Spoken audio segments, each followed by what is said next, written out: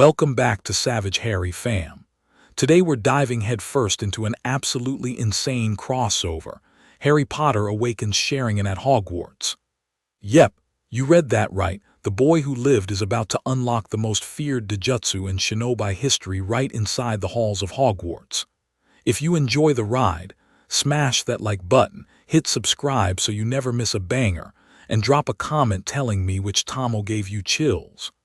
Alright, enough talk, grab a snack, get comfy, and let's begin. Chapter 1.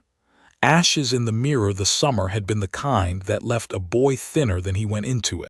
Privet Drive wore its August heat like a heavy wool coat, the pavement shimmering until Harry thought he could see through it to something on the other side, something that watched back. He blamed the heat. He blamed the Dursleys shouting. He blamed the letters Hedwig kept bringing him from Ron and Hermione that he couldn't quite bring himself to answer. Because what do you say, really, when your godfather has just fallen through a veil and the world keeps turning as if nothing has been torn out of it? He blamed all of those things, and still the dreams came. They started the night after Sirius died. Harry dreamed he was standing on a battlefield he did not know, ankle-deep in gray dust, facing a figure in a high-collared cloak with hair like a shadow and eyes that burned red.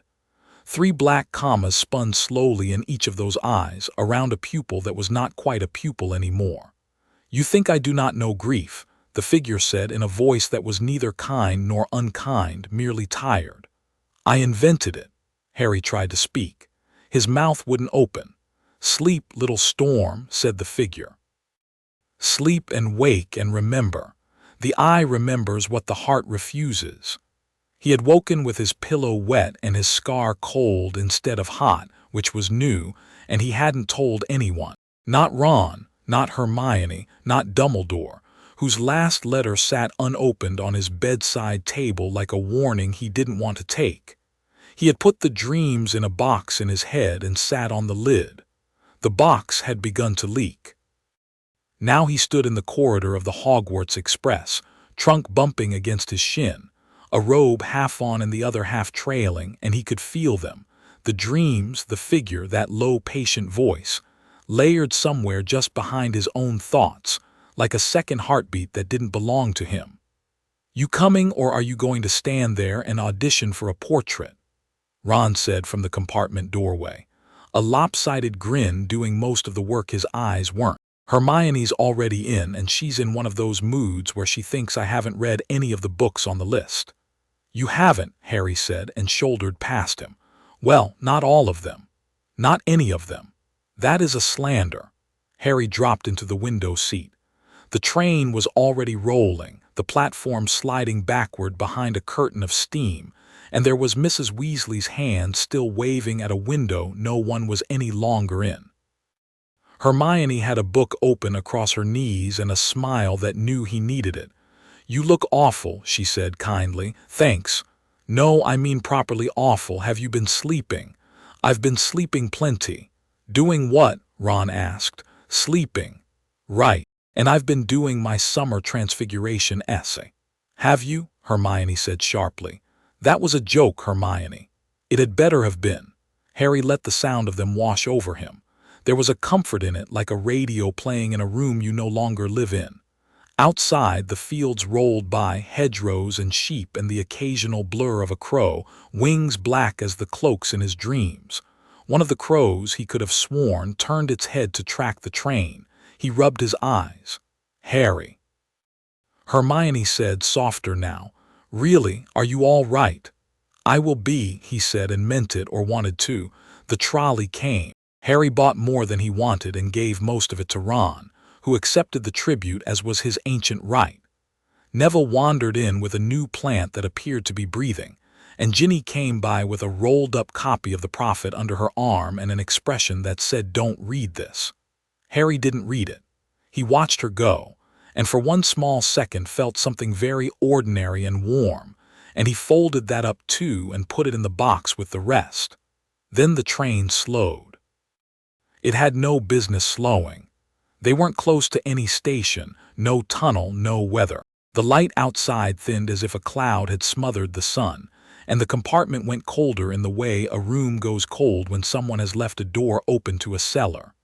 "Again," Ron said. "What is it with us in this train?" Hermione was already on her feet. "Stay here," she told them both, which was the command of a girl who had long since accepted that neither of them would. In the corridor, prefects were shouting, the sort of shouting that was trying very hard to sound like instruction. Older students hurried past with wands drawn. The lights along the ceiling flickered and hummed, and then the humming stopped, because something had climbed into the carriage that ate sound. Harry stepped out. He could not have said why. He felt the cold in his scar, yes, and in his fingers, and in a place behind his eyes he had never noticed before, a place that prickled as if someone had struck a match there. But it wasn't the cold that moved his feet. It was that second heartbeat. It was the voice from the dream whispering, "The eye remembers." "Harry," Hermione began. "I'm just looking," he said. He wasn't. At the far end of the carriage, where the train's aisle folded into shadow, a shape stood. It was not a Dementor. Dementors he had learned to his sorrow. This was narrower, taller, and its cloak did not drift the way theirs did. It hung as if weighted, as if whoever was in it had chosen the cloak instead of having been poured into one. The figure wore a mask. The mask was white, and it had a single eye painted on it in black, and the painted eye, Harry saw this and could not unsee it, had 3 small dots around a hollow center. His legs locked. Somewhere behind him Ron said, "Mate, come back in here," and Hermione said something that sounded like his name and the word "wait," and the prefects were shouting, get to your compartments," and none of it touched him. "Who are you?" Harry said. The mask tilted. "A courier," the figure said. The voice was light, almost amused, and it came from everywhere in the carriage at once, the way a voice comes through water. "Your blood has a debt, Harry Potter, and I have come to take interest on it. Only a little, don't be frightened." "Harry, get down," Hermione screamed. The figure lifted one hand. Harry did not see the spell. He saw, instead, a pull, the air around the figure folding inward, as if a sheet were being gathered into a fist, and he knew with the absolute certainty that sometimes comes in the half-second before a car crash that whatever the fist released was going to hit him, and he was not going to duck in time. Then the prickle behind his eyes became a burn. It was not pain exactly. It was clarity. It was as if someone had taken the lens he had been wearing his whole life, dim, smudged, slightly off, and wiped it clean, and replaced it with something sharper, faster, a lens that saw not only objects but intent. He saw the fold in the air, and he saw it as a line, and the line had a direction, and the direction had a curve, and he saw the curve because the man's shoulder had moved before his wrist. He moved. Not quickly in the way he had moved on a broomstick, not with practice, but with a kind of unthinking efficiency that left his own body a half-step behind him, as if his reflexes had arrived first and his mind were chasing them. The curse struck the window behind him. The window did not break. It unbuilt itself, from glass to sand in the blink of an eye, and then the sand was gone too, and the wind of the moving train came screaming in through a perfectly circular hole. Harry. Ron was there, wand out, an expression on his face Harry had never seen before, which was raw. Hermione was there too, and a second year was crying behind her, and the prefects had finally arrived with the cavalry of a head girl and a head boy and 3 professors' ghosts of help, which wasn't enough help. "Stop," Harry said. He hadn't meant to say it aloud. He hadn't meant to say it at all, but it left him with weight like a door closing, and the masked figure paused. "Well," the figure murmured, "that is interesting. Who are you?"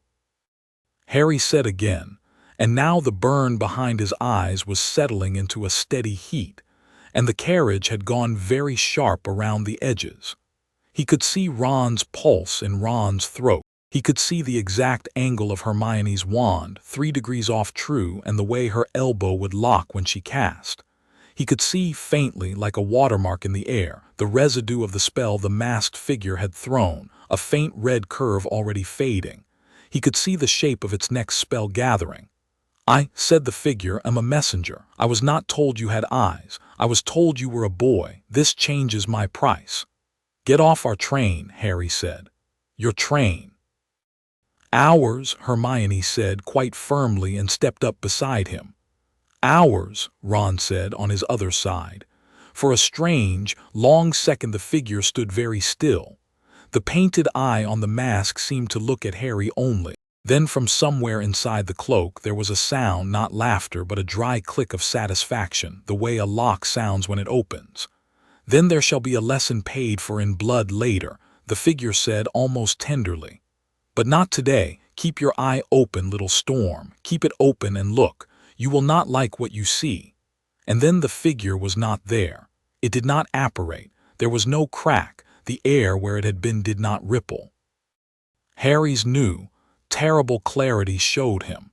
And this was the detail that would haunt him later, that the figure had never been standing in the carriage to begin with. It had been standing somewhere else and projecting itself into the space his mind had agreed to let it stand in.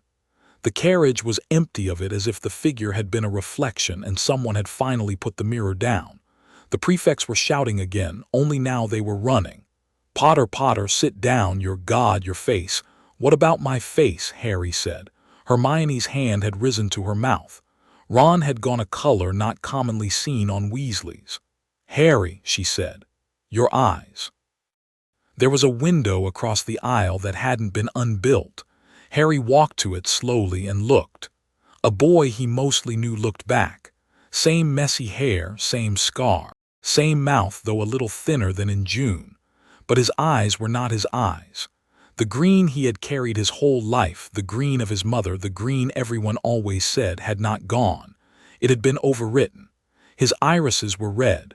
A dark, full, arterial red with a single black comma drifting in each of them, slow as a leaf in water, circling a pupil that was a fraction too wide. "Harry," Ron said in a voice quite small. "I know," Harry said. Then the second heartbeat in his chest said, quite clearly in the voice of a figure in a cloak, "Welcome back." And Harry passed out. He came to on the shoulder of the head girl, who smelled of peppermint, which was nice. He had the dizzy, light-bodied sense of having been gone somewhere without permission and then returned without luggage. The train had started moving again, at what speed he couldn't say, and the carriage was lit and full and noisy with people trying to be quiet. "Don't sit up," the head girl said. "Okay," Harry said and sat up. Boys, Ron and Hermione were there. Ron looked like someone had hit him with a textbook and the textbook had apologized afterward. Hermione looked like she had run through 7 possible explanations and found one she did not like. Harry reached up to his face as if to check it was still his. "Are they?" he started. "Gone," Hermione said. "They're mostly gone. They were still there when they brought you back. Then they weren't. I'm sorry, I didn't mean to, I was staring." "I was also staring," Ron said. "It was a group activity." "Where did that thing come from?" Harry asked. "We don't know. The train slowed on its own. No one pulled the cord. No one." Hermione glanced at the prefects who were glancing back. She lowered her voice. "Harry, that thing, it didn't speak like a Dementor. It didn't move like one. Did you see the mask?" "I saw it. It had eyes on it." "I know. It had eyes like your eyes had for a minute." Harry swallowed. "I know." Ron cleared his throat. "So, not that anyone's asking, but is there something you want to tell us? Either of us, or all of us?" "I don't know what happened," Harry said. And then, because that wasn't quite true and Hermione would see through it in a heartbeat, "I've been dreaming. Since June, a man in a cloak. He keeps telling me to remember things. I didn't think they were real." Hermione did not pounce. That was how Harry knew it was bad. She sat quietly, fingers laced, thinking. "We'll talk," she said at last. "When we're at school, not here." And Harry, "Yeah, your eyes are still a little red." Harry went back to the window. His reflection was thinner than it had been that morning, and more tired. And in the green of each iris there was a faint afterglow of crimson, like light through a stained glass rose when the sun has mostly set. He blinked. The afterglow stayed. "Brilliant," he said quietly. The The train got them to Hogsmeade Station at the usual hour. The usual hour felt like it had been assembled by someone who had only heard about time secondhand. Hagrid wasn't there, another of Harry's small griefs, and the firsties were ferried off to the boats by Professor Grubbly Plank, and the rest of them tumbled into the carriages. Harry did not look at the Thestrals, which did not exist for almost anyone but him and now existed for too many. He climbed up into a carriage with Ron and Hermione and Neville, and tried to rest his head against the side and close his eyes, and found that with his eyes closed he could still see Neville across from him, which was a thing he now apparently did. He opened his eyes again, quickly. The castle crested the hill as they came around the last bend, lit like a jewel in its own dark. Someone in another carriage was already singing. The lake was a plate of night with stars scattered across it. Above the great doors, where normally there would have been only warm light, a thin silver-white banner hung still, because no one had remembered to take it down from some other ceremony, or else someone had put it up afresh for a reason Harry didn't understand. He got down out of the carriage, and his knees held him up, which was a small mercy. Hermione slipped her hand under his elbow and pretended she wasn't holding him. Ron walked on his other side and made conversation about food, because food was where Ron's bravery lived. Inside the entrance hall, the smell of old stone and wax and roast, the smell of home, his only true one, should have been a balm. It was. It also was not enough. Harry kept his head down as they crossed toward the great hall, because if he looked up he was afraid the ceiling would no longer be a ceiling to him but a map of weather, with every current of air laid bare. A voice cut across the hall. "Potter." Harry did not need to look. He knew that voice the way he knew the shape of a bruise. Snape came out of a side door like a length of black water. His eyes went first to Hermione's hand at Harry's elbow and registered the presumption of it. Then they went to Harry's face and registered something else, something that did not quite settle. Snape's expression did a thing Harry had never seen it do. It paused. "Mr. Potter," Snape said. The voice was careful now. "A moment." "Professor," Hermione began. "Go on to the feast, Miss Granger, Mr. Weasley, Potter with me." Ron and Hermione exchanged one of those looks that was sometimes a whole sentence. Hermione's grip on Harry's elbow firmed, then loosened, then fell away. She mouthed, "Be careful." Ron mouthed, "Don't get hexed." Harry followed Snape into the side corridor. Snape closed the door. He looked Harry up and down as if he were an ingredient that had been mislabeled. "Look at me," Snape said. Harry hesitated. He looked up. For a long second, Snape said nothing. Harry had seen many expressions on that face: contempt, boredom, calculation, the thin-lipped performance of patience, but this was new. This was the expression of a man who has just recognized his own handwriting on a note he doesn't remember writing. Where Snape said quietly, "Did you acquire that?" "I didn't acquire anything, sir." "Don't." "I'm not lying." "I didn't say lying, I said don't. You are not cunning enough to lie to me about this. You are, however, capable of not speaking, and that I recommend." Harry stood very still. "Has anyone else seen?" "On the train, a thing, it wore a mask." Snape's face did not change. It became, if anything, more still in the way a cat becomes still. "Describe the mask." Harry described the mask. "And the carriage." "Hole in the window, no glass, it turned to sand and then it was gone." "A dissolution curse," Snape murmured. "Of an archaic strain, not Dementor, not Death Eater, not the standard issue anyway." "Professor, keep your eyes on me, Potter. Don't blink, don't move them." Harry did not blink. Snape raised his wand. He did not cast anything aloud, but Harry felt the brush of a probe against his mind, familiar and deeply unwelcome. The same that had tried so many of their occlumency lessons, and, tonight, did not get past his eyes before it stopped. It rebounded. It rebounded off something that was not Harry quite, some secondary lens that caught Snape's own intent and showed it to him plainly. Snape took half a step back. "Close them," he said. "Close them." "Your eyes, Mr. Potter, close them this instant." Harry closed his eyes. He heard Snape's breathing, which was not entirely steady. He heard Snape say very softly, almost to himself, "Impossible," and then an instant later, "We shall see." "Sir," Harry said without opening his eyes. "Listen to me carefully, Potter. You will walk into the Great Hall. You will sit. You will not look anyone directly in the eye for longer than is natural. You will eat. You will speak to your friends as normally as you are capable, which I grant is not a high bar. After the feast, you will report to the headmaster's office. You will tell him exactly what you have told me. Exactly, do you understand? Yes. You will not speak of this in the corridors. You will not speak of this in the common room. Open your eyes." Harry opened them. Snape's face was unreadable. "If anyone asks," Snape said, "about your appearance, you will say you have been ill. If pressed, you will say it is a side effect of a potion you are taking for headaches.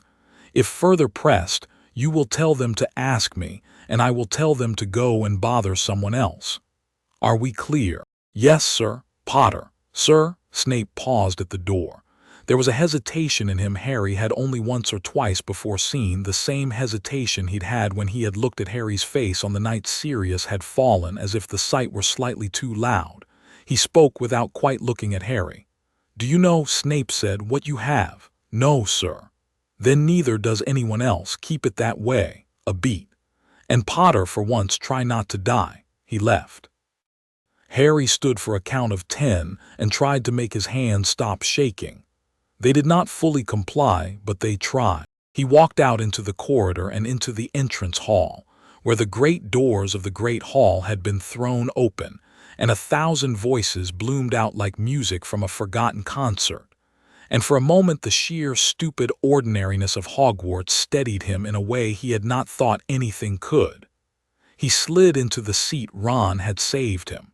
Hermione did not ask. Neither did Ron. Ginny looked at him once and looked away, and in the look he read everything he needed her to understand, which was, later. Dumbledore was already on his feet at the high table. He had aged since June. Harry did not think anyone but him had a right to say so, and even thinking it felt indecent, but it was true. There was a particular softness at the edges of his eyes now, a worn place. His hands, folded at the lectern, were still steady. He smiled. The hall hushed. "Welcome," he said, "and welcome back. There will be time enough for speeches. There is rarely time enough for supper. Tuck in." The food came. The food had always been Harry's favorite kind of magic. He ate because Snape had told him to, and because Ron had piled his plate, and because Hermione kept looking at him out of the corner of her eye as if testing the idea of him with each bite. Then, halfway through the steak and kidney pie, Harry made a mistake. He looked up, at the high table, directly into the eyes of the man who was being introduced as the new defense against the dark arts professor. The man was tall and trim and pleasant-faced, with close-cut dark hair and a smile that had been carefully hung on the wall for all the students to see. He wore dark green robes with a subtle embroidery at the cuffs. He nodded politely at the applause. He held up a hand in a gentle gesture of modesty. His eyes found Harry's across the hall. Harry felt his own eyes burn. He had closed them too slowly. For one impossible instant the world narrowed to a line between him and the man at the head table, a line of sight so sharp it seemed that neither of them needed to hear the applause anymore, because the applause was happening in another room. In the man's eyes, dark brown at first glance, something moved behind the pupil. Not a reflection, a rotation, a wheel. 3 small shapes turning slowly in a circle and then stopping, and then the shapes became a smile. The man bowed his head gracefully, held a hand to his heart, and lifted his goblet to Harry in a private toast. "Welcome back," said the second heartbeat in Harry's chest, in a voice that was almost kind. Harry looked away so fast he nearly knocked his pumpkin juice. "Mate," Ron said, muffled around pie. "Who is that?" Harry whispered. "Who?" "The new defense bloke." "Oh, him, I dunno. Dumbledore said his name a second ago. Professor Curasin, something foreign, Italian. Bloke said he was new to the staff, said he'd worked on curse containment in the Balkans, seemed nice enough. He's not nice, Harry said. Why? Because he smiled at me. Ron looked up. Harry, hate to break it to you, but he smiled at me and my eyes did a thing. Hermione set down her fork with the neatness of someone putting away a very sharp knife. Your eyes did, Harry, your eyes are still a little, she looked. She had to look. The red was there, Harry could feel it. Oh, she said. Oh, number Hermione. Eat your dinner, she said very quietly. Quickly, we're going to the headmaster. Snape said after the feast. Snape said. He said. Hermione looked across the hall at Snape, who was watching them without appearing to. She looked at the new defense professor, who was smiling down into a bowl of soup with the unhurried pleasure of a man who has, finally, gotten the seat he has been waiting to sit in. She looked back at Harry. After the feast, then, she said, quickly. They didn't have to go to Dumbledore. Dumbledore came for them. As the plates wiped themselves clean and the puddings began to vanish, a house elf materialized at Harry's elbow with a folded note. The note was in Dumbledore's hand. It said, very briefly, please join me in my office when the tables are clear. Albus, with the candy name for the password scribbled below it, Sherbet Lemon, because of course. Harry folded it and put it in his pocket. Let's go, he said. They went. Ron came along without being invited, because Ron had decided sometime around the end of fourth year that he was not going to leave Harry's side during strange events, which was both annoying and, at present, a comfort. The castle was busy with the welcome feast, the halls thrumming with students trailing back to their towers, the portraits waking from their summer naps to complain about how thin or tall or loud everyone had gotten. Peeves somersaulted past them with a pair of stolen shoes and a jeer that didn't land because his heart wasn't in it. The stairs shuddered gently under Harry's feet. At the gargoyle, Harry muttered, Sherbet Lemon, and the stone moved. Dumbledore's office was lit by low amber lamps. The portrait snored. Fawkes perched on his golden stand, feathers banked down to a quiet ember. Dumbledore was standing at his window with his back to the door. He did not turn at once. Harry, he said, come in. Miss Granger, Mr. Weasley, thank you for coming. Sit, please. They sat. Harry did not. Come, Dumbledore said gently, still not turning. Closer, Harry. Harry walked the length of the carpet. He stopped a few paces away from the old man's back. For a long moment, nothing. I was, Dumbledore said, standing here this morning at dawn, watching the mist come off the lake. There is a moment every morning at Hogwarts when the air seems to say one word before the day starts, always the same word, though no one can agree what the word is. I like to stand here to hear it. He turned. You have had a difficult journey. Yes, sir. Dumbledore looked at him. His gaze was the same gaze Harry had always known, mild, warm, terribly wise, and it did not flinch. It did what no other gaze had done yet tonight. It held. Would you consent, Dumbledore said, to show me? Harry hesitated. Then he lifted his face. The old man looked at him for a long time. He did not look surprised, which was somehow worse. Ah, Dumbledore said softly. Sir, I had not expected to see this in my lifetime, Dumbledore said. In several lifetimes, in fact. But here we are. The world does enjoy its small theatrical flourishes. He gestured. Sit, please, all three of you. Harry, if you will tell me from the beginning everything you can remember about your dreams and tonight's visitor and your new professor. Harry sat. He told. He told about the shadow and the cloak with the three calmed eyes. He told about the dreams that had come every night since Sirius. He told about the masked figure on the train, the sand where the window had been, and the warning, your blood has a debt, and I have come to take interest, and about the private toast at the welcome feast, and the things he had seen, and the things he thought he had seen, and the place behind his eyes that felt like a struck match. Hermione and Ron filled in the details they had seen. Dumbledore listened without interrupting, once or twice closing his eyes as if filing away a very exact detail. When Harry was done, Dumbledore was quiet for a long count. 3 commas, he said at last, on a painted mask. He laid his hands on the desk, palms down. Very well, Harry, what I am about to tell you must not leave this room. It must certainly not leave this school without the full weight of preparation behind it. Are we understood? Yes, sir. Good. Dumbledore tapped the desk once, as if testing that the wood was real. There are older powers in the world than wizardry. Some are kin to ours, some are not. Far to the east, long before the founding of Hogwarts, before even the building of Rome, there lived a people who had learned to shape the body's own energy, what our kind call imprecisely chakra, into arts of war and healing. Among them, certain bloodlines carried within themselves abilities of the eye, Dijutsu. The most storied of these was called the Sharingan. Sharingan, Harry repeated. The word sat strangely in his mouth. It did not feel new. The Sharingan, Dumbledore said, allowed its bearer to see the flow of motion and energy with extraordinary clarity, to copy techniques, to read intent, to foretell the next breath of a blade before it was drawn. It exists perhaps in a lineage called the Uchiha, a people long vanished from all maps our histories have drawn. I have read of them only in fragments in the margins of other stories, in a few treatises no longer kept on the restricted shelves because they were never admitted to have existed. And yet, Hermione said very softly, and yet, Dumbledore looked at Harry. My dear boy, your eye tonight is not metaphor. 3 things matter, sir.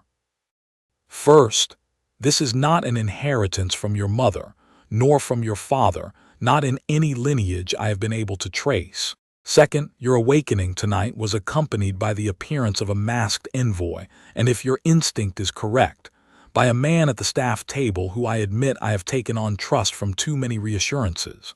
Third, a wizard who drinks chakra-shaped energy and can wear a Sharingan is a species of predator I had hoped, foolishly I now see, had become extinct. He rose. He crossed to a shelf and took down a small silver box.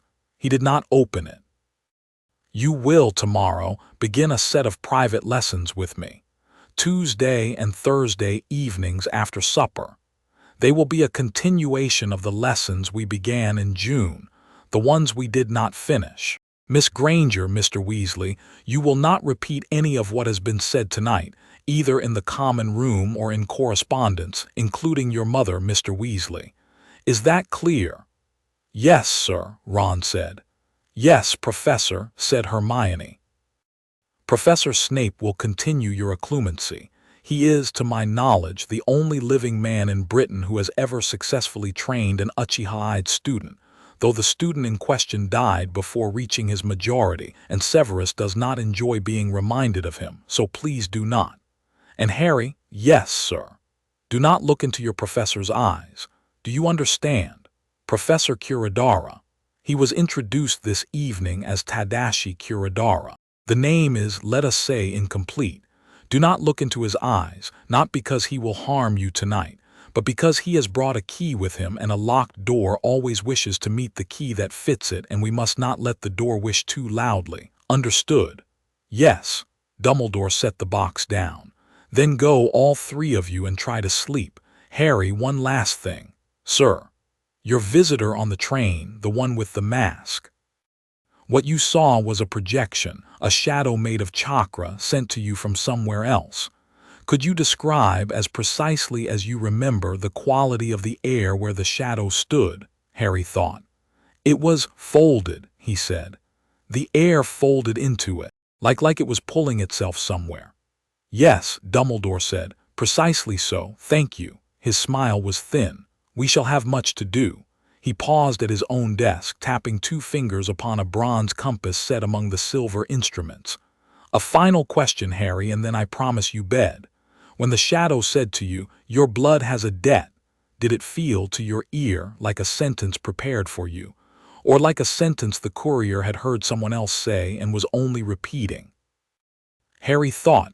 Repeating, he said slowly. It said it the way you say a line you've heard in a play. Ah, Dumbledore's mouth firmed. Then somewhere someone else has written the line, and that someone, I suspect, is sitting in my defense against the dark arts office at this moment, polishing his teacup. Professor, Hermione said. She had been quiet, the good quiet, the thinking quiet. Why now?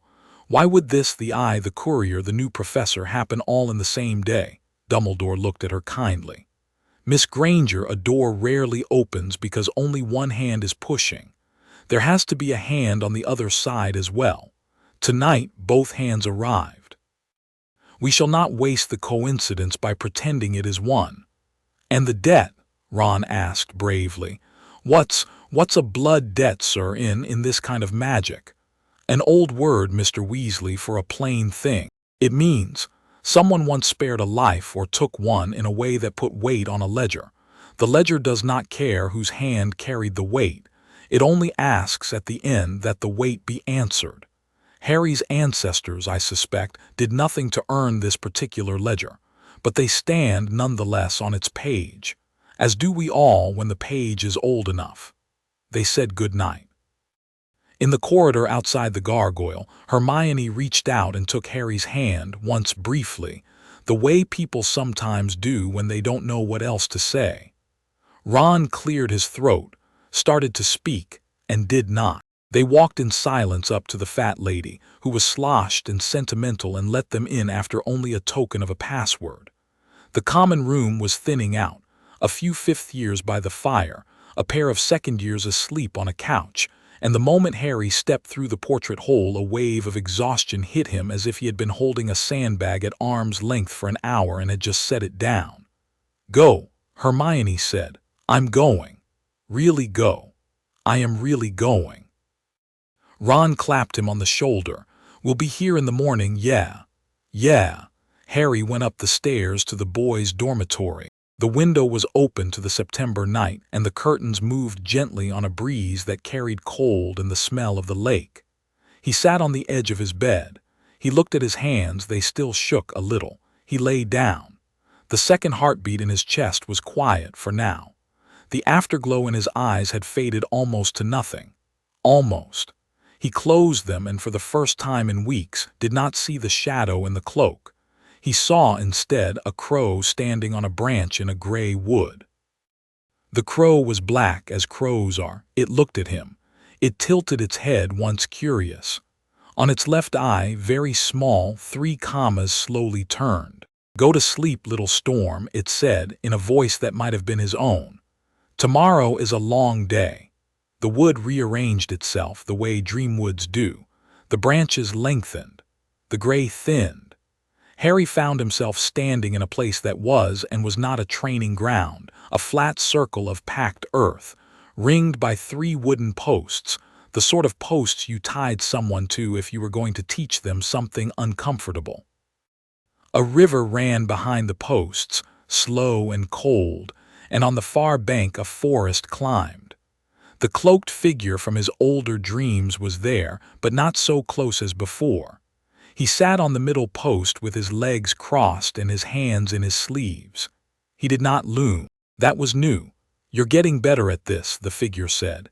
Yesterday you still thought you were in your bedroom. Who are you? Harry asked.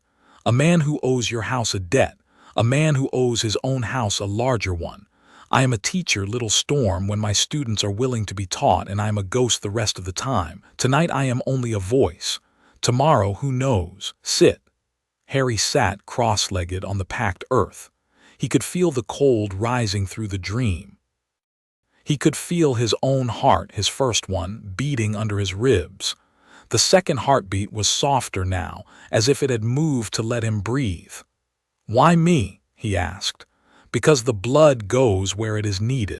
Because when a thing is almost extinguished, it chooses strange hearths. Because you have cried tears the eye understands. Because I was asked. The figure tilted his head. Pick any of those. I have been 3 of them at different times. The man on the train was not me. I would be offended, but he is beneath offense. He is a courier of a predator. I only came to say, keep your eyes open. The eye you have been given is not a weapon. It is a window. Open it slowly. Close it when you are tired. Don't stare at the sun, even when he smiles. "The new professor," Harry said. "He is the sun that does not give light," the figure said. "Don't stare. Tomorrow I will tell you more if I am allowed. Tonight sleep," and Harry, "Yes.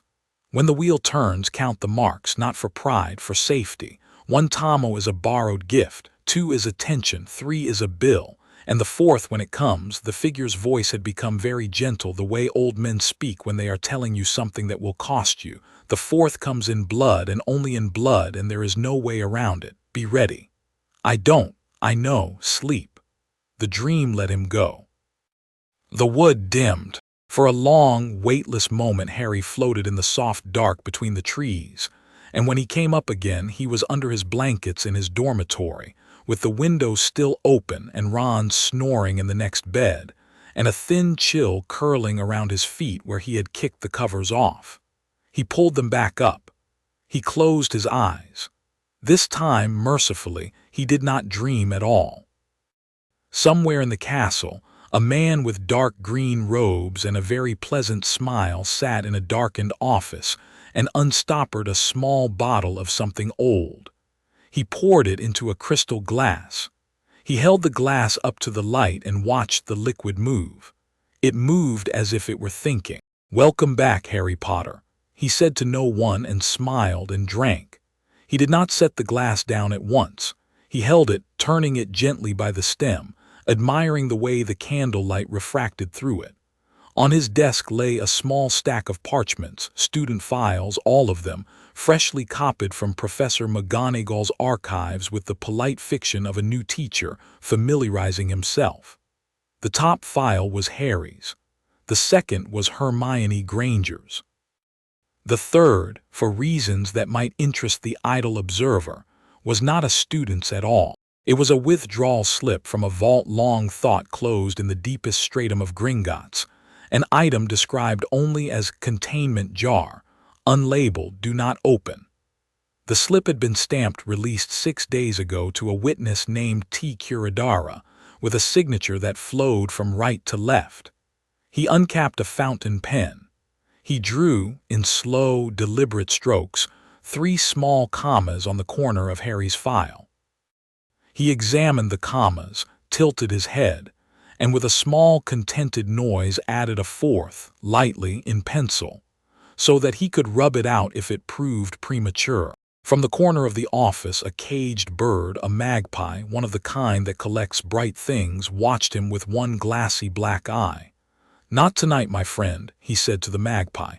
"Tonight we let him sleep. Tomorrow we let him wake. The day after we let him look.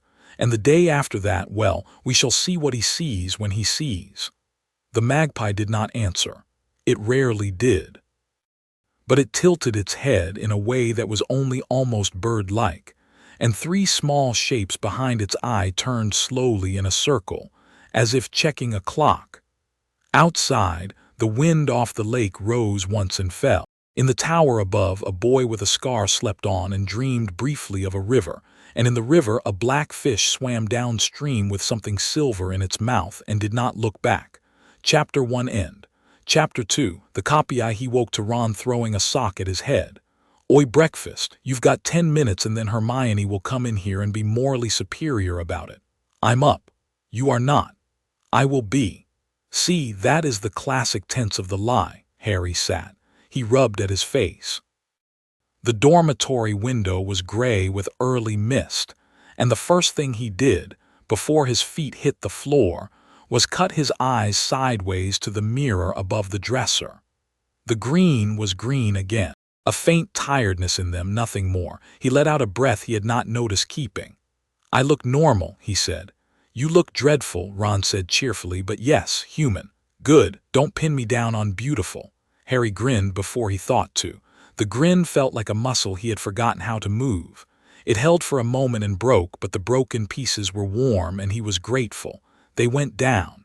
The great hall was half full and almost normal. Almost. As he crossed to Gryffindor's table, Harry felt the faint pressure of attention on the back of his neck and knew, without looking, with the same certainty one knows one's name, that from the head of the hall a pair of dark brown eyes was watching him pour milk into his porridge. He kept his head bent. He did not look up. Hermione slid into the bench beside him. "New timetable," she said, not quite breathless. "Defense is 5th period, potions 3rd. We have a free 4th. Ron, stop pulling faces at your toast. Harry, did you— Yes. Yes what? Yes, my eyes are green. Yes, I slept. Yes, I am not going to look up at the staff table." "Oh," she said. "Good." She turned her own toast over, judging it. "Professor McGonagall came by the common room just now. She's going to excuse you from herbology today. You've been asked to the headmaster's office at 11. And Harry, Professor Snape wants you in his office before 1st period. Before. Now, essentially. Wonderful. Don't pull a face, you knew this was coming." "I didn't, in fact. I'm a child of surprise." "Not at breakfast, you're not. Eat. You're going to need it." He ate. He could taste everything too sharply. The salt in the porridge, the edge of the tea, the way butter clung to the corner of his lip when he forgot to wipe it.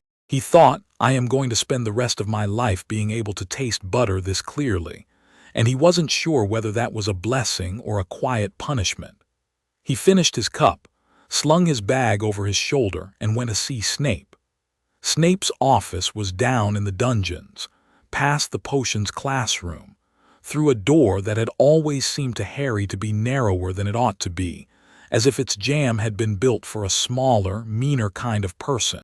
Snape was standing at his desk when Harry came in, and he did not look up from whatever he was doing, something involving a small glass bottle and a knife edge, for long enough that Harry felt he was expected to mind the not looking up and therefore did not. "Sit," Snape said eventually. Harry sat.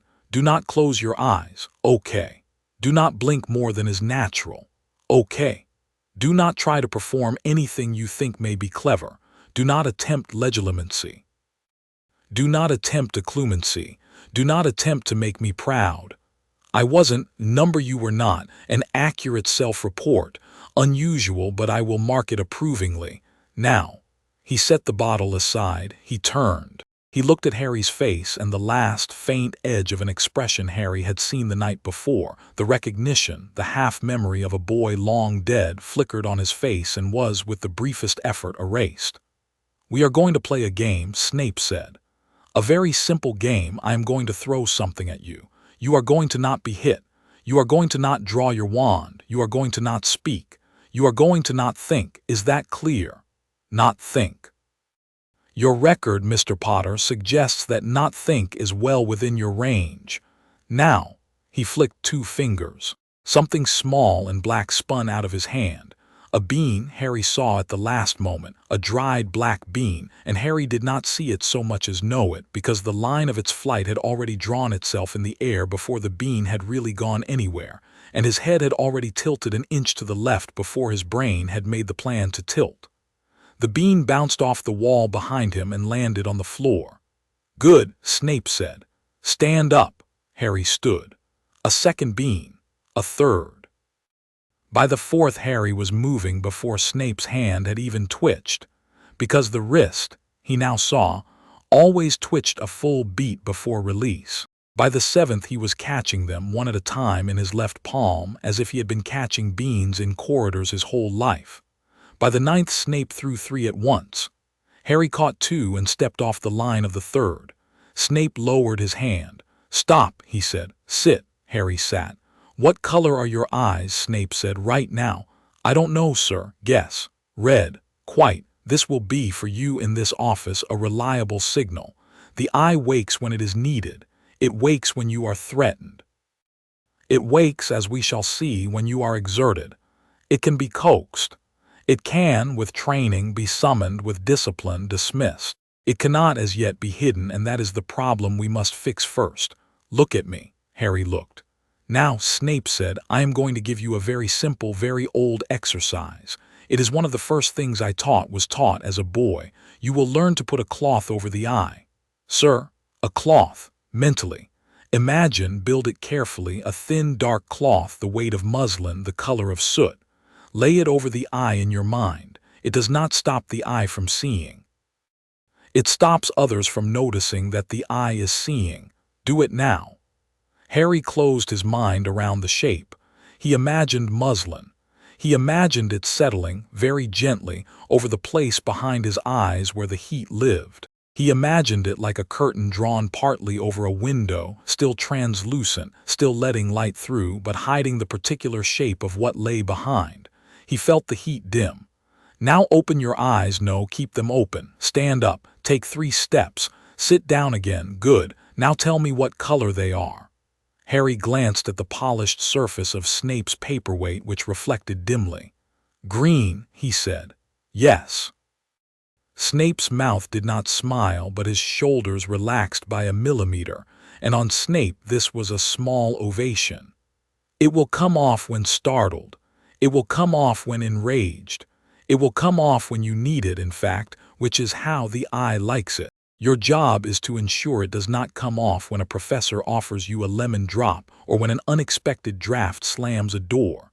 The cloth goes over the eye as often as you can manage. I shall know if you slip. How? The eye is impossible to hide from a trained observer in this castle. Do not worry about fooling me. Worry about fooling everyone else. Especially, Snape's nostrils flared faintly, once as if at a bad smell, the man downstairs. Professor Curadara. That is not his name. It is a mask pulled over a much older mask. I will not speak his true name. It has power in it that I do not care to have used on me. He is very old, Potter, for a man who looks young, and he will never be for you what he pretends to be in classrooms. Do not test him. Sir, on the train last night, that figure, the courier, was he? A projection, yes. A shadow clone shaped of borrowed energy. It was not your new professor. It was a colleague sent from elsewhere. They are not allies, but they are using one another, which is the most stable arrangement 2 of their kind can manage. Next question. How do you know all this? Snape's face went through one of its small, exact contractions. I was taught by a man, he said, who was taught by a man who was taught by a woman who was the last living student of an Uchiha wanderer who came west ahead of a fire. That is all I will say on the subject. It is more than I have said to anyone in this building in 20 years. Do not, Potter, abuse it. I won't, sir. Good.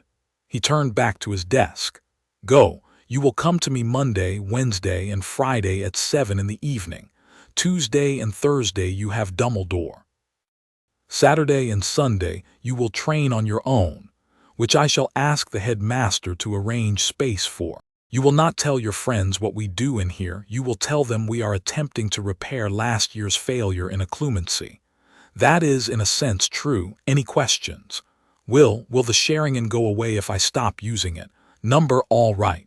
One more thing, Potter. The eye is not yours, the body is. Do not let it use you. Do not, in a moment of wanting something, let it become the thing doing the wanting. Okay. Go. Harry went. Curadara's classroom was in the usual place. The old defense room with its tall windows and its scarred wooden desks, and its ceiling where some years creatures had lurked, and some years only dust. Harry had, by 5th period, talked himself into thinking of it as just another classroom. He walked in with Ron on one side and Hermione on the other and sat down in the middle row. He did not look up.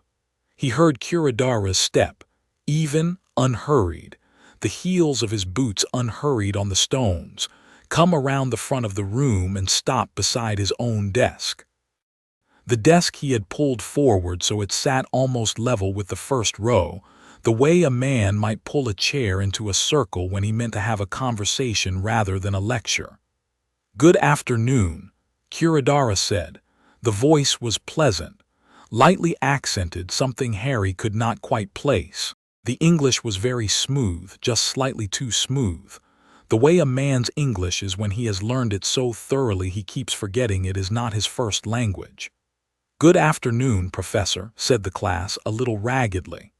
I understand, Curadara said, that you have had, shall we say, a varied experience of defense against the dark arts. You have been taught by a coward, a fraud, a werewolf, a criminal impersonating an Auror, and last year, was it? A toad. There was a rustle of amusement. I say these things only so that you know I am not any of them. I am a man who has spent his working life containing curses. I have pulled a curse out of a child with my own hands. I have buried 3 friends who did not come back from it. And I am tired of bureaucrats telling wizards that the only dark thing about the dark arts is the ink they are written in. He smiled. It was, Harry had to admit, a good smile. Ron, beside him, had already started to relax. Hermione had not. So we shall begin, Curadara said, by telling each other the truth. Stand, please, if you have ever been hexed by someone other than your mother. A ripple of laughter. About 2/3 of the class stood. Harry stood. Sit, stand if you have ever hexed someone back. About half the class stood. Harry stood. Sit, stand if you have ever been afraid of a spell. Everyone stood. Harry last. Sit, stand if you have ever yourself, you personally, cast a spell you were afraid of. There was a pause. Slowly 1 or 2, Hermione, and after a moment Harry stood. Neville stood. Dean Thomas stood. Ron looked stubbornly at his desk, then got to his feet. Sit, Curadara said gently. Thank you. I will remember who stood. I will not punish them for it, and I will not praise them for it, and I will not, above all, tell anyone else. That is the first rule of this classroom. What is said in here stays in here. What about Umbridge's rule? Someone muttered. It sounded like Seamus. Which? Nothing gets to be defense that isn't theory. Curadara's smile did something tight at the corner. Our ministry's rules will, when they are sensible, be followed. When they are not, they will be taught alongside their consequences, so that you do not grow up to be the sort of adult who writes them. That is the second rule. Now, for today's lesson. He turned to the blackboard and with a flick put up 3 words: intent, motion, memory. The dark arts, he said, are not a list of spells. They are a set of habits. The habit of wanting to hurt before you want to defend. The habit of moving before you see. The habit of remembering the wound long after the hand that struck you has died. I can teach you the countercurse for Crucio in an afternoon. I cannot teach you in a year the discipline of not wanting to cast it. That is what defense is. Yes, Miss Granger. Hermione had not raised her hand. Sorry, I was only going to say yes, Professor. I invite all the questions you are about to have. Ask them. The shyness of the clever is a disservice to the rest of the room. All right, you said the habit of moving before you see. Isn't that what we're trained to do? We don't wait to be hit. We duck and we shield. An excellent trap, he said and smiled. And the smile did not reach his eyes, which was something Harry noticed because he had now, since last night, begun to notice these things. Yes, Miss Granger, you must move quickly, but not before you see. You must move because you see. Eyes first, body second. The duelist who moves before he sees becomes the duelist who dies to the faint. Any questions from anyone whose body is not already threatening to move before their eyes can catch up. Laughter. Harry laughed too. It was strange, and he wondered at the strangeness of it even as he was laughing.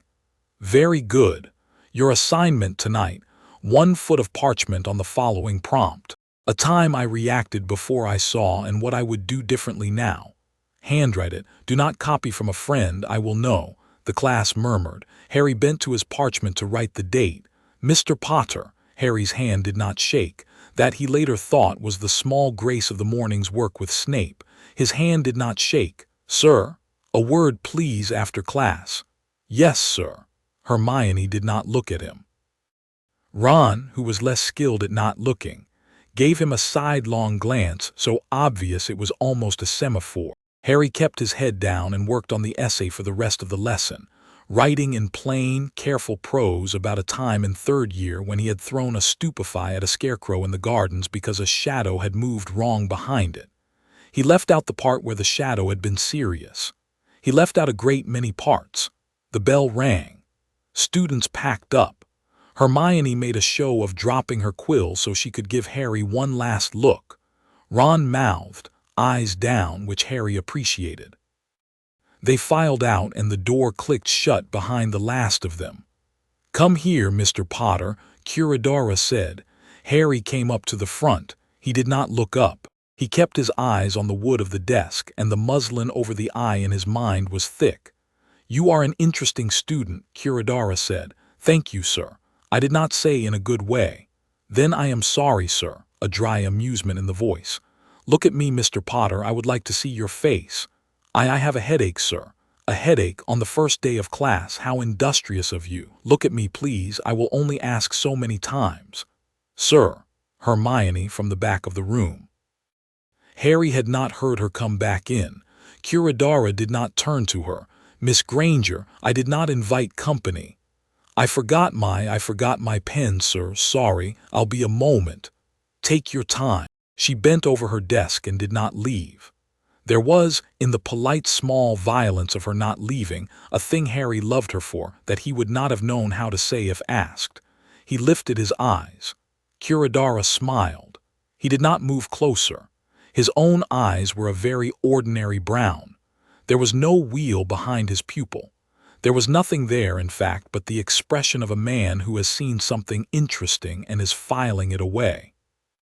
Green, Curadara said softly and nodded as if confirming a small suspicion. So they were right. That is a shame. A very fine shade of green, though. Your mother's, I'm told. Do remember to take something for that headache. And Mr. Potter, he said this lightly, almost fondly, if you ever find yourself curious about the man who wore the mask on your train, come and ask. I know a great many stories about masks. Some of them are even true. Yes, sir. Off you go. Harry and Hermione stepped out. In the corridor away from the door, she took his arm and did not speak until they had rounded the corner and descended 2 flights of stairs and were safely in a patch of courtyard sunlight. He knew, she said. He knew what? He knew you wouldn't look up. Good that I didn't then. He also knew that if you did look up it would be green. Snape gave me the cloth. The what? It's a thing. A mental curtain. He taught me this morning. Oh, thank Merlin and Harry, he said the mask. He said the man who wore the mask on your train. Did anyone tell him about the mask? Harry thought. I don't think so. No one told him, Hermione said. He knew because he sent it, or knew who did. Yes, either, Harry. She pulled him lightly to a stop. We need to be very careful, I know. I mean properly careful, not the careful Ron is sometimes careful. I said I know. No, don't. I'm not trying to, I'm scared, Harry. He turned. She was, behind the very Hermione-ness of her, scared. Her eyes were wet at the corners and she was not crying, which was somehow worse.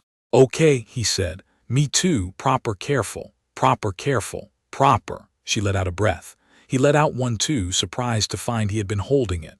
The wind moved in the courtyard and somewhere up in a tower a window opened and closed. Come on, she said. Ron will have gone ahead to lunch and started a panic. They went. Ron had in fact started a panic, but only as regarded the availability of sausages. Snape's dueling drill that night was, if possible, harder. Watch, Snape said, and held out 3 beans in his palm, and threw one, and then the other 2 on a delay so precise that Harry only caught the first, and then felt the second and third ghost past each shoulder. Your eye is reading my wrist. Good, my wrist tonight will lie. The beans will not be where my wrist sends them. You will have to read the beans. The beans have expressions now. The beans have weight and trajectory. You will read those instead. We begin. It took an hour. Harry caught, properly caught, perhaps 1 in 4. He reddened with effort. The heat behind his eyes grew steady. He could not, at the end of the hour, tell how many commas were circling the pupils in his reflection in the dark glass of the cabinet, and he was grateful. His muslin curtain was so thin by that point it was more of a suggestion. Enough for tonight, Snape said. Water. Harry drank water. Snape did not look at him. Snape had, Harry noticed, an old fencing stance even when he was pouring tea, which was an odd and rather poignant thing to notice. Professor, Harry said, MMN. Why did you pick beans? Snape looked up. For a second he was somewhere else, a year Harry could not have named, a room he had not stood in, and then he was back. Beans are cheap, he said, and one is less tempted with beans to win by being clever. Okay, go. Dumbledore's first Tuesday lesson did not start in the headmaster's office. A note waited for Harry on his bed after lunch. Meet me at the iron gate by the broom shed at 8. Dress warmly. Do not bring a wand. Bring curiosity. Albus. Harry read it twice. He dressed warmly. He brought the wand anyway because he was not going to leave his wand behind for any letter, not this year. He did not bring curiosity because he suspected curiosity would come of its own volition. Dumbledore was waiting. He wore a traveling cloak the color of wet slate. Fawkes was not with him, which made Harry's neck prickle. The Phoenix did not often decline an evening outing. Harry, Professor, walk with me. They walked. Through the gate, along the high grass of the paddock where the school brooms were stored, and then, surprising Harry, a little out past the pitch, and down a path Harry had never taken. One that wound east of the forest and up a low hill he had seen 1,000 times from his dormitory without knowing had a name. On the top of the hill, flat as a coin, was a dry stone circle. 3 standing stones, roughly knee-high, worn to soft rounds by time.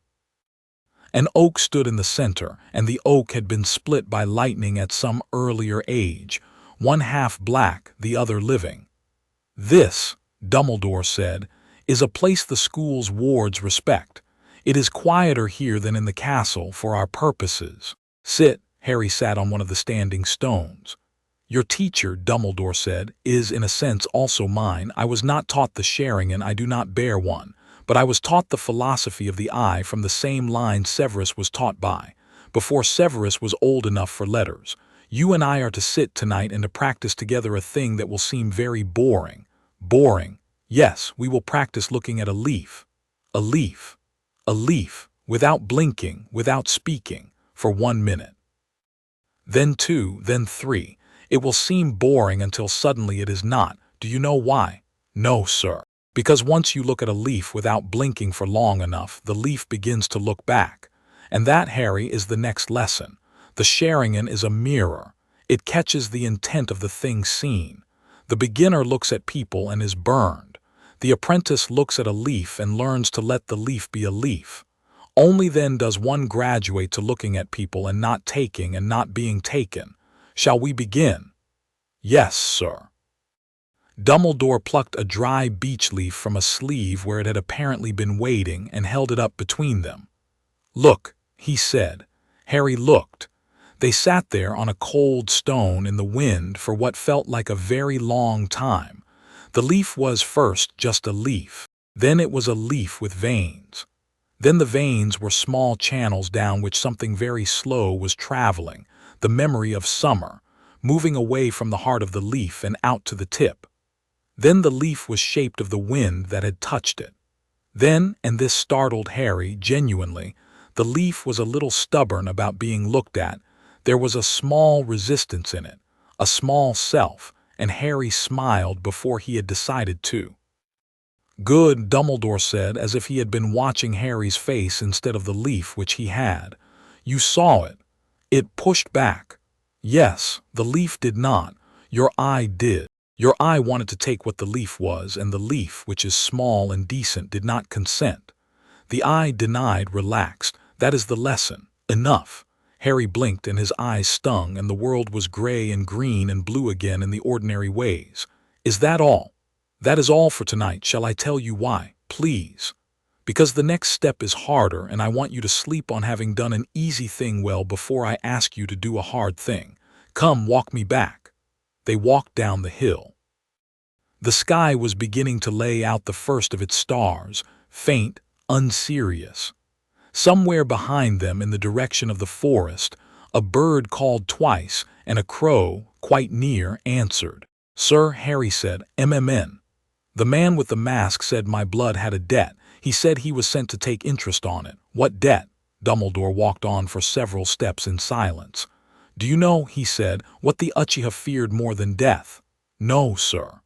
They feared disloyalty to grief. They feared, specifically, a world in which the dead could be forgotten. Their eye, the Sharingan, was in part a refusal to forget. The Mangekyo, the final evolution, was, in legend, accessible only through a very precise kind of pain, the loss of someone one loved. I will not lie to you, Harry. A part of the price you are paying for what you now have is that loss. It is not the whole of it, but it is a part, and the shadow on the train knew that as a lever. Your blood has a debt is a line designed to press the lever. Do you understand? They're trying to make me, they want me to grieve more. They want to push you further along the stair. Each step of the Sharingan opens doors. The courier wants some of those doors opened for reasons of his own. Your job is to mount the stair at the pace of a man who has chosen it, not at the pace of a man being chased up it. Do you see? I think so. Good, they reached the gate. Dumbledore smiled, very tired and very kind. Good night, Harry, go to sleep. And please, for my sake and yours, if you dream of the cloaked figure tonight, remember, he is a liar whose gift is that some of the things he says are true. Harry nodded. He went up. He lay in bed. He did not that night dream of the figure. He dreamed of a leaf, stubbornly continuing to be a leaf, and of a crow, sitting on a low branch, watching with a patience he did not yet understand. On Wednesday morning, Hermione dragged Harry into the library before breakfast. She had in her bag 3 books she was not supposed to have, one borrowed from the restricted section under a forged note she had plainly spent the summer perfecting, another from the Hogsmeade bookshop, and a third that was, as far as Harry could tell, a children's picture book about a fox. "Don't ask about the fox," she said. "The fox is a decoy for when Madame Pince comes past." "I wasn't going to ask about the fox." "You were going to ask about the fox." "Hermione, what is any of this?" She slid the first book toward him. Foreign Bloodlines and Lost Arts of the East, read the spine in a fading gilt. She had put 3 silk bookmarks into it. "Page 106, she said, very quietly. "It's a single paragraph, that's all there is.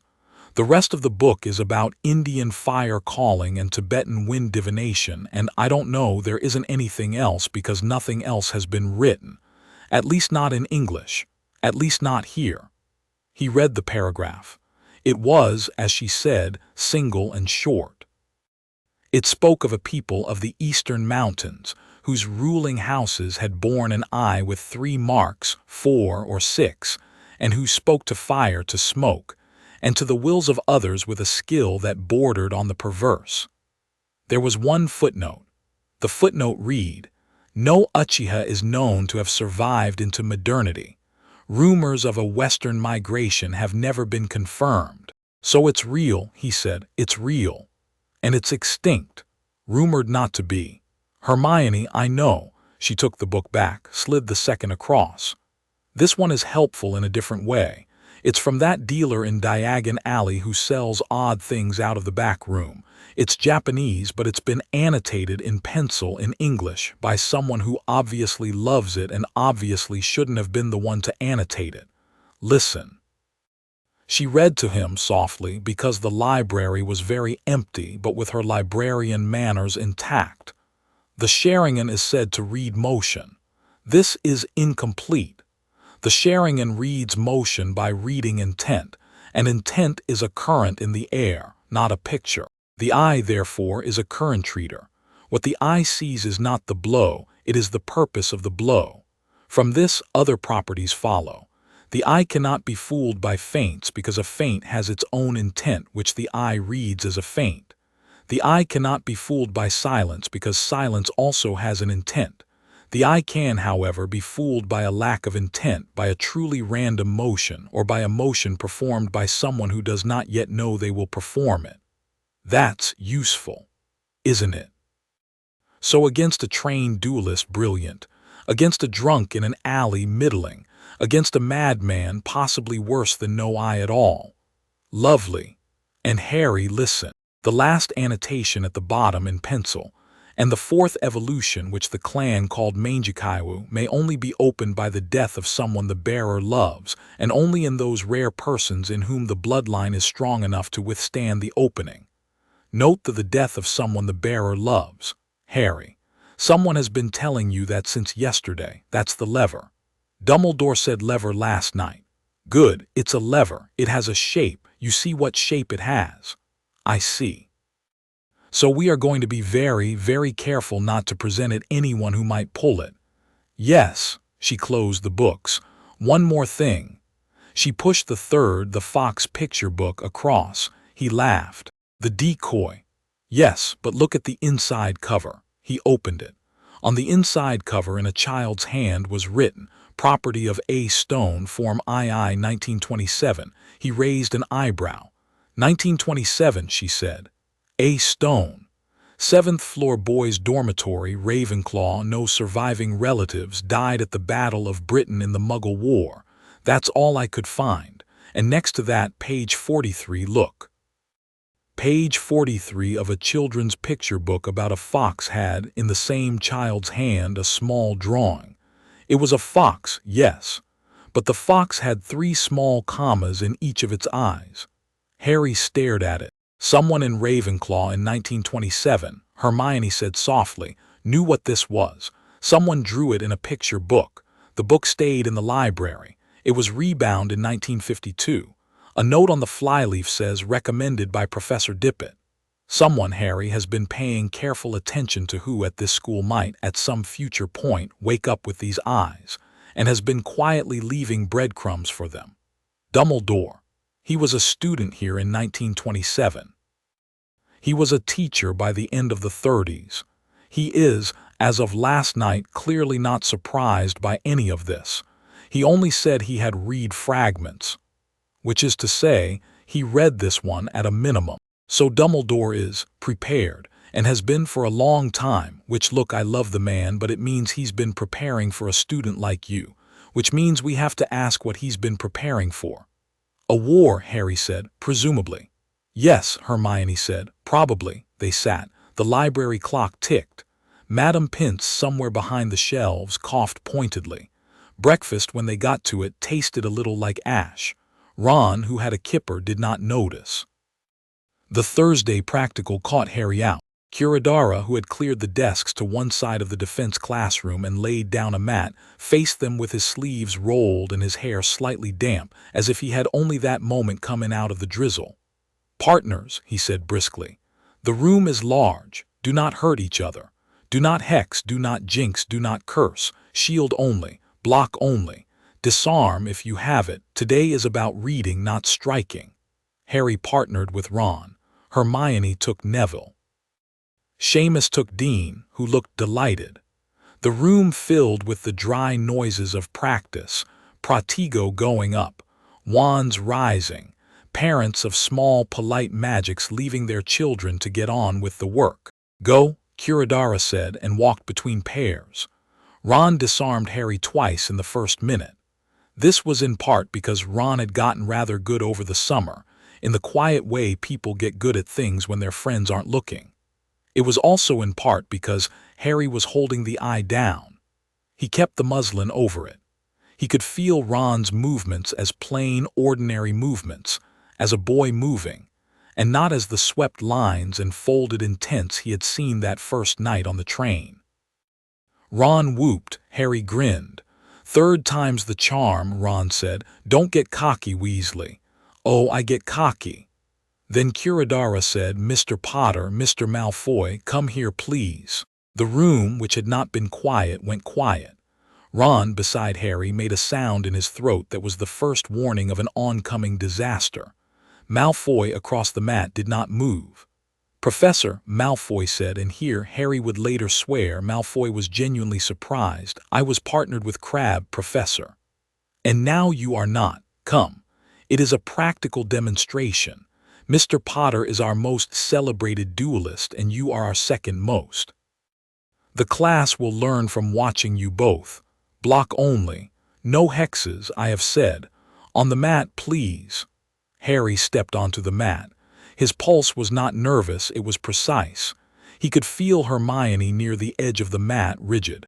He looked at Curadara, and then, because Curadara was watching, he did not look at Curadara and looked at Malfoy instead.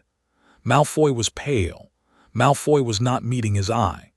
Begin, Curadara said softly. Malfoy cast. It was a simple shield breaker, Aegis fracture, an older spell Harry hadn't seen since a book of his father's. Harry raised Pratigo. The shield cracked, he recast. Again Malfoy broke it. Again Harry recast. Malfoy's wand arm was tight, too tight, and his eyes were flicking toward Kurodara, not Harry, and Harry thought, he is waiting for permission for a thing he doesn't want to do. And then this is the part Harry wasn't sure he could have avoided if he'd tried. The muslin thinned. He did not mean to let it, but Malfoy's next movement came in wrong, and Harry's eye opened a crack, just to check, just to see what the wrongness was, and what he saw in the space between Malfoy's shoulder and wrist was not a spell. It was a gesture Malfoy's hand was being taught to make, in real time by someone else.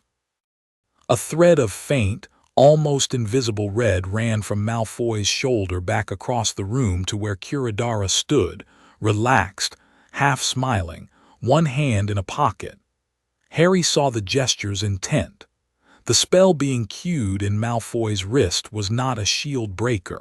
It was something uglier and older, a puppeting hex, a small one, a tug that would, if it landed, take Harry's next breath and give it to Malfoy. He saw the ending of the wrist flick half a second before the wrist flicked. He did not think. His own wand came up.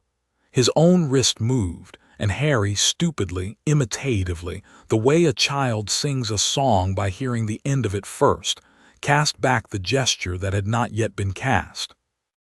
A silver-white strand of light leapt from his wand, not toward Malfoy but at the red thread, and the red thread snapped. Malfoy jerked, cried out, stumbled back a step. The Aegis fracture died on his lips, half-formed. The room went extremely quiet. Harry's heart was thundering. His eye, he knew without checking, was red, all 4 commas swimming fast because he had just done a thing he did not know he could do, and his body and the eye had done it together, and no muslin would have held up to it. Kurodara, at the edge of the mat, did not look upset. He looked, and this was the worst thing, Harry thought, delighted. "Well," he said, in a voice that was just a touch too pleased. "Very well done indeed, Mr. Potter. And you, Mr. Malfoy, I apologize. Your partner is, apparently, very quick. Not a word about spells, if you please. I am sure it was all within the rules." Back to the group. Hermione had already taken Harry by the elbow. Ron was on his other side. They did not stay for the rest of practical. Harry, as they went out, heard Kurodara say softly, almost to himself, "To Tomo, after all, that is quicker than I thought." In the corridor, Hermione hissed, your eye, I know. Put it down." "I'm trying, breathe with me. 1, 2, 1, 2, he breathed. Under her hand on his elbow, he felt the room tilt, right itself. He turned to the polished glass of a trophy case. 2 commas in each eye, yes. The muslin had been shredded, but it was already spinning back. He watched, in the reflection, the eye dim, the red pull back to green, the commas fade to afterimages and then to nothing. 2, he said. "I saw," she said. "What happened?" Ron said. "I missed what happened." Draco was going to hex Harry. Kurodara was puppeting his wrist. Harry saw the puppeting, and he broke the string. Hex Kurodara was, yes. "Oh, bloody hell," Ron said with feeling. "Is that what this year is going to be like?" "Yes," Harry said. "I think so." "Well," said Ron after a second, "cool. Number, alarming. I meant alarming." Draco Malfoy decided on Friday to have his try. It happened in the 5th-floor corridor between Charms and the staircase down to lunch, in the narrow place where the suit of armor with the bent halberd stood. Draco was alone, which was the first thing Harry noticed. Draco was never alone. Crabbe and Goyle were his furniture. Alone meant Draco had something to say he did not want witnessed. Second thing Harry noticed, Draco's eyes. They were pinker than they should have been. Not red, not sharing in red, only the thin redness of a boy who has not slept well. But on the hollows beneath them, there was the kind of shadow one does not earn from a single night's insomnia. Harry had seen that shadow before on his own face in the bathroom mirror in June. "Potter," Draco said. "Malfoy, you look different. I had a haircut. You look as though somebody has been whispering to you in your sleep." Harry had his hand on his wand before his conscious mind had even assembled Draco's sentence. The muslin over the eye in his mind went up in sympathy. The heat rose. He thinned it down again as Snape had taught him. Ordinary. Stay ordinary. Whatever you're selling, Harry said, I'm not buying. I'm not selling anything. I am. Draco paused, and for a moment he looked 13. I am passing a message. I don't want to be, I was asked. I am repaying a debt that isn't mine either. Apparently that is going around. Who sent you? I can't say. Say something then or move. Draco's jaw worked. Don't go into the Forbidden Forest on the night of the first Hogsmeade weekend. Don't let your clever friend go in either. Don't let the ginger. If someone tries to tell you there is a meeting there, it is a lie. If the meeting is in the forest, the meeting is your funeral. Why are you telling me this? Because my father, Draco stopped. Because there are things being set up I do not want to participate in. I don't expect you to believe me. I don't care if you believe me. Just do it. Don't go. Tell Granger. Tell Weasley. Tell the old man if you must, although you will not get my name out of my mouth, so if you tell him, do not pretend it was me. Harry studied him. He did not reach for the eye. But the muslin was thin and his eye, tired, registered anyway. Draco was not lying. Draco was nearly shaking.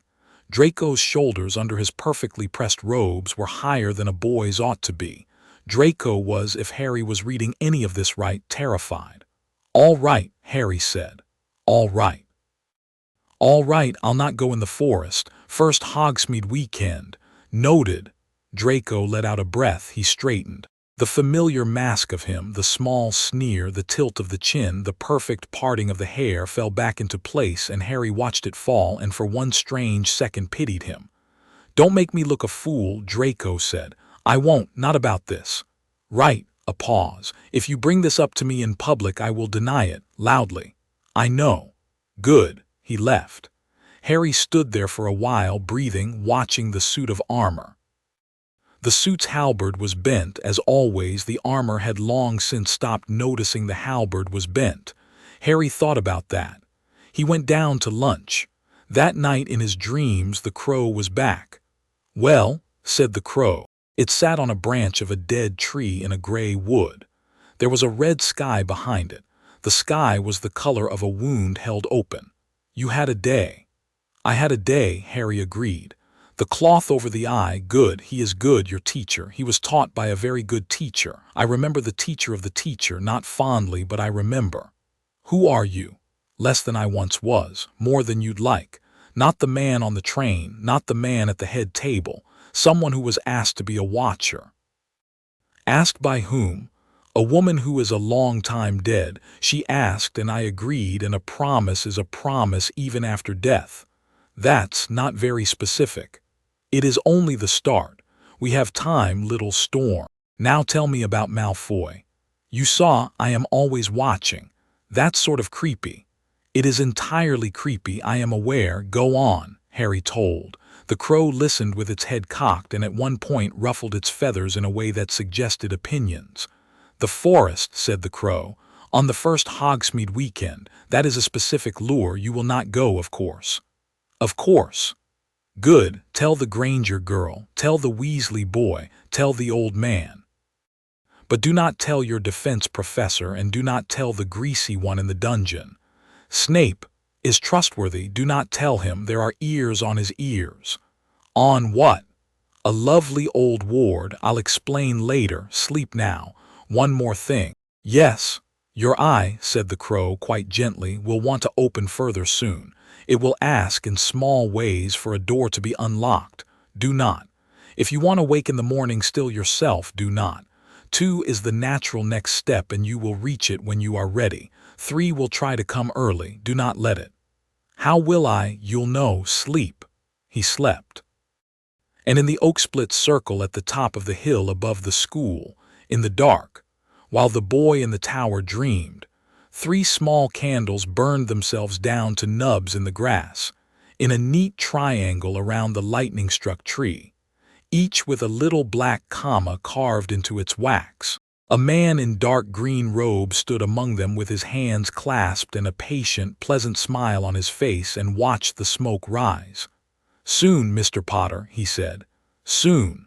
The smoke thickened. The candles guttered. A crow somewhere cawed and was gone. Chapter 2 end. Chapter 3, Crows whisper October came in wet.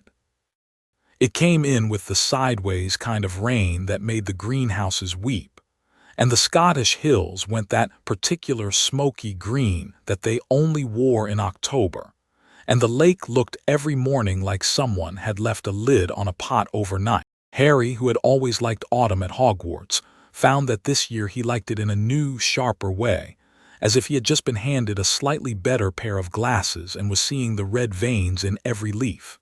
He was trying not to look for veins in leaves. He was trying not to look for veins in anything. The muslin over his eye was tight enough by the end of the first week that he could, for whole hours at a time, almost forget it was there. Almost. What changed that October in order? Hagrid came back. Snape began throwing things that were not beans. Hermione discovered a book in the restricted section she was not supposed to have a pass for and wrote a pass for herself.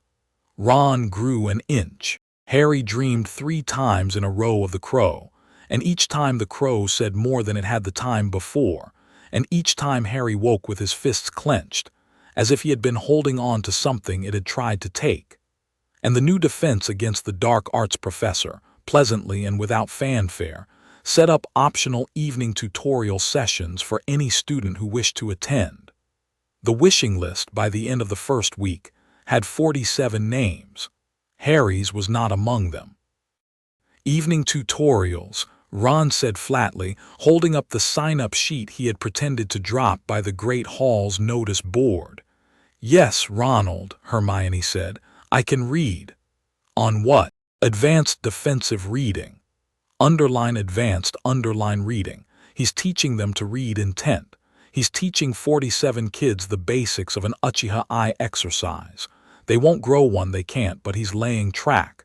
He's getting a feel for who has a fast wrist and who has a slow one. He's getting to watch them move one at a time. Harry, he is going to know every 6th and 7th year in this school by the end of October. He's not offering it to me, Harry said. He is not offering it to you because he is afraid of you, Hermione said. Which should, if we are measuring things by the pettier satisfactions in life, cheer us up a little. I do not feel cheered, Ron said. Acknowledged, drink your tea. They were in the common room. The fire was banked low and most of the 6th years had gone to bed. In the corner, Ginny was writing a letter with an intensity that said the letter was either to Luna or to someone Ginny had not yet decided she was writing to. Crookshanks slept on Hermione's book like a furry weight meant for it. Outside, rain drummed on the high windows. So we don't go to tutorial, Harry said. We don't go to tutorial. We don't visit his office. We don't linger after class. We don't borrow his books. Anything he hands you, including Harry pieces of parchment, including marked essays, you hand to me first, and I will check them for hidden charm work. Mental, Ron said approvingly. Paranoid, Hermione said. The correct word also. I want to go into the restricted section again tomorrow night. Why? Because the crow told you there was an artifact there, and because I want to find it before the other people looking for it do. He said there was something there, Ron asked. He said, quote, a jar. In the back of the shelf the founders did not touch. Blue label, wax seal, do not open it. And your plan, Ron said slowly, is to find this jar. Yes. And let me check, not open it. Correct. And if we are being thorough, maybe take it somewhere where whoever is looking for it can't find it. That's the dream. That's the plan too, isn't it? I will not deny that.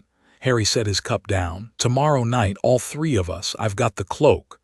We've got Filch too and his cat, and Peeves who can see through the cloak when he wants to. Peeves can be bribed with dung bombs. Filch is the problem.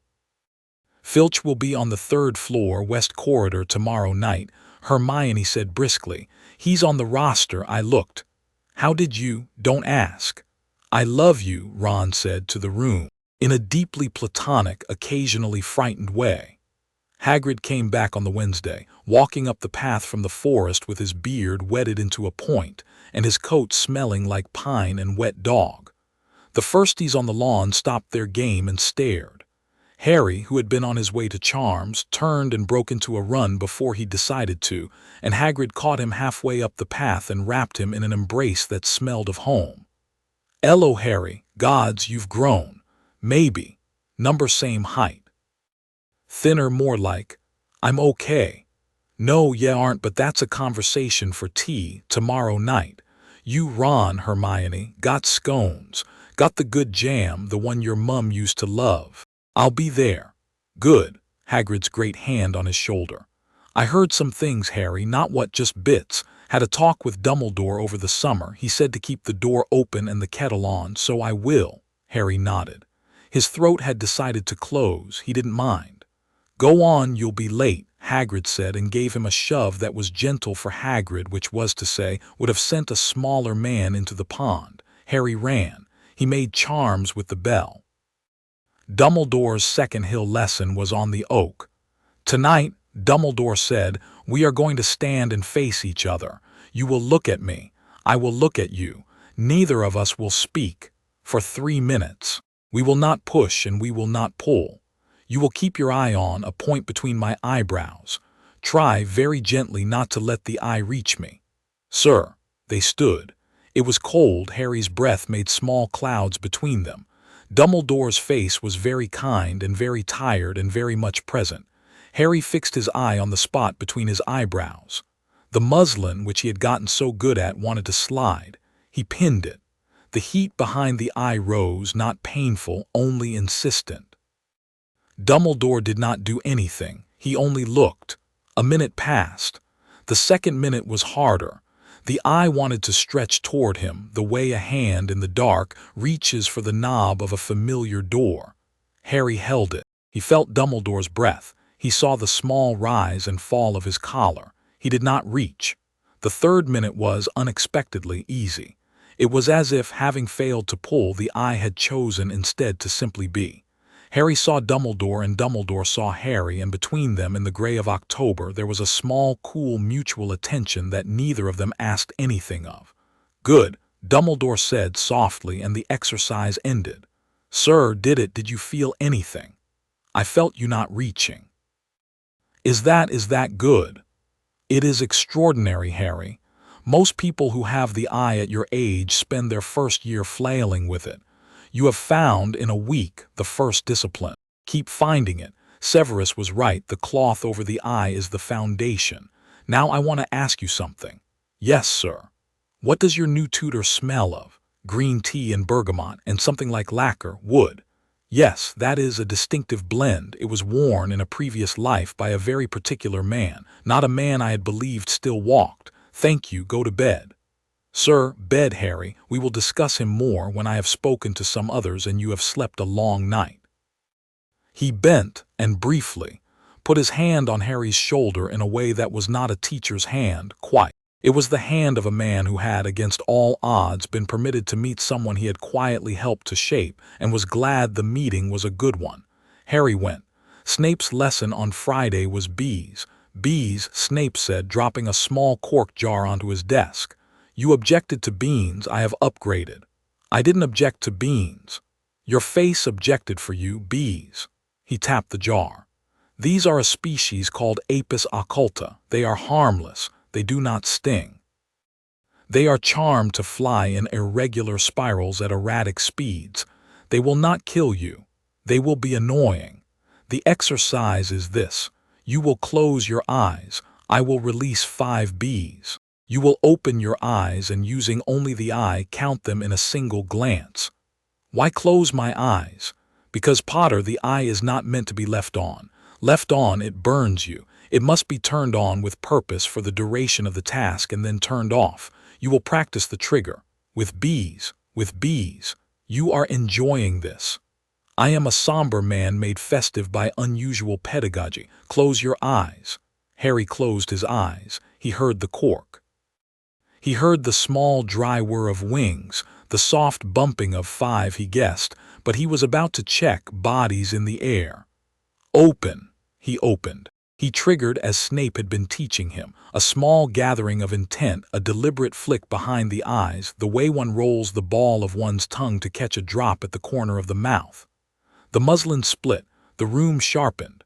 5 small paths of motion drew themselves in the air, trajectories like sparks tracing their own shapes. He counted. 5. Close, he closed. Good, again. I will now release 7. You will count in a single glance.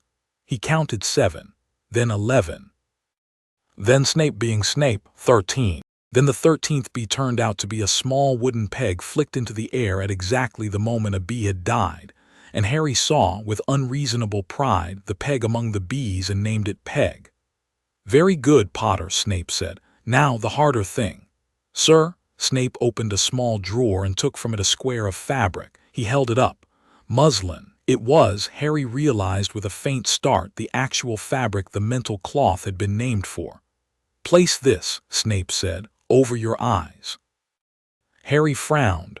"Over them?" "Yes, tie it. Now, with the muslin over your physical eyes, I will release 5 bees.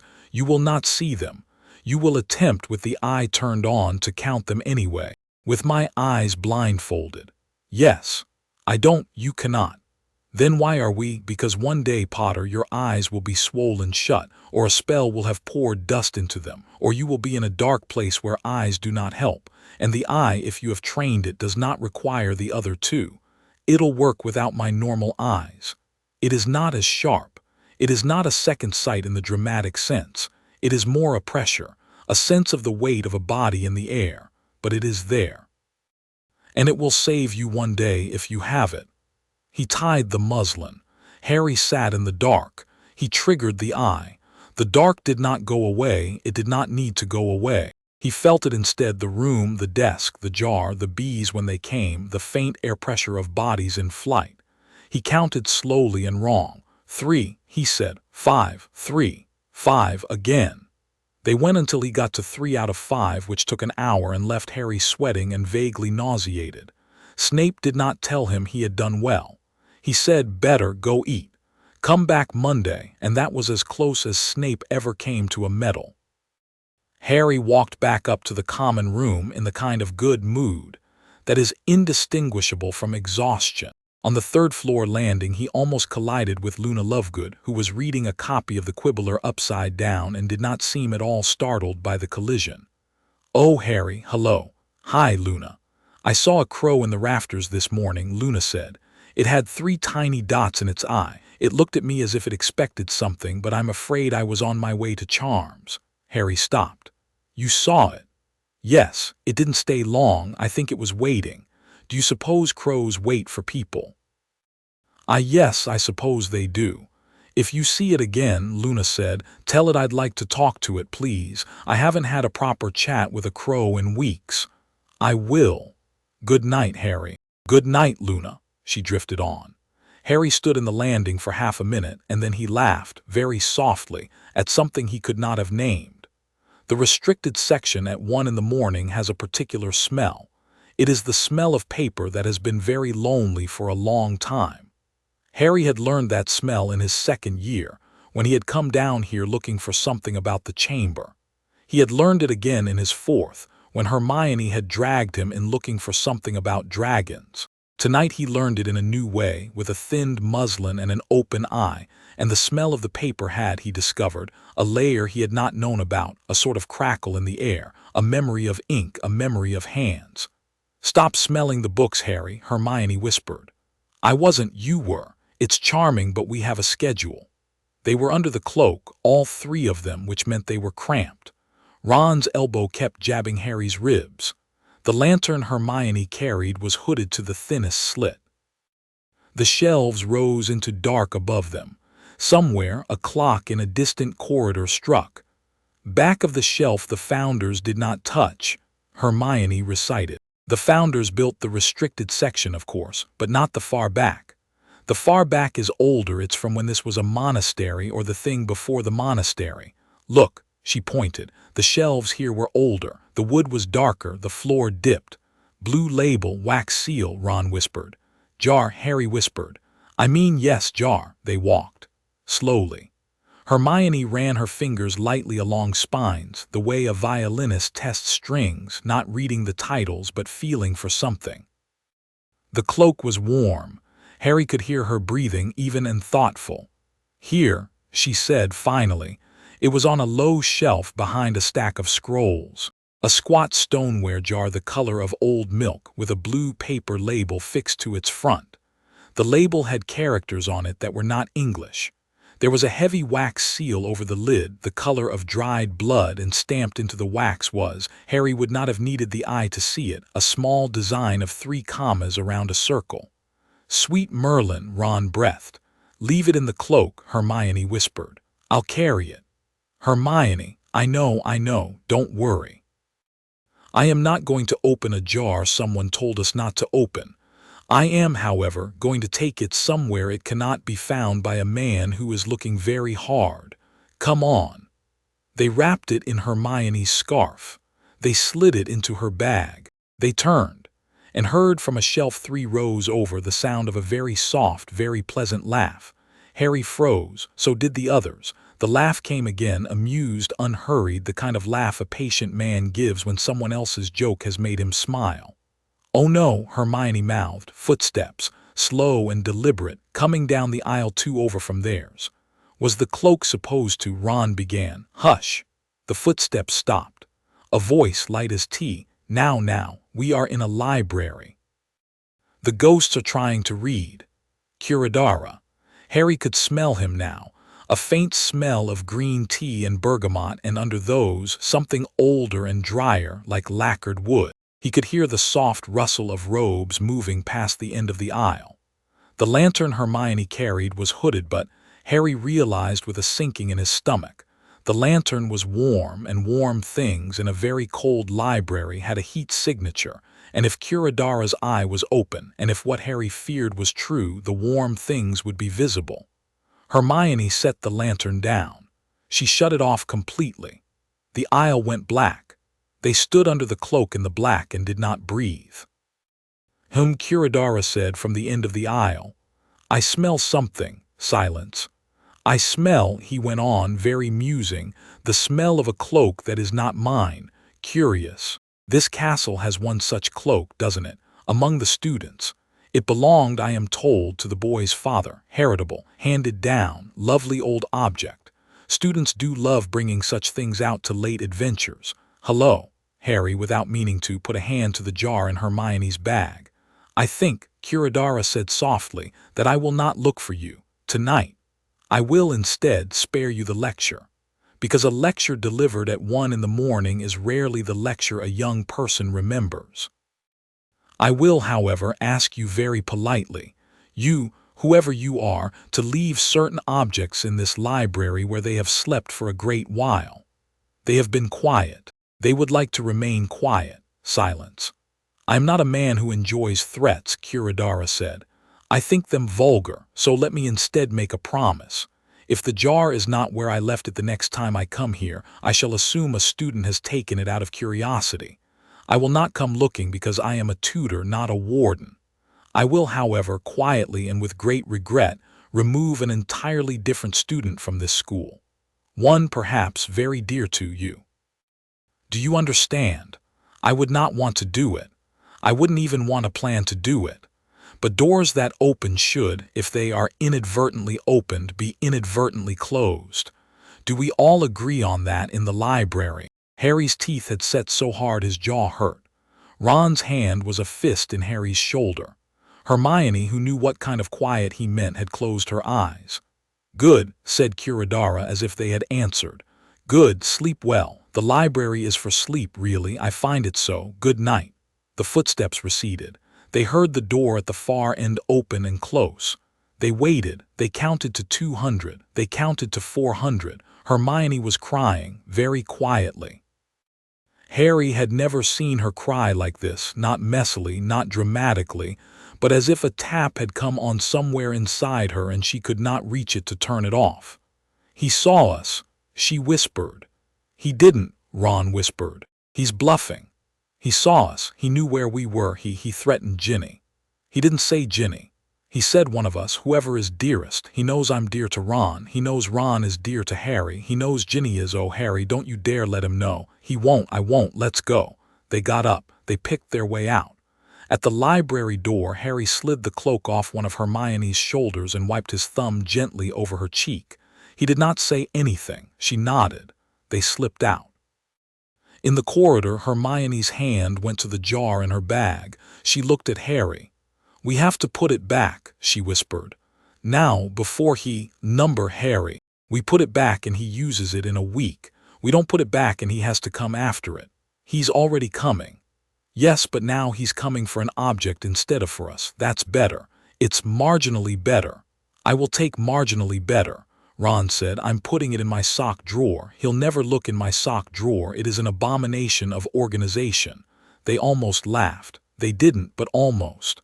The crow came that night. Harry had not expected it. He had been too tired to think, and he had passed out half into his pillow. The room faded. The crow stood on its familiar branch in the familiar gray wood with the familiar wound-colored sky. "Well," the crow said, "you did it. We did it. And the new teacher saw you. He didn't see us exactly, he smelled us." "Yes, his eye is older than yours. It smells. Tell me, did he name a victim?"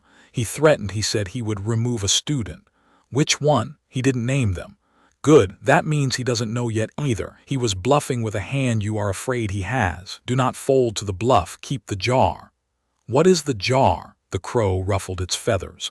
It put its head on one side. For a long time it did not answer. "Some things," it said, "do not die but are put to sleep. The jar is asleep. Inside it is a fragment, a sliver, a piece of a man who was, in life, very thorough about surviving. He gave away parts of himself here and there like a farmer putting seed into many fields. Some seed died, some sprouted. One sprouted long ago in a man who walked west. That man died. His sliver was removed and sealed. It was put in a jar. It was put on a shelf. It was labeled in blue. Do you understand? A Horcrux. A similar idea, not the same method. There was no murder in the making of it because he did not need a murder. He could take a portion of himself freely back then. But the effect is very like a seed, a small one, a persistent one. If someone were to open the jar, if someone were to swallow the contents or breathe them, that person would wake within a day or two as host to a very old, very angry will. He is very old. He is very angry. Who is he? I do not wish to say his name here, even in a dream. Names are doors. Let us say he is the reason, in part, that my old home no longer stands. I was, in life, a member of the Uchiha. I was not its last, but I was its greatest failure. I did a terrible thing, and then a second terrible thing to balance the first, and then I died. I was bound, at the end of my dying, to the lineage of a promise I made to my little brother. That lineage has gone very thin. It is thin enough now to reach through a world or two, to you, to me.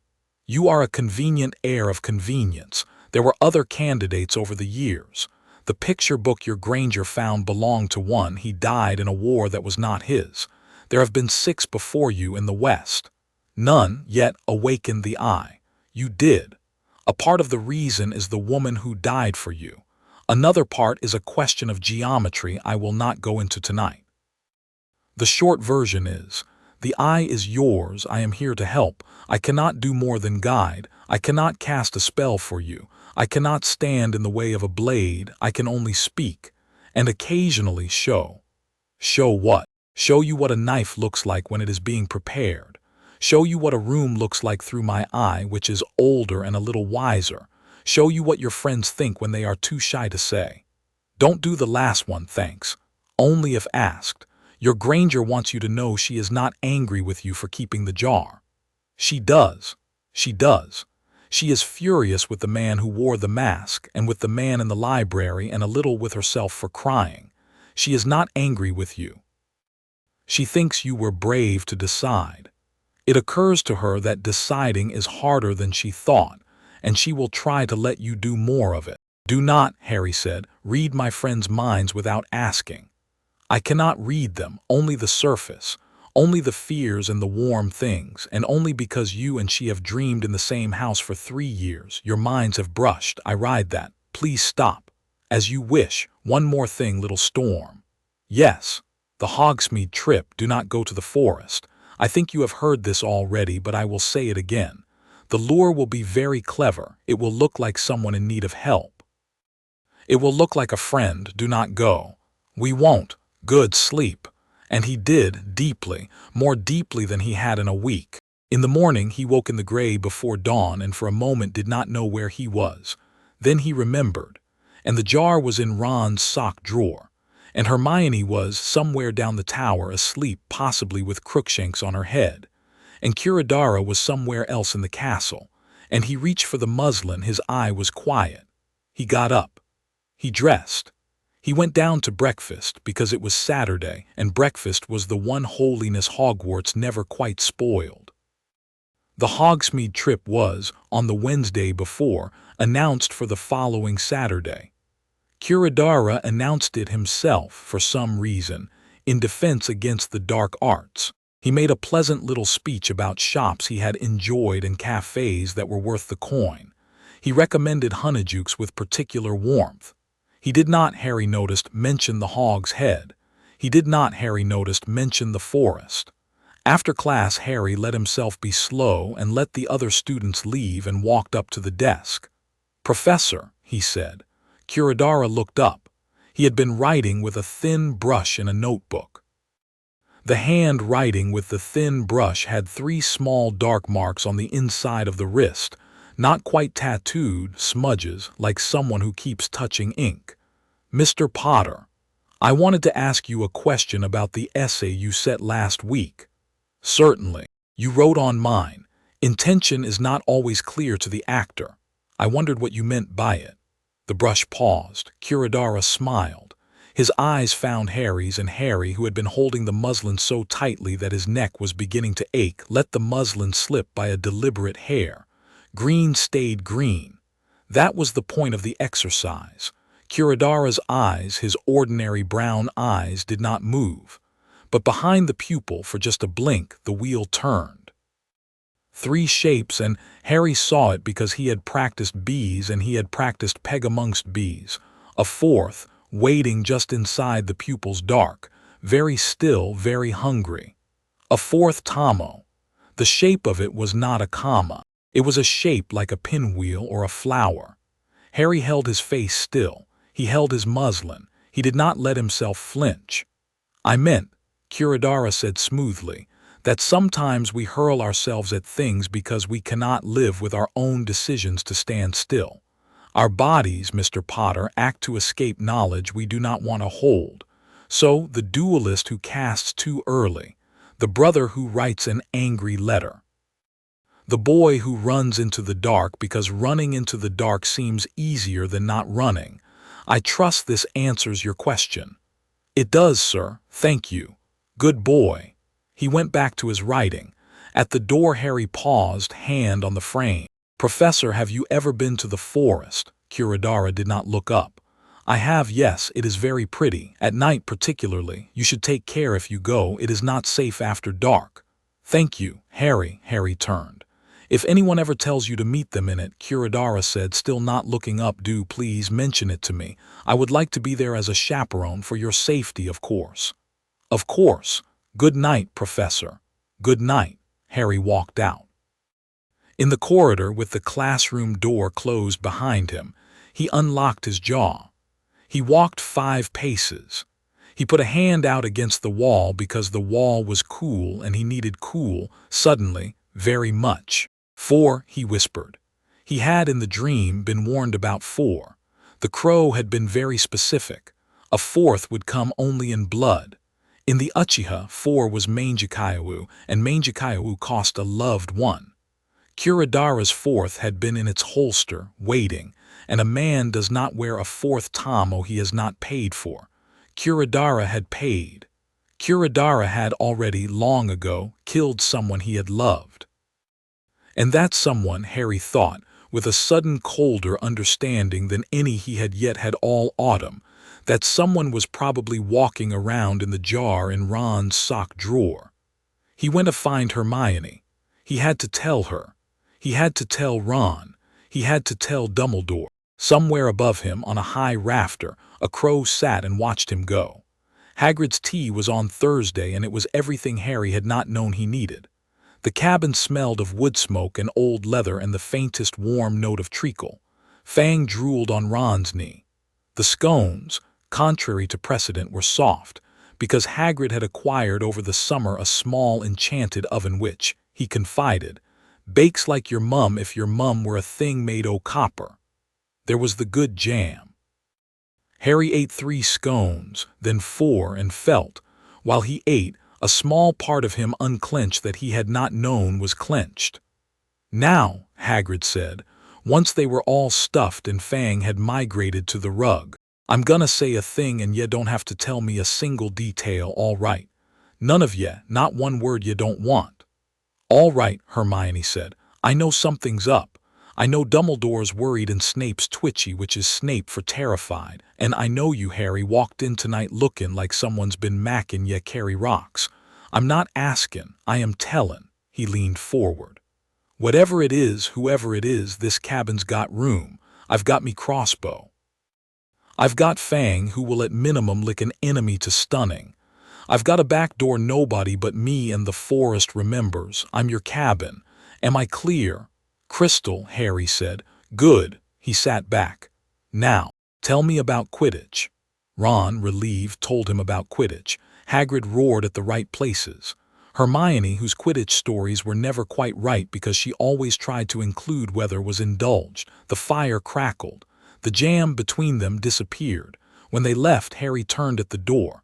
Hagrid, he said, if someone asks you to go into the forest this Saturday, don't go. Hagrid's eyes under his brows were suddenly sharp. Got it. Don't go. I got it, Harry. Told ye I'm not daft. I know, just don't. I won't. You stay out of trouble too, or as outer it as you manage. They went. The rain had stopped. Above Hagrid's roof, in the silhouette of a chimney, a single black bird sat and did not move at all. Quidditch practice that evening should have been ordinary. It was not. The Gryffindor team had a new captain, Katie Bell, surprising everyone, including Katie, and she ran practices the way her mother, a carpenter, ran a workshop, which is to say with a measuring tape and a glare. The pitch was wet. The wind came off the lake in tugs. Harry kicked off into a gray upper air that tasted of rain and was, for the half hour it took to warm up, the only sky he'd had in a week that did not contain a man in green robes. The problem started during the snitch drill. He was chasing. The snitch went high, higher than was fair for practice, and the eye, which had been napping politely inside its muslin, stretched awake in the cold and the speed. It opened without his permission. Harry felt it open the way you feel a car window come down 2 inches when you didn't mean to roll it down. The muslin slid. His vision sharpened. The snitch became not a dot in the air but a trajectory already drawn, a curve with a direction and a future, and Harry's broom drove him into the line before his mind had agreed with the line. He caught the snitch in the time it took Katie to say his name. Katie, on her broom, said his name. Harry, she said. What the hell? Sorry, Again. He dropped the snitch. He wheeled up into the wind. The snitch darted. He saw the trajectory. He caught it. Again, Katie said. Katie, I can't. It's not fair. Something's weird. Something's weird, Harry. You just caught the snitch twice in 9 seconds combined. Ravenclaw is going to have a very bad November. What kind of weird? I'm having trouble not doing it. She came up beside him, her broom a foot away. She studied his face. Your eyes are red, she said. I know. And that's a thing. It's a thing. All right, come down. We'll keep your thing quiet. You don't catch the snitch for the rest of practice, you hear me? You fly around. You make Ginny look brilliant, which will not be hard because she is. We'll sort your eyes later. Thank you. Don't thank me. We've got a championship to win. She was, he thought, an excellent captain.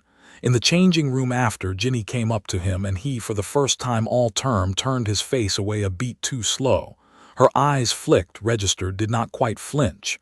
She picked up his shin guard and handed it to him. Red, she said conversationally. Yeah. Is this the thing you're not telling me? Yeah. You going to? Eventually. Good. She tied her own boot. I'm not angry. I am, however, owed one very detailed explanation the moment you're allowed to give it. Deal, deal. Great.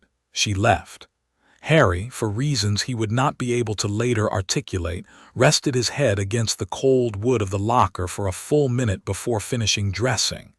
He told Dumbledore about Curadara's fourth tomo that same night. He was careful not to run.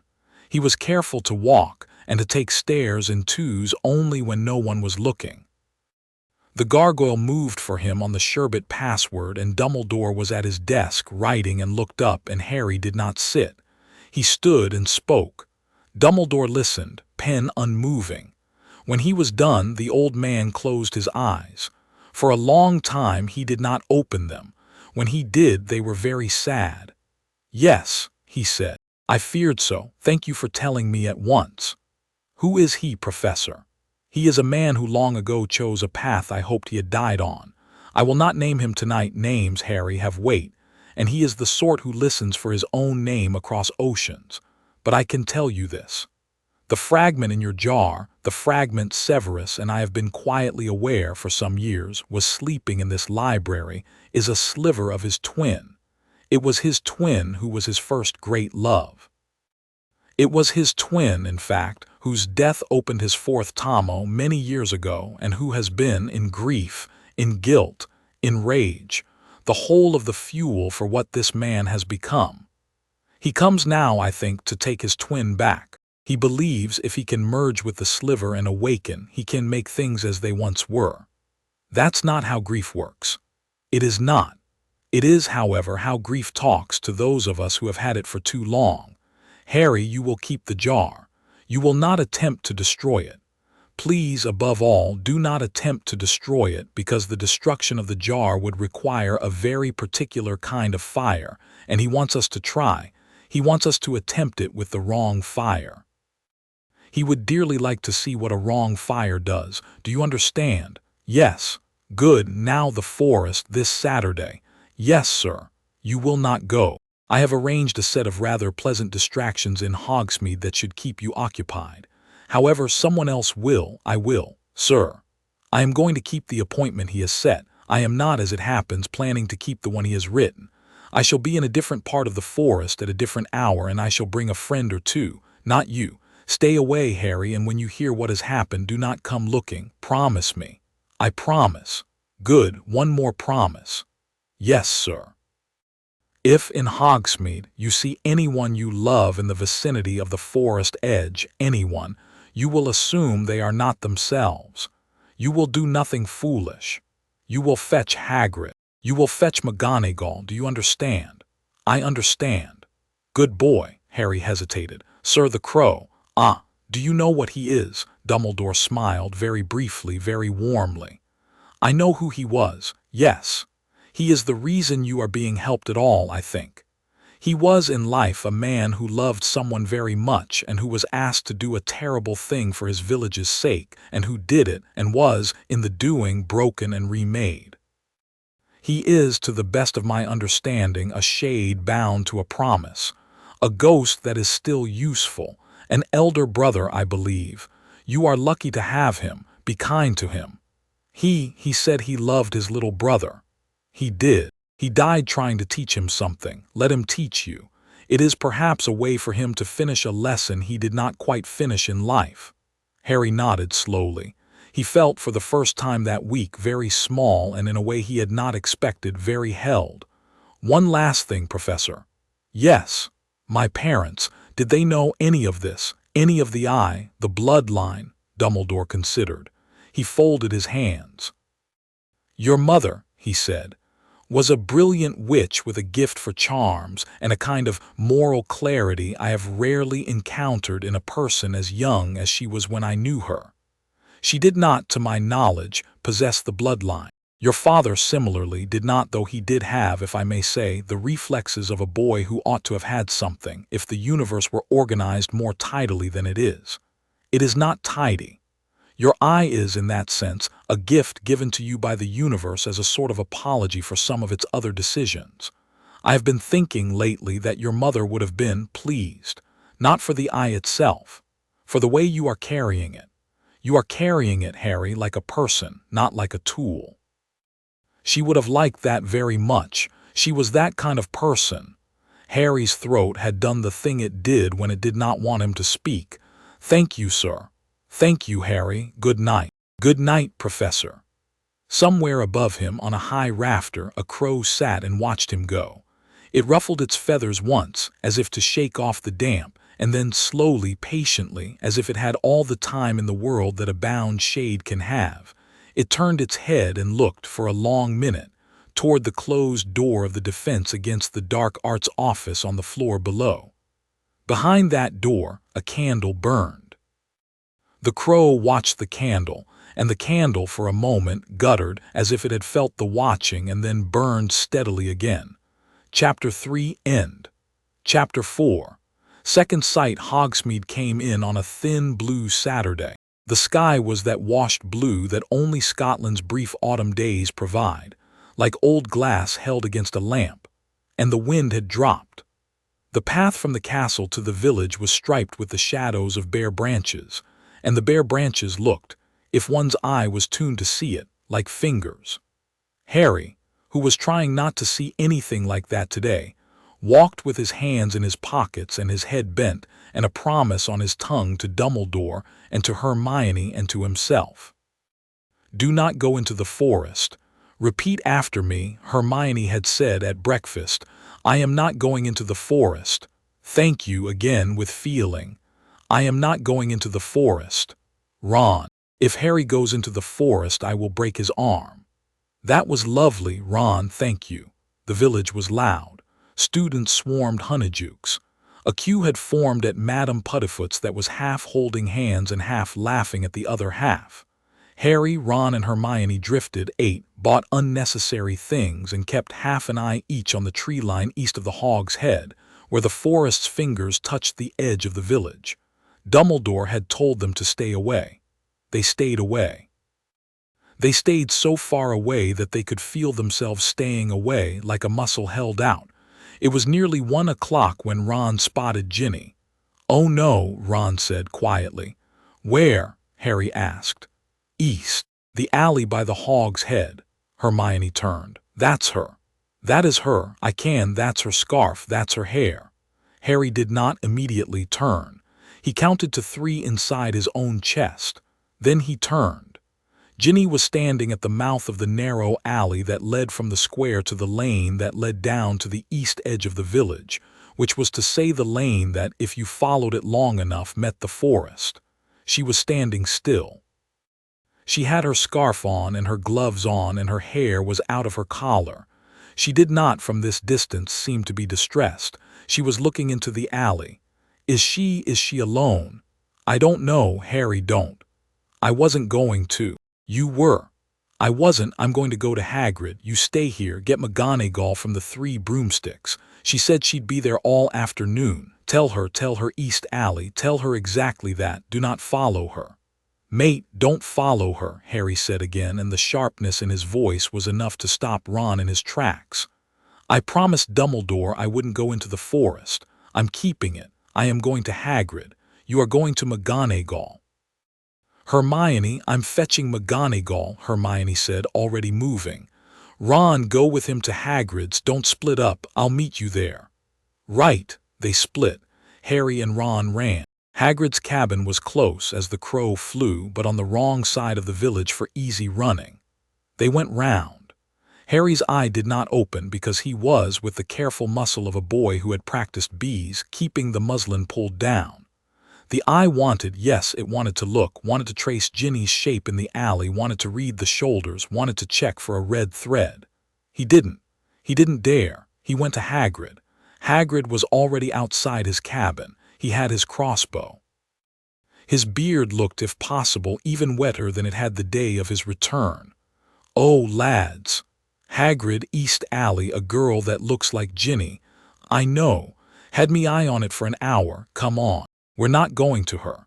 We're going to the edge of the forest, me side, where I know the trees, and we're going to wait till someone grown comes back to tell us what the shape of the thing is. I've sent word to Dumbledore." "Hagrid, no, Harry. Hagrid, she's my—" "Harry, listen to me." Hagrid's hand was on his shoulder. "It isn't her, or if it is her and she's alive and she's in trouble, she'll be alive when we get there. If it isn't her, well, it isn't, and we'd be running to a trap. Dumbledore said keep the boy clear of the forest, so we keep the boy clear of the forest." Harry's jaw worked. The muslin over the eye trembled. He let out a breath. He pinned it. "All right," he said. "Good lad. Ron, you with me. Harry, stay between us. We're going to the cabin's back field, that's all." They did. They stood in Hagrid's back field behind a hedge and watched the village from a distance and waited. It was Dumbledore who came out of the forest first. He came out at a steady pace, his cloak around him, leaning on his staff and for the first time in Harry's memory, very visibly leaning. His left arm was held close to his body as if cupping something breakable. Behind him, at a decent, respectful distance, Harry had not expected this, was Professor McGonagall in a traveling cloak and sturdy boots, with the edge of a wand just visible at her cuff. Behind her, further still, was Snape, which was a surprise no less for its obviousness. No Curadara, no Ginny. Harry's heart, which had been holding itself very still, skipped one beat. Dumbledore saw them. He angled his path toward the hedge. He reached them and for one bad second said nothing. He only looked at Harry with a tired, pained, and Harry thought proud expression. "She is not in the forest," Dumbledore said. "Nor was she. It was not Miss Weasley." Harry let out the breath he had not allowed himself. It was a construct, a shape of borrowed energy made to look like her. It was designed to lure one of you, and if one of you went in, to lure the rest. I spoke with it. I informed it that I had come instead. It behaved for a short while in the manner I expected. We had a conversation that did not go precisely as Mr. Curadara had written. And now, Harry, I must ask you and Mr. Weasley and Miss Granger, wherever she is, to help us help the headmaster walk home." He sat down very slowly on the grass at the edge of the hedge. The cupping of his left arm was, Harry now saw, more than just a posture. His sleeve was wet. It was wet and it was red. Hagrid made a sound that was not quite a word. "He's fine," Snape said, dropping to a knee beside Dumbledore. "Superficial. He is, however, 70 years older than I would like my patients to be, and we are getting him inside. Up, Albus." "In a moment, Severus. Now, Albus, I would like," Dumbledore said mildly, "to say one thing to Harry before I forget. Harry, sir. You didn't go." "No, sir. You trusted me." "Yes, sir." "Thank you," he smiled, very small.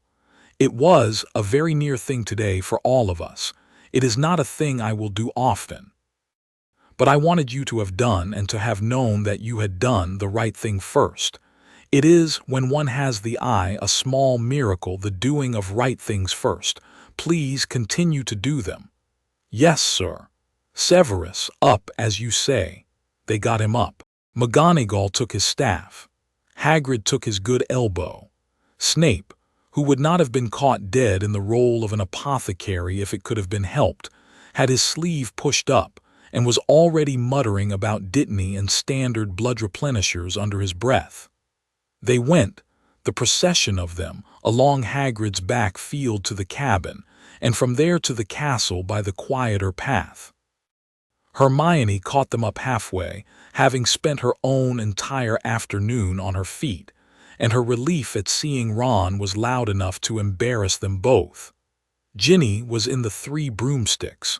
She had been there the whole time with Luna, arguing about something. She had not been at the East Alley. The East Alley, Harry understood belatedly, had been a construct too. Not her shape, but a bait in her shape. Curadara had done it the way a fisherman does it. Somebody else in the village had perhaps also been in an East Alley that afternoon. Nobody ever worked out who, and the bait did not matter. The fisherman had not caught anyone. Instead, the fisherman had met a hook. "What did you do to him?" Harry asked, very late that night. Dumbledore was in his bed in his chambers, sitting up against a great many pillows, and looking like a man play-acting at being an invalid for the purposes of Madame Pomfrey's feelings. His left arm was bandaged under the sleeve. He was drinking tea. "I spoke with him," Dumbledore said. "You spoke with him." "I told him a great many true things about himself." Professor, the Sharingan Harry reads intent. Mangekyo the fourth does something more. It reflects intent. If a man of the fourth eye is standing in front of you and you let yourself be honest with him, he will see it, and he will be, momentarily but to our advantage, unbalanced by the force of it. Our friend has not had, in a very long time, someone tell him the truth about himself to his face. He prefers the kind of partners who mirror him. I was not a mirror. I was, for the space of 15 minutes in a wood at the edge of a Muggle village, a window. Did it work? It hurt him. It did not break him. He hurt me more carefully than I would have expected, which suggests, as I had feared, that he had been hoping I would come. He did not get what he wanted, which was the jar. He did not get what he wanted, which was you. He did, however, get something small I did not mean to give him. He saw, briefly, that I am tired. He will, when he has thought about it, draw conclusions. We will not have to wait long, Harry, for his next move. What was his price for letting you walk out? He did not name one. He did not need to. He knew I would walk out. He knew also that I would not forget what he had done, which is the kind of tally men of his age keep. He said at the end only, "Next time, old fox, you will bring the Potter." I said, "Number," he said, "you will change your mind." I said, "Perhaps, but not today." He bowed, I left. He, I suspect, laughed. He's not a Death Eater, is he? Number, he is very much older than that. He finds Voldemort, Dumbledore said this almost apologetically, tiresome. He has little patience for what he calls domestic wars. He has a larger project. It is an old project. It is, in its way, a tragedy. But his tragedy does not excuse his methods, and his methods are why he must be met. You, meanwhile, you will go to your Quidditch match on the 22nd of November because you promised Miss Bell, and you will help your team win because I have a small bet with Professor McGonagall that I cannot afford to lose. Do you understand? Yes, sir. Good, go to bed, Harry. Yes, sir. He went. In the corridor outside, he put a hand against the cold stone because the stone was cold and his head had become warm. On the Monday after Hogsmeade, the Daily Prophet ran a story on page 4. It was a small story. Most people missed it. Hermione did not. She slid the paper across the Gryffindor breakfast table to Harry and tapped the headline. Ministry Curse Breaker lauded BY Defense Institute ran the headline. The subhead, Tadashi Kurodara appointed advisor on experimental protective magics. "Oh, you are kidding me," Ron said. "I am not kidding you." Hermione kept her finger on the page. "Read it," Harry read. It was the kind of story that had been written several times before he was born. A dignified gray thicket of clauses. A photograph of Kurodara shaking Fudge's hand in front of the ministry's atrium. A modest quote about public safety and traditional methods insufficient to the new dangers. The new dangers, naturally, were not named. The article's final sentence was the only one that mattered. As part of his advisory, Mr. Kurodara has been granted a temporary ministry warrant authorizing him to examine students at Hogwarts for signs of unregistered magical influence. Unregistered magical influence, Hermione said. "Oh, bloody hell," Ron breathed. "Unregistered magical influence. I got it the first time." "No, Ronald, I don't think you did. Don't you see? He's given himself a legal instrument. He can request an interview with any student he pleases, and the ministry will back him up. He can claim to examine Harry, and if the school objects, Fudge will smile and say the school is defending an anomaly, and Harry, this is how he gets the headmaster off you. Dumbledore will fight it. Dumbledore will fight it and will win probably in a month or 6, but in a month or 6 a lot of things can happen in a classroom." Harry folded the paper. He did not look at it. He ate his toast because eating was, as it had always been, a discipline. "All right," he said. "Now we know the shape." "We know the shape," Hermione said. "We tell Dumbledore. We tell Dumbledore. And we do not let Curadara near any of us alone. Correct. Including me. Especially you, Harry. I am shockingly the same person I was before we saw this article. You are not, and please do not be, and that is the whole point." He read the paper again properly once he'd calmed down.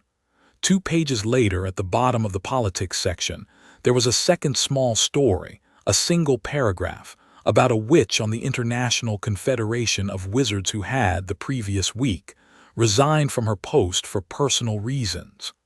Her name was Kiyomi Tanaka. She had, when Harry searched his memory, been the only Japanese delegate on the Confederation in living memory. Hermione, seeing his eyes stop on the paragraph, read it, and her mouth thinned. "He's clearing his own countrymen out of the way," she said. "She'll have been the one person at the Confederation with the ancestry to know what he is. If she resigned for personal reasons this week, she either was threatened or killed. Likely threatened. He doesn't leave a lot of bodies. He prefers, what did Dumbledore say, ledger." "Yeah. Harry," she said very quietly, "this man has been planning for years. This is not his first attempt at an eye. We are behind, and he knows it. We are not behind. We are a little behind. We will catch up." She nodded. They caught up. That Tuesday Harry found, by his bed, a second note in Dumbledore's handwriting. "Meet me at the Oak at 8. Bring Hermione." And Ron they went. It was cold. The wind stripped the last of the leaves from the edges of the oak, and Dumbledore stood there with his good arm tucked into his cloak and his face lit by the small flame he had set in his palm. He did not look tired that night. He looked, Harry would have said if pushed, awake. "Tonight," Dumbledore said, "I am going to teach all 3 of you something. Not the eye, that is Harry's, something older. I am going to teach you in the next 40 minutes how to stand in a defensive circle." "Sir." "A defensive circle. It is a Roman thing in origin. 3 or 4 or more stand back to back, and each watches the arc in front of them. It is a muscle memory. It is taught best in the cold because the cold makes you careful. You will learn to trust the others with the parts of the air you cannot see, and they will learn to trust you with the parts they cannot. It is not a dueling stance. It is an architectural one. You 3 are going to need it. Just us 3, sir. Tonight, yes. The Weasley twins, the Longbottom boy, Miss Lovegood, and Miss Ginny will be joining us before Christmas. I have, shall we say, begun to convene an older acquaintance of mine, and he is coming to offer his assistance. He will not teach you the eye. He will teach you his own kind of magic, which is also old, and which pairs well with the eye in ways that will please Harry." "Who, sir?" Dumbledore smiled. "Let me keep the pleasure of introduction for the day." They stood back to back. They learned to breathe in sync. They learned to pass an imaginary object, a small silver ball Dumbledore had produced, behind them, hand to hand, without turning their heads. It was the most stupid feeling exercise Harry had done in weeks, and it was, by the 3rd try, the most settled he had felt in months. Ron's back, warm through his cloak, a steady pressure at Harry's left shoulder, Hermione's back at his right. They watched the dark. Dark watched back. Nothing came out of it, nothing that night, but the exercise was not about what came out of the dark. It was about being ready if it did. "Good," Dumbledore said eventually. "Enough for tonight. Mr. Weasley, when you are an old man and your grandchildren ask what you did at school in your 6th year, do tell them that, at a minimum, you learned to stand in a circle. They will be impressed." "I will be impressed," Ron said. "I have never been impressed by me before. This is lovely. Off to bed, all 3 of you. And Harry, sir, if you dream tonight, if the crow speaks, please ask him for his name. I would like to know if he is willing to offer it. I would like, if only once, to address him by it."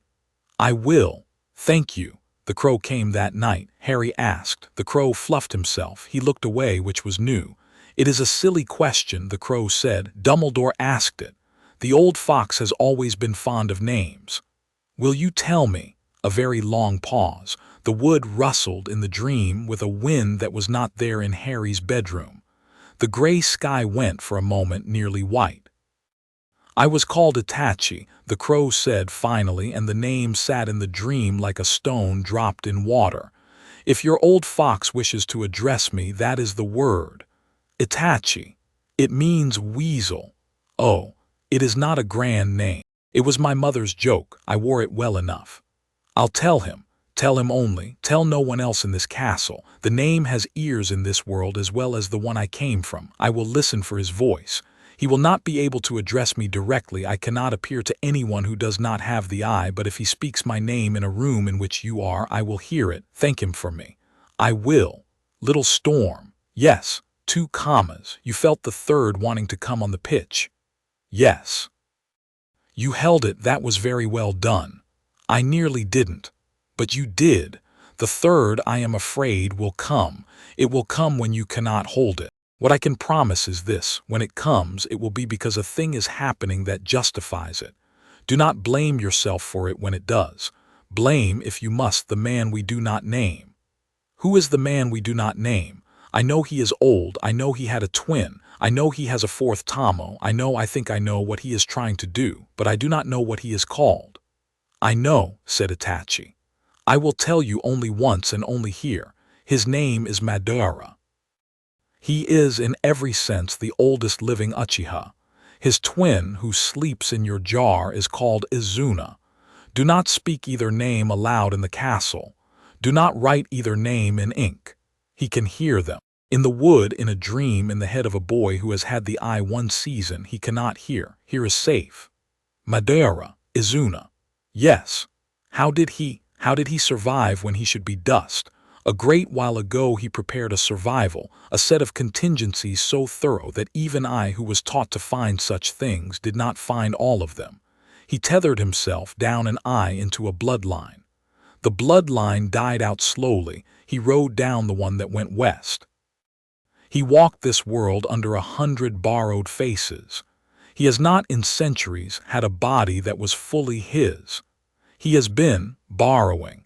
His twin sliver in the jar is the last piece he needs to make a body of his own again. Why does he want a body?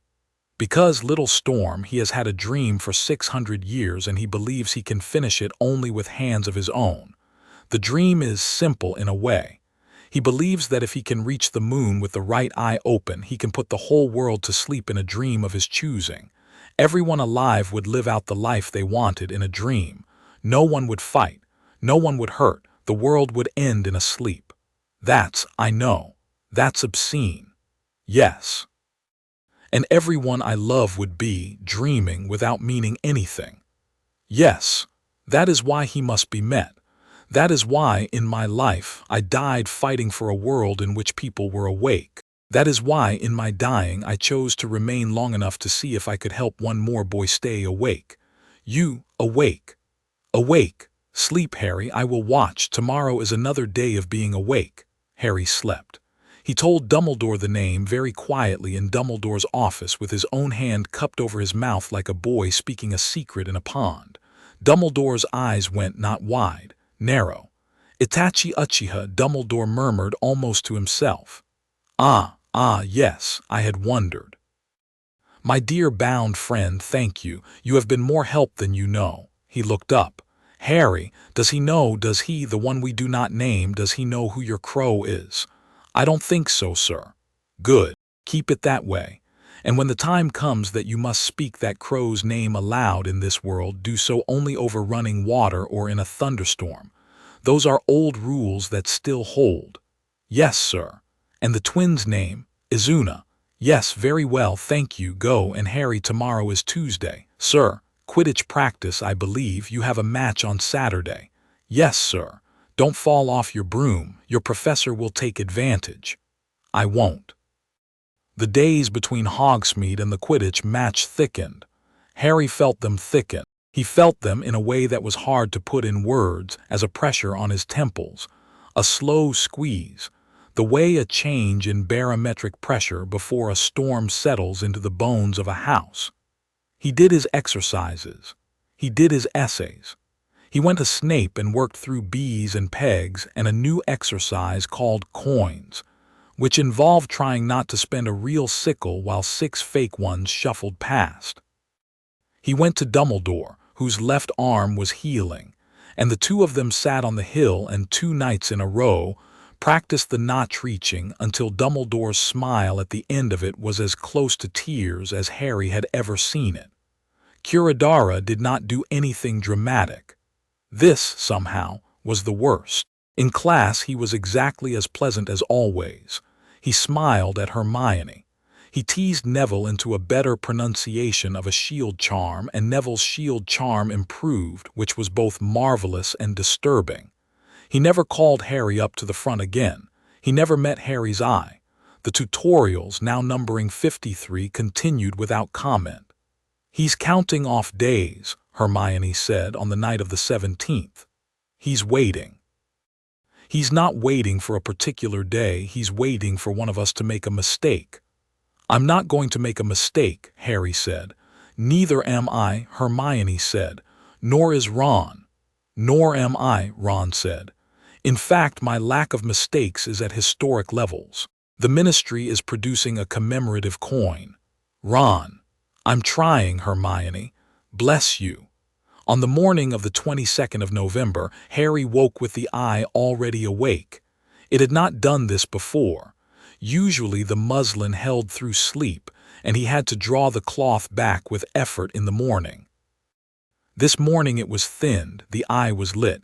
He looked at Ron across the dormitory and saw, for a full 3 seconds, the silver web of Ron's breath, the small rise and fall of his chest, the shape of a dream lingering on his lower eyelid.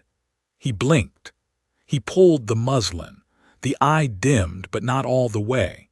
He looked at himself in the mirror over the dresser, 2 commas in each eye circling steady as clockwork. They did not fade when he relaxed. They did not fade when he breathed out. "Oh no," he said softly. Ron said without opening an eye. "Nothing, get up, match." Harry went down. The muslin held more or less through breakfast. Katie looked at him once with narrowed eyes and nodded. She had noticed and she had decided to trust him.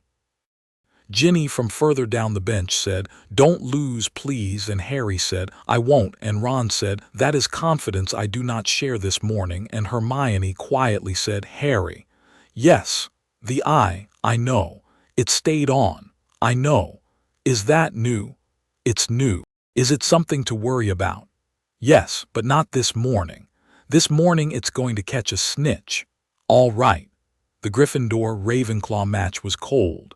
A stiff northerly wind came down off the hills and put a film of frost on the stands. The Ravenclaw supporters wore blue scarves that looked, from the air, like slashes of paint. The Ravenclaw seeker, a 4th year called Cho, was not Cho Chang. Cho Chang had graduated. This was a boy named Ackerley, all elbows, and he was faster than anyone had expected. The match started ordinary. Harry, in the air, felt the eye do what the eye wanted. It read the air. It drew the future of each pass. It drew the future of the snitch before the snitch had decided its future. Harry did not pull it down. He did not dare in the air where he needed every scrap of him. He used it with discipline. He did not catch the snitch early. He hung 100 feet above the fray and watched and guided his broom in lazy figures and let Ginny and Katie work their way through the Ravenclaw midfield. Gryffindor 60, Ravenclaw 30. Gryffindor 80, Ravenclaw 40. Then the first wrongness. Harry saw it through the eye before he heard it with his ears. A bludger, down in the pitch, shifted direction by 3 degrees that no ordinary current of air should have made it shift.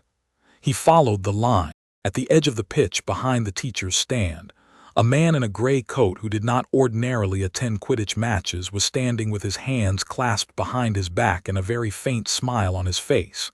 His smile did not reach his eyes. His eyes were brown. In one of them, just the left, 3 small shapes moved in a small circle very slowly. "Oh no," Harry said. He pitched his broom into a lower circle. "Katie, bludger, bludger, incoming," Katie saw. Katie was a good captain, she yelled. She broke formation.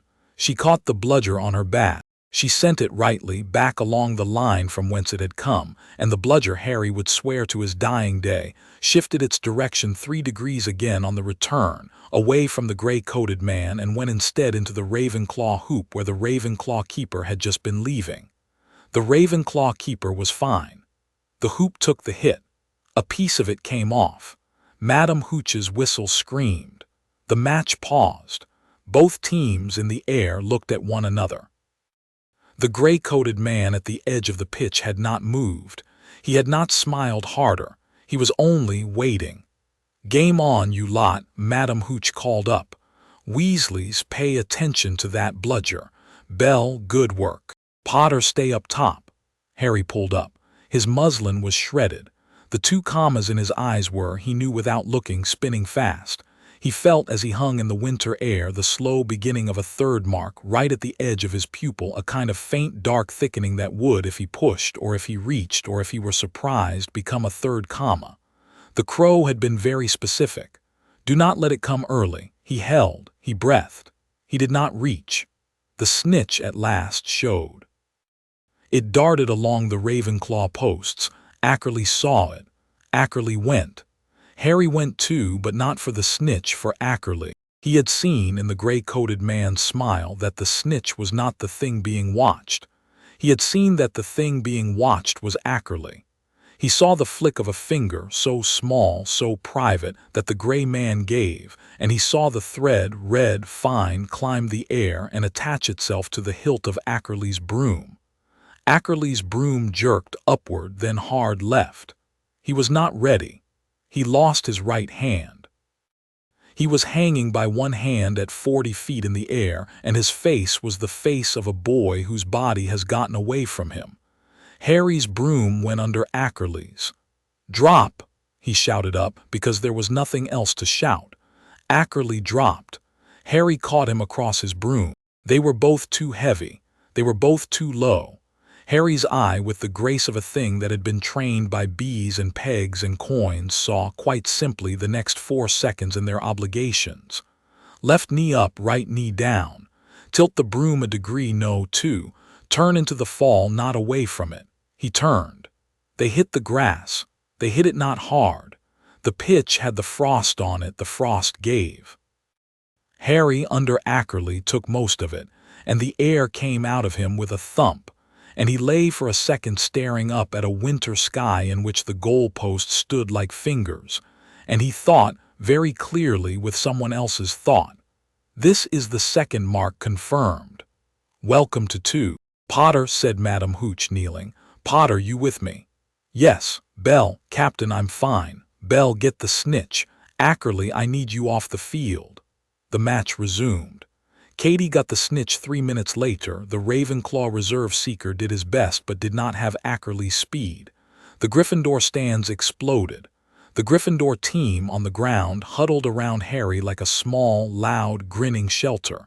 Katie pulled him up. Ginny's arms were around his neck before she had decided to put them there. Ron was shouting. Hermione was standing beyond the stretcher. Madame Pomfrey was shaking at them and crying a little, which was new and good. The gray-coated man, when Harry looked for him, was gone. Harry's eye, when he allowed himself to look in the small mirror Madame Pomfrey held up for him as she cleaned the frost off his cheek, had 2 commas in each pupil. Bright, certain, still on. A 3rd he saw was threatening. It was like a shadow at the edge of the iris. He held the muslin up. The 3rd retreated. "Not yet," he said very softly to whatever part of him was listening. "What was that?" Madame Pomfrey said. "Nothing, I'm fine." "You are not fine, but I will let you pretend until morning. Come, bed." He went. That night in the common room, after Pomfrey had finally gone and Dumbledore had come down himself to see him, which was a first, and felt to Harry like being visited by weather, Ron and Hermione cornered him on the sofa by the fire. "All right," Hermione said. "Sit. No ducking. We are going to have the talk." "The talk, the full talk. I've been telling you parts. You have been telling us parts. We have been clever and polite about our parts. We are done with being polite." "Not angry, Harry, I am just done. Tell us everything. Everything Dumbledore told you. Everything the crow told you. Everything Snape has taught you. Every Tomo, every threat, every name we can name. Starting now." Harry looked from her to Ron. Ron, unusually, was not smiling. Ron had the very particular expression he had when he was scared and was compensating with determination. Ron said quietly, "I can't keep catching you if I don't know what's trying to drop you, mate." "Right. Right," Harry said. He told them. He told them about the cloaked figure in the dream since June. The river training ground dream. The crow's name, or at least the crow's history as the crow had given it. The Uchiha. The way Sharingan counted to 4. The way the 4th came only in blood. The fragment in the jar. The twin. Kuradara's 4th hiding in the back of his pupil. Dumbledore in the forest with a wet sleeve. The gray-coated man on the sideline. He told it all, and when he was done he did not want to look at either of them. He had to. Hermione had her hands over her mouth. Ron had his hand in a fist on the arm of the sofa, his knuckles white. "He wants you to grieve," Hermione said. "He wants to push you to the 4th. Yes. And the 4th will cost one of us." "It would in the story, yes." "Merlin." "Yes." "All right," Ron said. "Then the plan is we don't die." "That is an excellent plan." "The plan is, we don't die, and Harry does not open that 4th door, and Dumbledore and Snape take care of the man in the library, and Hagrid has the back door of his cabin, and Fred and George will be here over Christmas, and we will tell them. We tell them. I am not going up against an old Asian wizard with an eye who can kill people at distance with strings without Fred and George on my side. I am not. Ron. Hermione, I'm serious." I was not going to argue. "I think you should tell Fred and George." Harry looked between them. "Okay," he said. "Christmas, Fred and George, yes, and Ginny. Ginny, yes. Luna, she saw the crow, she asked me to say hello. Luna, yes. Neville," Harry hesitated. He should know, I want him to know he's one of us." "Neville, yes." "All right then, that's a small army." "An army, Harry," Hermione said, "is what it is going to have to be." "An army," Ron said. "An army," Harry agreed, and found as he said the word that it settled in him not like a burden but like a small, stubborn flame. He closed his eyes. He pulled the muslin. The 2 commas spun down to their quiet baseline circle. His eyes were 2 green eyes again, with just behind them the slight red warmth of a fire banked for winter. Outside the tower window, somewhere in the dark above the lake, a crow cried once and was answered. Kuradara sent for Harry the next morning, on a thin slip of ministry parchment that arrived at breakfast with an official seal on the back. Hermione read it first. She read it twice. She did not hand it over immediately. She put it face down beside her plate and took a small sip of tea, and only after that did she slide it across to Harry with the finger and thumb of one hand. "He's invoking the warrant," she said. Harry read. "Pursuant to Ministerial Authority 1841c, student H.J. Potter is requested to attend a routine examination, Tuesday next, 3:30 p.m. Classroom 3B examination shall last no longer than 30 minutes. Advising, T. Kuradara." "Oh, bloody hell," Ron said. "Don't go," Hermione said. "I have to." "Don't." "Hermione, if I don't go, Fudge will have Dumbledore up on charges of obstructing ministry inquiry within a fortnight. I have to go. We will prepare for it. Dumbledore will come with me. McGonagall will come with me. Snape will come with me. There will be a crowd in that room the size of a small wedding. He is going to look at your eyes. He is going to try to. He will not see a thing. I have been training for this exact moment since September. I am going to walk into that room with my muslin stapled to my face, and I am going to let him examine me, and he is going to come up with nothing." Hermione did not look convinced. She looked instead like she was rearranging internally a number of contingency plans. "All right," she said at last. "Bring Dumbledore, bring McGonagall, bring Snape, bring me. You will not be allowed in. I will be standing in the corridor with a pocket watch and a sneakoscope." "Fine," Ron next to Hermione. "You can be trusted with a sneakoscope." "I can." "Fine, Tuesday at 3:30, everyone, we walk in, we walk out." We make him look stupid in front of his own warrant." "Amen," Ron said. In the corridor outside the Great Hall afterwards, Harry pulled Hermione and Ron into a narrow side alcove. He spoke in a voice low enough that the portraits, if they were listening, would have had to lean. "One more thing," he said. "The jar." "Ron's sock drawer," Hermione said. "Not tonight. Tonight it moves. If he's got a warrant, he's got magical right to search affected students' property. He will look, he will find. We move it tonight. I want it in 3 places at once." 3. Decoy, decoy, real. Ron, you make me a decoy that feels right to the eye. Hermione, you make me a decoy that feels right to any sniffing charm. The real one we give to one person in this castle Curadara cannot legally search. "Who?" Ron said. "Hagrid." "Oh, you wonderful man."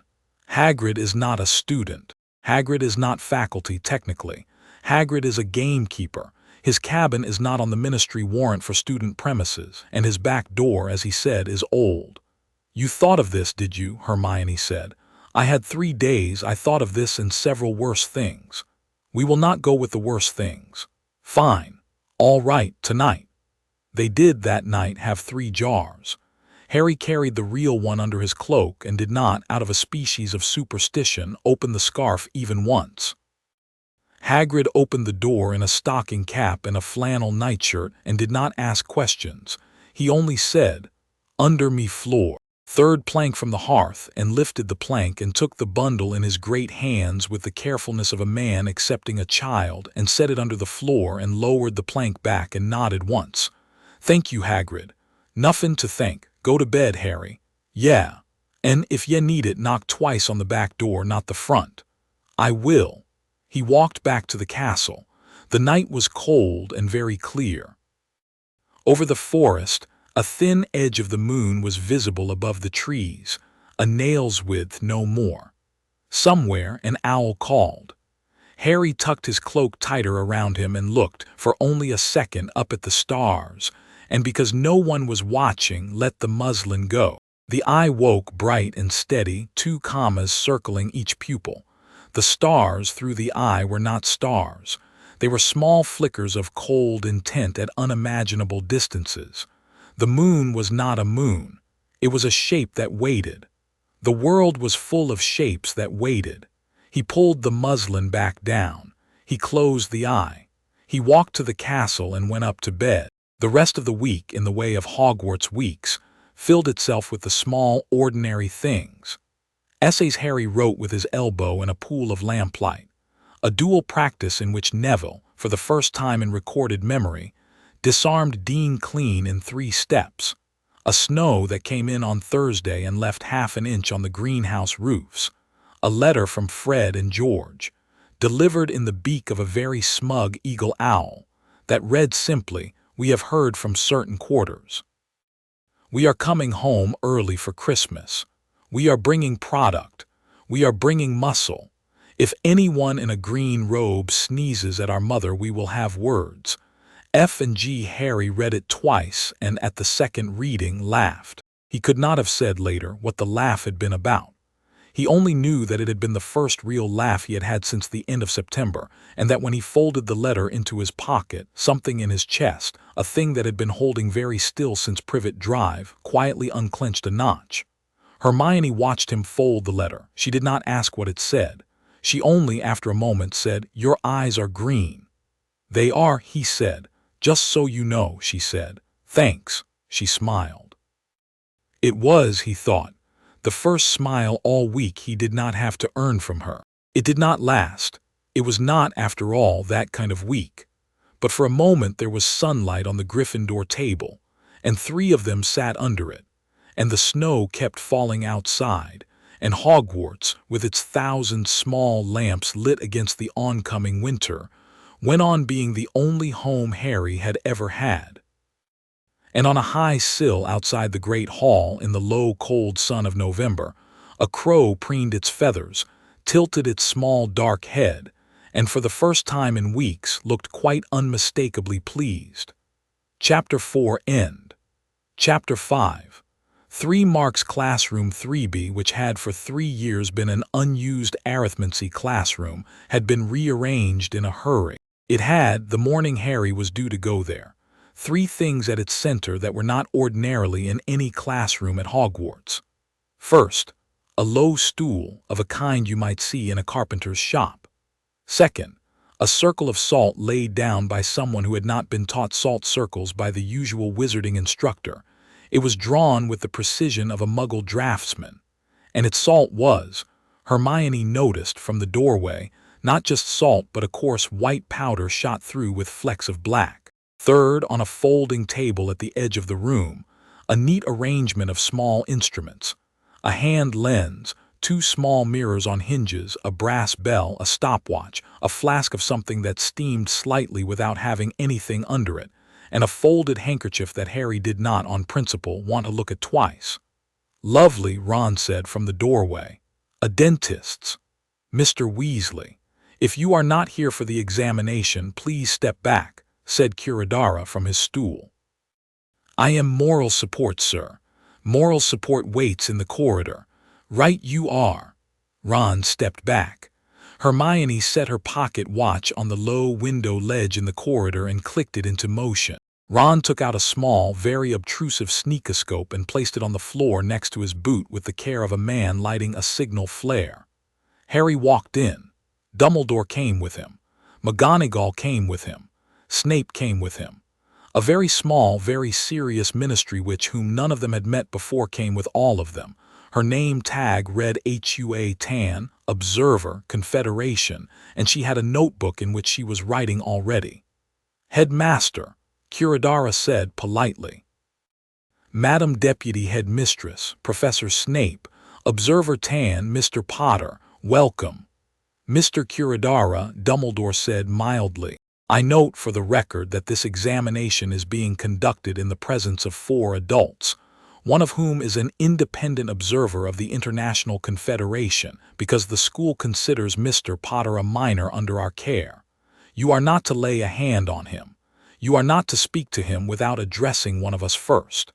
You are not to use," Dumbledore glanced at the folded handkerchief, "instruments that have not been pre-cleared by Madame Pomfrey. Are we clear?"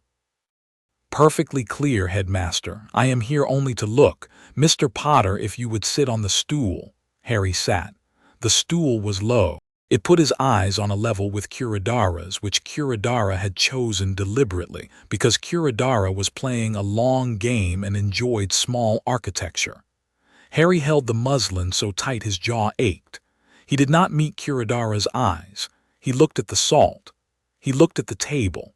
He looked at the window behind Curadara, where, very faintly, a crow sat on the outer sill. The crow did not move. The crow was holding a small stillness of its own, which was, Harry understood in the way one understands these things with the eye down, a kind of shield. "Mr. Potter," Curadara said. "Look at me, please." Harry did not move his head. "I will be looking at you, sir, but at the tie, if that is all the same." "The tie is not the same. It's a very nice tie." McGonagall behind him made a sound that might have been a cough. "Mr. Potter, sir, look at my face if not my eyes." Harry lifted his eyes to Curadara's mouth. His mouth was smiling. His mouth was always smiling. "Very well," Curadara said and took up the hand lens. "A simple visual examination first. I am not going to touch you. The lens is for my own use. Hold still." He held the lens up. He leaned. Harry smelled green tea and bergamot and lacquer. He did not move. He saw, in his peripheral vision, the salt circle around the stool seemed to pulse faintly, as if in response to what lived in the room, and thought, for a fleeting moment, that Curadara had not, in fact, drawn the circle to contain Harry. He had drawn it to contain himself.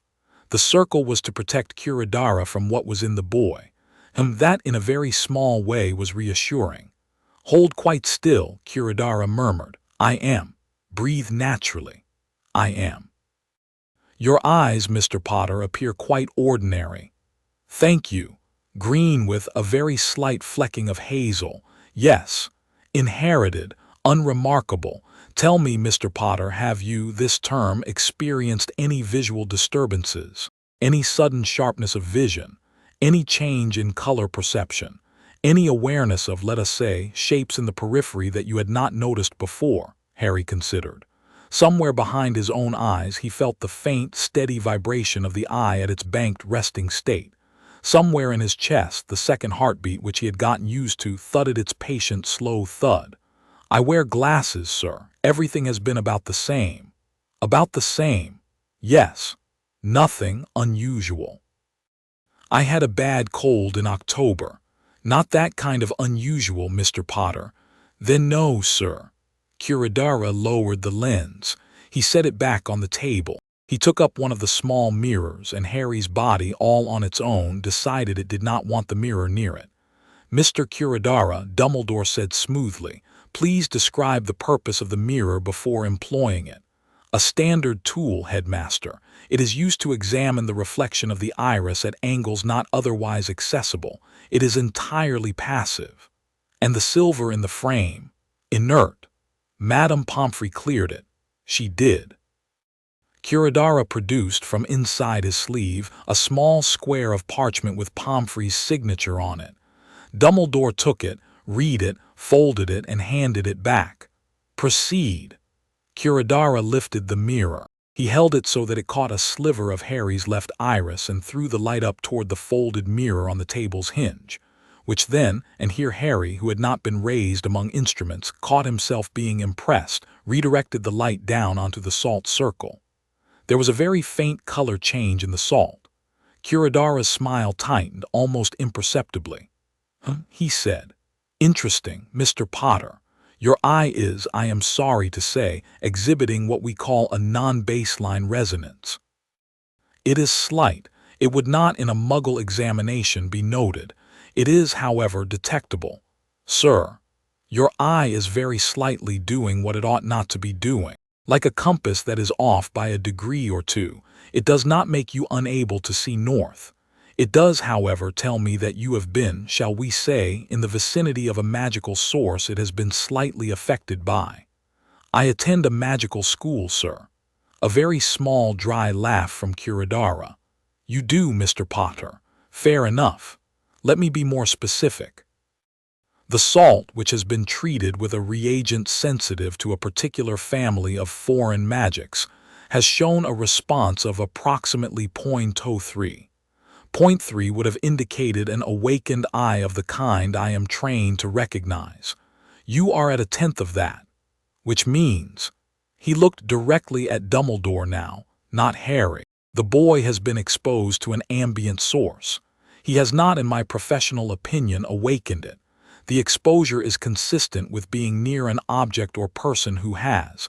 The examination is inconclusive. Is that, for our record, your finding? Dumbledore said. That is my finding, Headmaster. Observer Tan, if you would note that finding in your record. Noted, said Hua Tan with a very small nod. Mr. Potter, you may go. Harry stood. He went with the careful walk of a boy who does not want to trip on the salt. He did not look at Kuradara. He did not look back. In the corridor, Hermione had closed her eyes and was breathing into her sleeve. Ron's sneakoscope was spinning on the stone floor, whistling faintly. Hua Tan, who had followed them out, paused a pace behind. She caught Dumbledore's elbow briefly with 2 fingers. Headmaster, she said in a very quiet voice. A word later. Observer Tan. A word later, please. You shall have it. Dumbledore gave her a small bow of the head.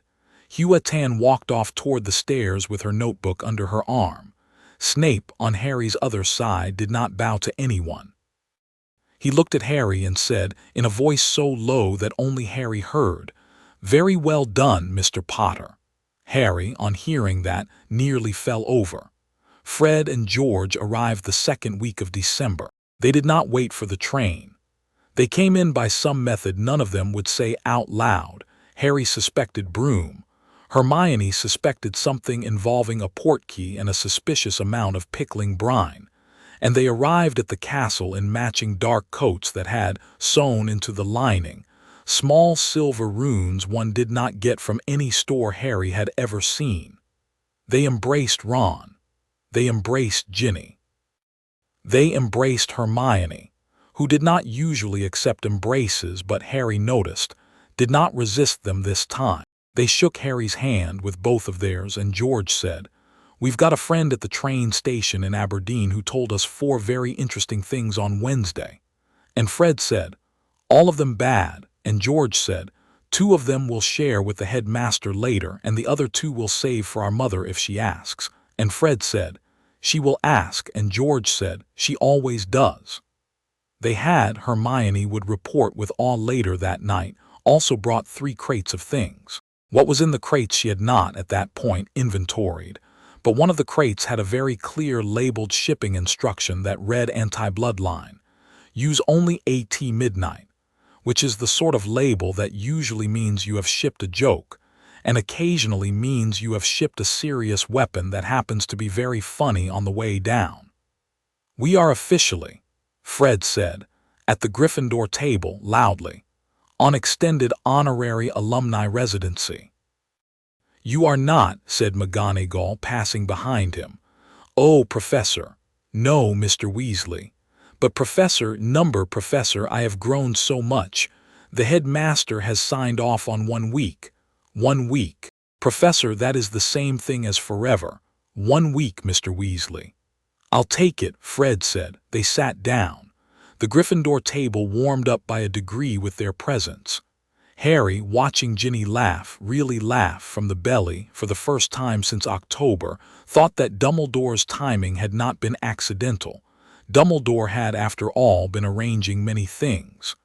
Old Friend arrived on the same day as the twins. She came in on a much quieter carriage, late in the afternoon, and went straight to Dumbledore's office without pausing to be photographed. Harry saw her only later, and only by accident, passing the stone gargoyle on his way to Snape. She was small, smaller than any grown woman Harry had seen in a long time, with iron-gray hair cropped short and a sharp, patient, pleasantly stern face. She wore robes in a style Harry had never seen, not English, not continental, a deep blue with a white collar and a long panel down the front marked in pale gold. Her eyes were black, very bright, and when she passed Harry she looked at him for a count of 3, nodded once and walked on. "Headmaster's guest," Harry said to Snape in the dungeon. "Yes," Snape said. "Who is she?" "You will meet her tomorrow. Do not pester her. She has had a long journey. She is not interested in flattery. She will, I believe, find you workable. If she does not, she will say so and walk out, in which case I will be extremely disappointed in you." "Noted, sir." Bees. Her name was Hiroko Ono. She was the 7th daughter of a weaver, the great-great-niece of an Uchiha exile, and the oldest living practitioner. She told them all mildly of a thing she called Taji, which roughly translated meant quiet hand. She did not teach the eye. She did not have one. She had something older, she said, which was a discipline one could pair with the eye as one might pair 2 horses to a wagon.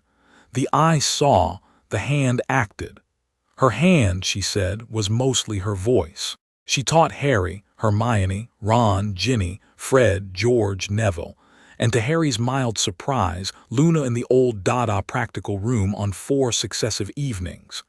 She did not teach them any spells. She taught them to stand. She taught them to breathe.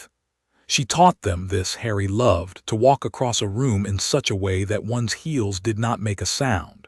She taught Ginny to let a breath out slowly enough that her shoulders did not rise at the start of it. She taught Fred to stop bouncing on the balls of his feet, which for Fred was as difficult as anything he had been asked in life. By the end of the 4th evening she had them all standing in a line, silent, breathing, and when she said a single word in her own language, each of them, without thinking about it, had moved half a pace left and half a pace back, and none of them had stepped on a line drawn in chalk on the floor that had been there when they came in. "Good," she said. "Tonight you are less loud." "Less loud," Fred whispered. "Quiet, quieter, better, sit." They sat. "Last lesson," she said. "Simple one. If you are in the forest at night and the man you fear is walking toward you, you do not run." "We don't," Ron said. You do not run, you wait, you breathe.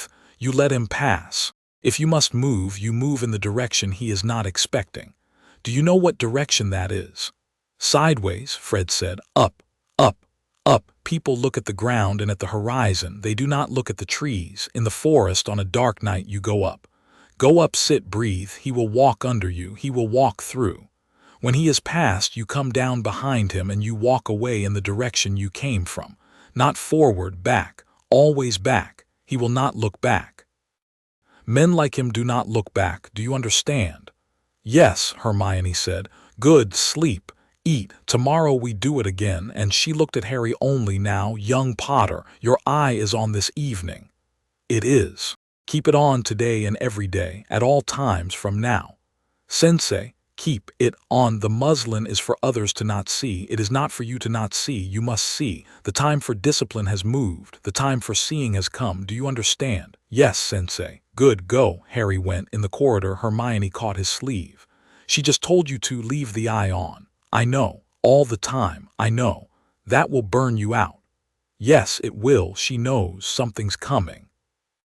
Hermione's mouth was thin. When? Soon. She didn't say soon, but she meant soon. Christmas, Hermione said. Christmas, I think. Right, right. It was not Christmas. It was December 19th, 3 days before the term ended, and it happened during Defense Against the Dark Arts. The class was on a practical review. Kuradara had arranged the desks in a horseshoe. He walked the center with his hands folded behind him and called students one by one for demonstrations. Neville, shield, Dean, disarm, Lavender, shield variant, Seamus, disarm variant. It was all very civil. Hermione, by Harry's elbow, had her wand laid across her thigh and her muscles loose in her eye, though she did not have that kind of eye, somewhere near. Ron, on Harry's other side, was watching the door. Kuradara called, Mr. Malfoy. Malfoy stood up. Malfoy was, Harry saw, with his eye on and the muslin turned to translucent, as Hiroko had taught him, pale and small and very, very tired. The red threads running into Malfoy's shoulder and wrist had multiplied in the month since the duel. Harry counted 6 of them now, fine as cobweb, trailing back across the classroom into Kuradara's left palm. Harry's stomach went cold. Mr. Malfoy, a shield variant, Protego duplex if you have it. Do you have it? Sir, I don't. Try. Malfoy tried. His shield went up. It was a simple Protego. It did not duplex. It wobbled. It broke. Malfoy sagged. A disappointment, Mr. Malfoy. You are a 6th year. Do you want to try again? Yes, sir. Before you do, while I have all of you, let us use this moment. Class, witness. A shield that does not hold is the fault of the caster's intent. Mr. Malfoy's intent is, I will be kind, scattered. When intent is scattered, the body does not move with conviction. When the body does not move with conviction, the magic does not gather. Mr. Potter, if you would demonstrate for the contrast. Up, please. Harry stood. He walked to the center. The muslin was down to a film. The eye was wide. He could see. In the air between himself and Malfoy, the whole web of Kuradara's threads, trembling in tension. He could see the shape of the move Kuradara was going to make. He could see the sickle he was going to pick from the shuffle of coins. Protego, Mr. Potter. Sir, Harry said softly, Draco doesn't know the duplex. Oh, I am not going to cast a duplex, Mr. Potter. Sir, Hermione in the row was already on her feet. Kuradara smiled, very small, very kind, and flicked the fingers of his left hand. 6 red threads jerked. Malfoy's wand came up. Malfoy's wrist went, not into a Protego, but into the gesture Harry had seen only once before, and this time in a raw and brutal version. The puppeting hex, turned outward, aimed at Harry. Malfoy's face was horrified. Malfoy was not in charge of his hand. Harry moved. He did not think. He had practiced not thinking for 4 months. He saw the whole gesture before Malfoy's body finished it. He saw the exact second when the hex would leave the wand tip. He saw the red thread at the base of Malfoy's shoulder that was doing the work. He drew his own wand. He flicked his wrist not at Malfoy, who was the visible threat, but at the red thread. The silver-white strand, the same he had cast on the first day of defense, jumped from his wand and severed the thread as cleanly as a knife through a fiber. Malfoy collapsed. The hex misfired, it hit the wall. The wall, Harry had seen this coming, and it made him very sad, unbuilt itself in a perfect circle, from stone to sand, and the sand fell inward, and the classroom had a new window on the winter afternoon. Curadara's smile did not move. Hermione was already past the desks, kneeling by Malfoy. Ron was at the door. Hiroko, Harry registered with a start, was in the corridor and had always been in the corridor. She had drifted down from a floor above the moment class had begun, and had been there the whole time, unmoving, breathing as she had taught them. "Mr. Potter," Curadara said pleasantly, "you surprise me again." "You surprise me, sir, again. The Malfoys have been very useful to the Ministry's interests these last few years. I am sorry to have damaged one. It will, alas, be laid at the feet of his own sloppy technique. Class, if any of you repeats any part of what you think you have seen outside of these walls, I regret that I will have to invoke a mild charm to assist your memory. Do we understand?" "You will not," Dumbledore said from the doorway. He had come in. Hiroko had brought him. He had not run. He had walked. He was, when Harry looked at him, not a frail old man at all. He was a wizard, perhaps the last great one in the British Isles, standing in a classroom with a new window, his left hand loose at his side. "Headmaster," Curadara said, not quite as pleasantly as before. "Tadashi Curadara, you are dismissed from this school. You will leave the grounds within the hour. Your ministry warrant I have already had quashed as of 15 minutes ago at the direct intervention of Observer Hugh Atan, who has been writing a very long memo in anticipation. You will not return. Do you understand me? You cannot. I can. I have. Good afternoon." Curadara looked. Harry had never seen this in 3 months of Curadara caught, for the space of a breath. Then the smile returned. "Very well, headmaster. I will leave by the end of the hour. I will, of course, be taking my personal effects." "You will not be entering the jar vault," Dumbledore said quietly. "I have no idea what vault you are referring to." "Very good. Leave, please." Curadara bowed a deep, polite, mock-contrite bow. He turned. He walked out. He did not look at Harry. Harry did not look at him. But the eye, without asking permission, watched and saw Curadara's shoulders for one perfect moment as he crossed the threshold, pull up to his ears in a way that said, "For the first time in 3 months, this man is angry." Harry, in spite of himself, was pleased. He was not pleased for long. An hour and a half later, when Curadara was, per Dumbledore's decree, to be off the grounds, a single messenger arrived on a black broom over the lake and landed at the gate. The messenger was masked. The mask was white. The mask had 3 small dots around a hollow center. The messenger handed a small sealed envelope to the head boy, who was on gate duty, and turned and flew away before the head boy had thought to ask for a name. The envelope was addressed to Harry Potter. It had no stamp. Harry opened it in Dumbledore's office, with Dumbledore and Hermione and Ron and Hiroko in the room. The message was short. "You turned my apprentice. That was impolite. I have your friend with me. She was walking alone in the East Park at dusk. She is alive. She is unharmed. She will remain so if and only if you will meet me. Tonight. The forest clearing 2 miles southeast of the cabin past the bent oak. Come alone. Bring the jar. If you bring the old fox, your friend will be returned without her voice. If you bring the old fox's weasel, your friend will be returned without her eyes. If you come alone and bring the jar, I give you my word, old word, good word, that she will walk out of the forest tonight. I look forward to seeing you." Ginny," Hermione said, already moving. She did not need to say the name twice. They were all moving before the name had settled. "Harry," Dumbledore said sharply, "I know." "Harry, you are not going alone. I forbid it.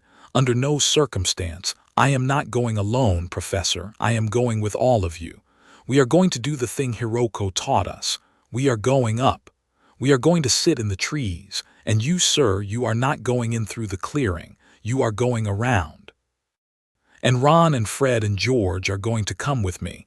And Hermione is going to stay with Hiroko, because Hiroko is the only one of us who can keep him talking. Dumbledore looked at him for a very long moment, and then, very slowly, he smiled. It was the smile of a man who has, after 3 months of effort, just watched a pupil discover that he did not need the teacher anymore. "All right, Harry," he said. "Lead us." The forest at night, with the eye fully open for the first time without a muslin, was something Harry would never in his life forget. It was not dark.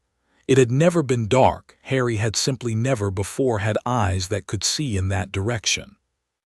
The trees were shaped of slow, old intents. They leaned toward one another with something like companionship. The air had 1,000 thin threads of motion. Insects, small owls, wind, and the threads had a pattern. And the pattern, you could read, was a winter forest asleep. Somewhere very far to the north, a deer was walking and did not yet know that there were men in its wood. They walked. Fred and George on his left and right with their wands low. Ron behind him, breathing in sync. In the trees above, Hiroko had gone up 5 minutes earlier and was, Harry did not see but felt, arranging herself on a high limb. Dumbledore, somewhere off to the southwest, was taking the long way. Hermione, with the jar in her arms and a satchel wrapped in oilcloth, was 20 paces behind Ron, and Hermione was, bless her, reciting softly under her breath the list of plants in the forbidden forest, as a way of keeping her wand arm loose. "Bent oak," George said, quietly pointing. The bent oak stood in its clearing with its familiar strange bend, as if it had once been asked by lightning to reconsider. Past it, in the pale snow, was a second, smaller clearing ringed by 3 younger oaks. In the middle of the smaller clearing, a fire had been laid on stones. It was a small fire. It did not smoke, it gave off only heat. Beside the fire, Ginny sat on a fallen log. Her hands were on her knees. Her eyes were open. She was very still. "Harry," she called softly. "Harry, don't." Harry stopped. "Good girl," said a voice as pleasant as tea. From a shadow at the edge of the smaller clearing, a shadow that was not a tree and was not a man and was, apparently, both, Kuradara stepped. Except Kuradara was no longer Kuradara. The very pleasant face had thinned. The brown eyes had deepened. His hair had lengthened and darkened.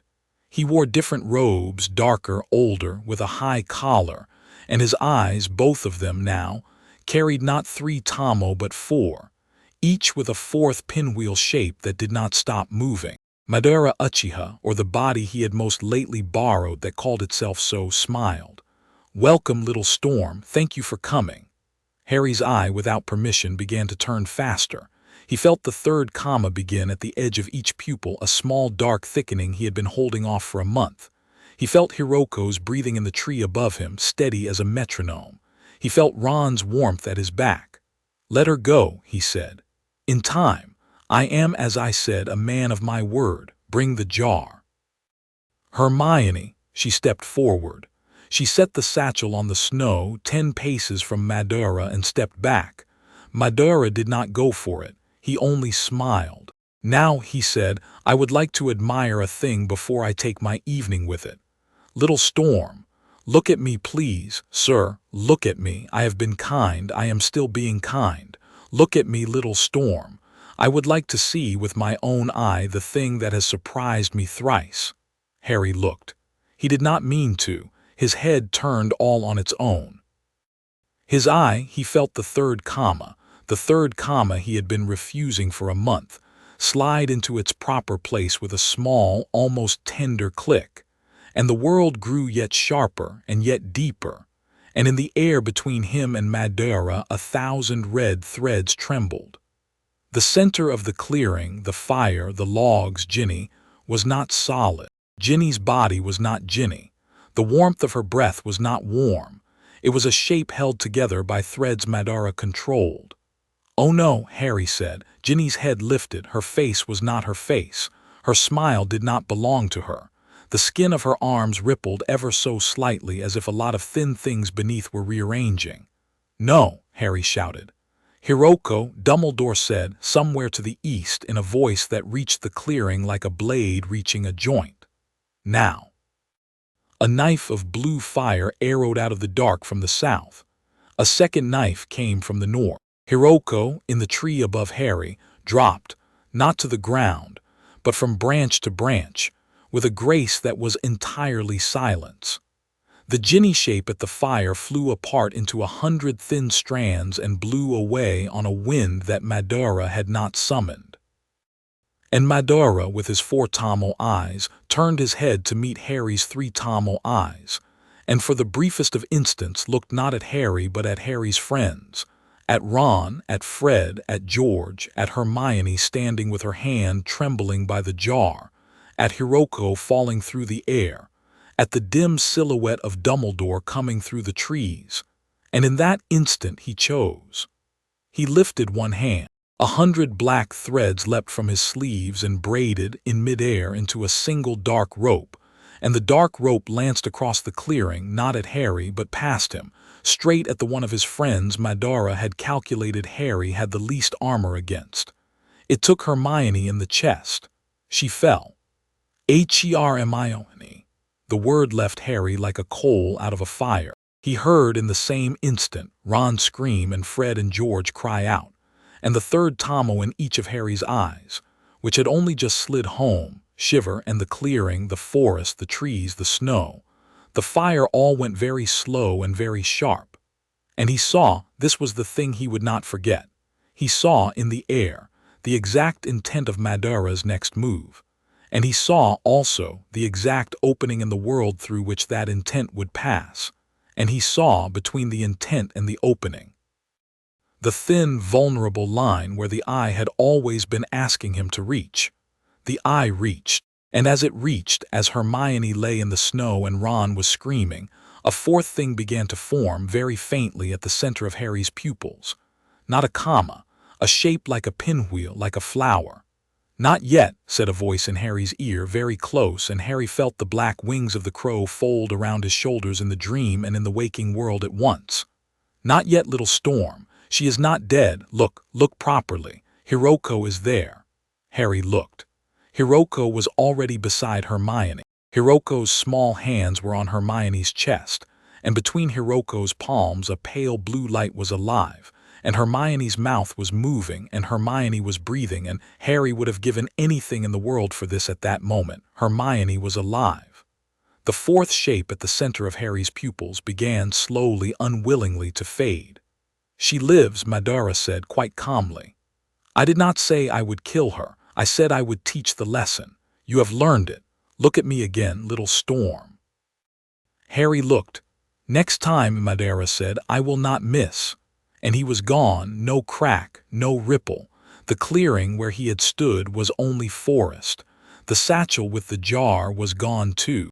They carried Hermione back in a silence that was not quite grief and not quite relief. Hiroko's light had kept Hermione breathing, but Hermione's face in the firelight was the color of wet paper, and she drifted in and out in the way people do when their bodies have been ordered into sleep they did not sign up for. Ron walked on one side of the improvised litter. Fred, George, and Harry had made it out of 2 cloaks and a broomstick, and Ginny, the real one, who had come tearing down from the castle the moment Dumbledore's patroness had found her, walked on the other. She held Hermione's hand the whole way and did not once, until they reached the hospital wing, cry. At the hospital wing she cried. Harry let her. Ron sat on the end of Hermione's bed and held her other hand and did not cry, which was worse, because Ron's face had gone the color Ron's face went when he was preparing to do something very stupid to a very old enemy. Madame Pomfrey worked. She did not speak much. She did not need to. The wound in Hermione's chest, for there was a wound, a narrow puncture the size of a knitting needle directly over her sternum, closed under Pomfrey's steady hands in the space of an hour and stayed closed, and Hermione's breathing evened, and the paper white of her face returned slowly to the ordinary pale of a girl who had been stabbed by a very old wizard's thread. "She'll keep," Pomfrey said tightly. "Out of bed in 2 days. No running, no spell work, nothing taxing for a week. She was very lucky." "She was not," Dumbledore said quietly from the doorway. "She was precisely unlucky. He chose her on purpose." He read Harry's face and picked the name he thought would shake him most, and he was by a very narrow margin wrong. "Wrong," Ron said. "He did not account," Dumbledore said with a small smile, "for Hiroko-sensei." "Or for Harry," Ginny said. Her voice was steadier than Harry had expected. "He didn't account for Harry either, did he, Harry?" Harry looked at her. He did not answer for a long second. When he did, it was not to her. It was to Dumbledore. "I almost opened it," he said. "I know. The 4th it started, I felt it, I could have. I know, Harry, I saw. Hermione would have, I would have." "Harry," Dumbledore said gently, sitting down beside Ron on the edge of the bed and in a small, rare gesture taking Harry's hand in his. "You did not.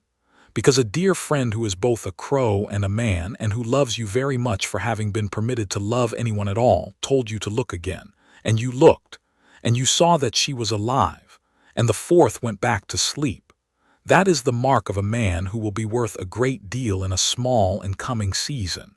Do you understand?" "I understand. And Harry, sir, the 3rd mark has come. It is yours. You will not lose it. It will now be, in all of our remaining battles, part of what you bring to them. It is a gift. It is also, and I will not pretend otherwise, a weight. You will carry it. Hiroko will teach you how. Severus will continue to teach you how.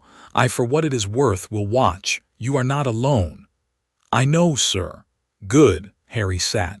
He sat for a long time. When Hermione, 3 hours after midnight, opened her eyes and looked directly at him and said, "Did you catch the snitch?" He did not laugh.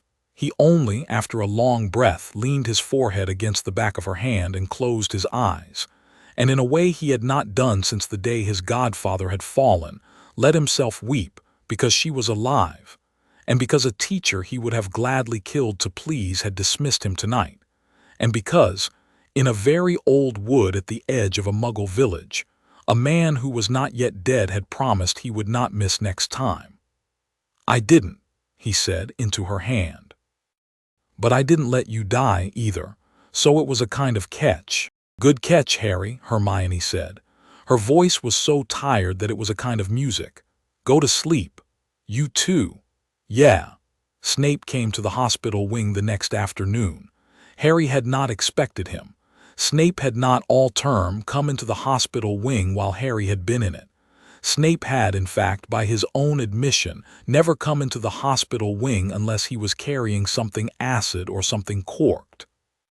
Today he carried a small wooden box, and he set it at the foot of Hermione's bed without looking at her, and without looking at Harry, and without looking at Ron, who was at the moment asleep in a chair with his mouth open.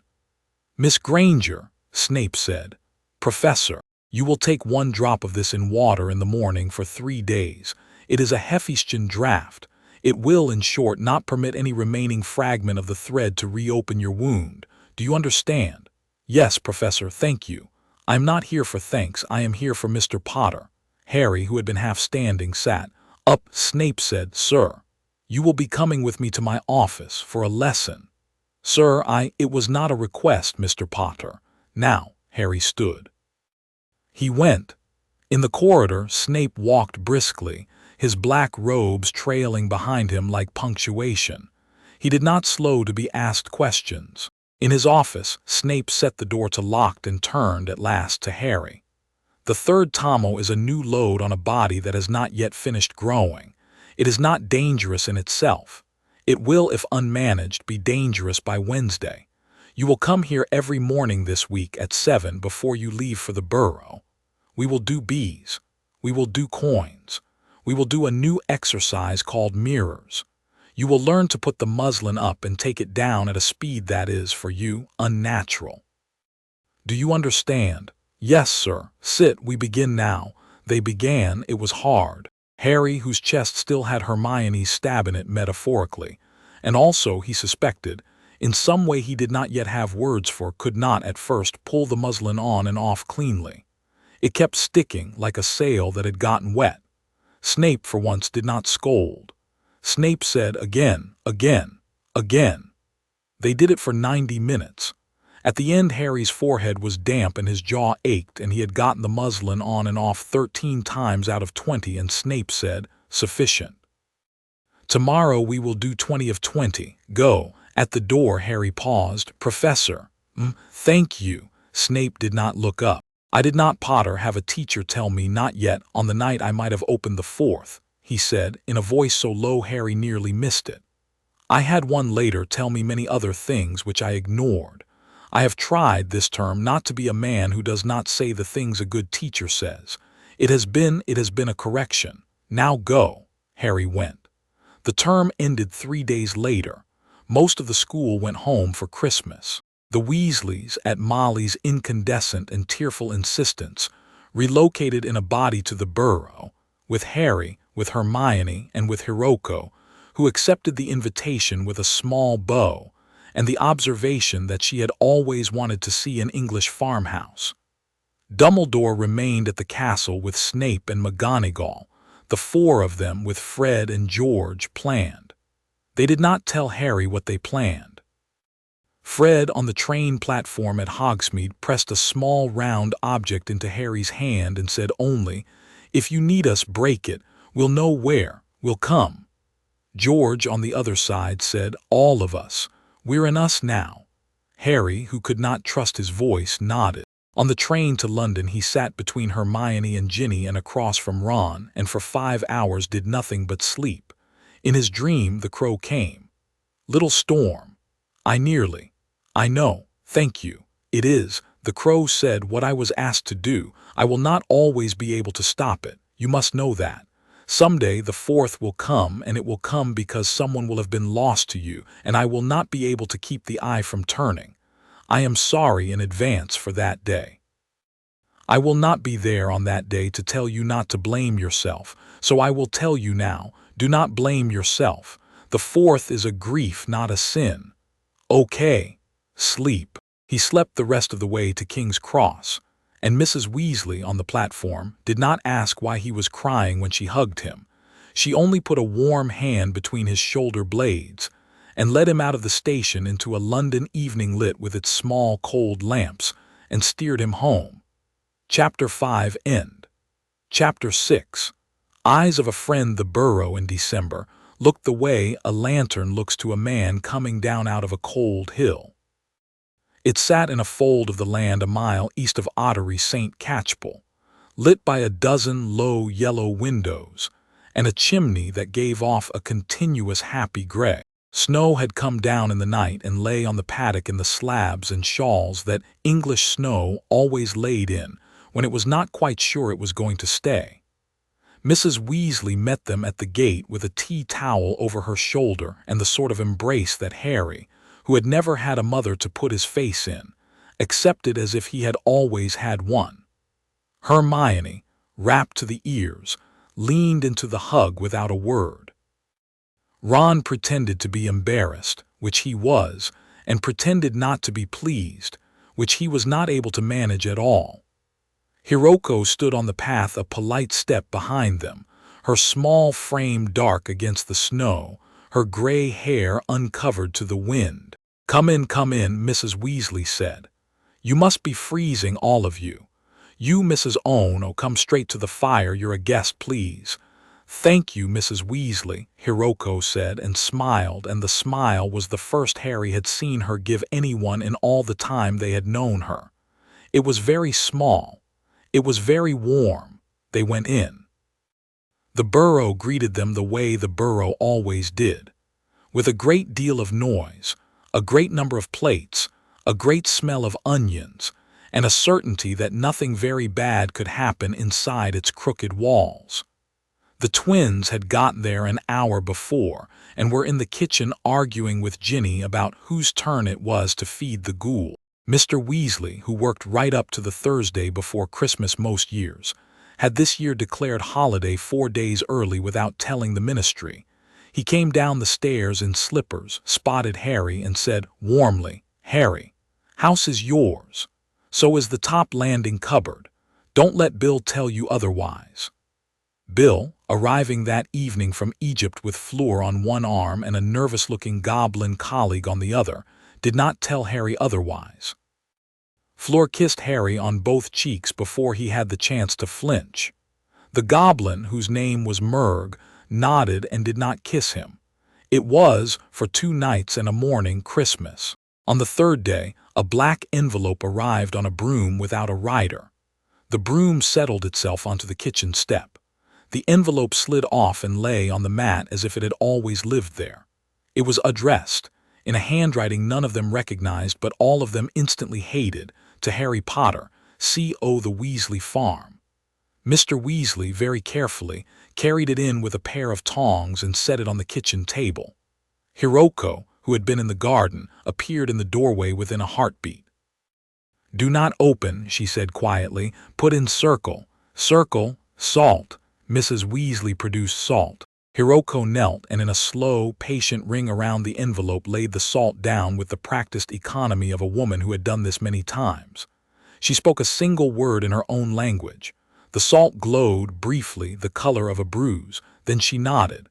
"Now open," she said. "Not by hand, by knife."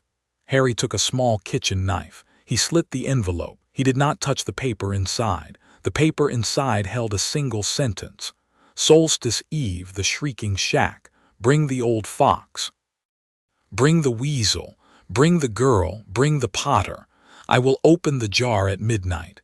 If you are not there, I will open it alone, and what wakes will not be able to be put back." Right," said Fred from the doorway, who had come to see what the fuss was.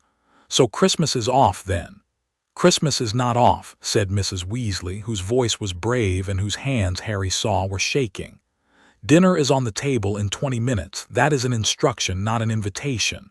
The solstice is 3 days away. You will all eat. Then we will decide what we are doing. Arthur, go and get Dumbledore, now please." Mr. Weasley went. They ate dinner. The 20 minutes, spent under the familiar low beams, did something good to all of them. Harry, for the first time in weeks, set the muslin down all the way and let the eye do what it wanted. It wanted, at the Burrows table, very little. It watched the small, warm loops of chatter. It watched Ginny across the table, at Fred, at George, at Hermione, who ate with good appetite, and Ron, who ate with his usual distinguished appetite. It watched Hiroko, beside him. And for the first time the eye noticed something it had not yet noticed. Hiroko, inside, was not quite a woman of her years. Inside her, faint as a watermark, was a second shape, a smaller, younger woman, laid behind the first like an older drawing under a new one. Hiroko was, in some way Harry did not understand, carrying someone. He did not ask. He ate. On the second night at the Burrow, before the letter came, Hiroko took Harry out to the orchard behind the chicken coop. It was very cold. The orchard's old apple trees had been pruned within an inch of their dignity. Snow sat on the bare branches like small flat hats.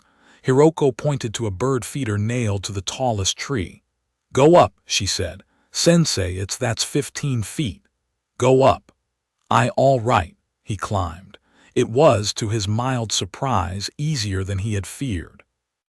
His body, after 4 months of bees and coins and Hiroko's small, moving, standing breathing, had acquired habits it did not discuss with him. He sat on the branch next to the feeder. "Now," Hiroko called up. "Close eyes, breathe, for 1 count. Open, tell me where each chicken is." "From up here?" "Yes." He closed his eyes, he breathed, he opened them. The eye went to work without him asking. In the dark yard below in the coop he counted, by the small warmth, the small shifts, the small soft breathings, 7 chickens. "7, he said. 6. 6. 1 is an egg. Eggs have a weight of a chicken but no intent of one. Look again." He looked. He saw. One of the warm shapes in the coop was still. No intent. 6, he said. Good, now down. He climbed down. She did not congratulate him. She did, however, nod, which from Hiroko was a cathedral's worth of applause. Tomorrow, she said, we go up higher. Now come inside. Your Mrs. Weasley is making something in which there is cinnamon. They went in. There was indeed cinnamon. Dumbledore arrived an hour later with Snape, who had come in a separate coat as if to make it clear he was not being voluntarily sociable. They planned. They planned all night. By dawn the plan had a shape. The plan had a name, which was Snape's and which was the shell game. The plan in outline was this. They would go to the Shrieking Shack on the solstice eve. They would not bring a jar because they did not have one.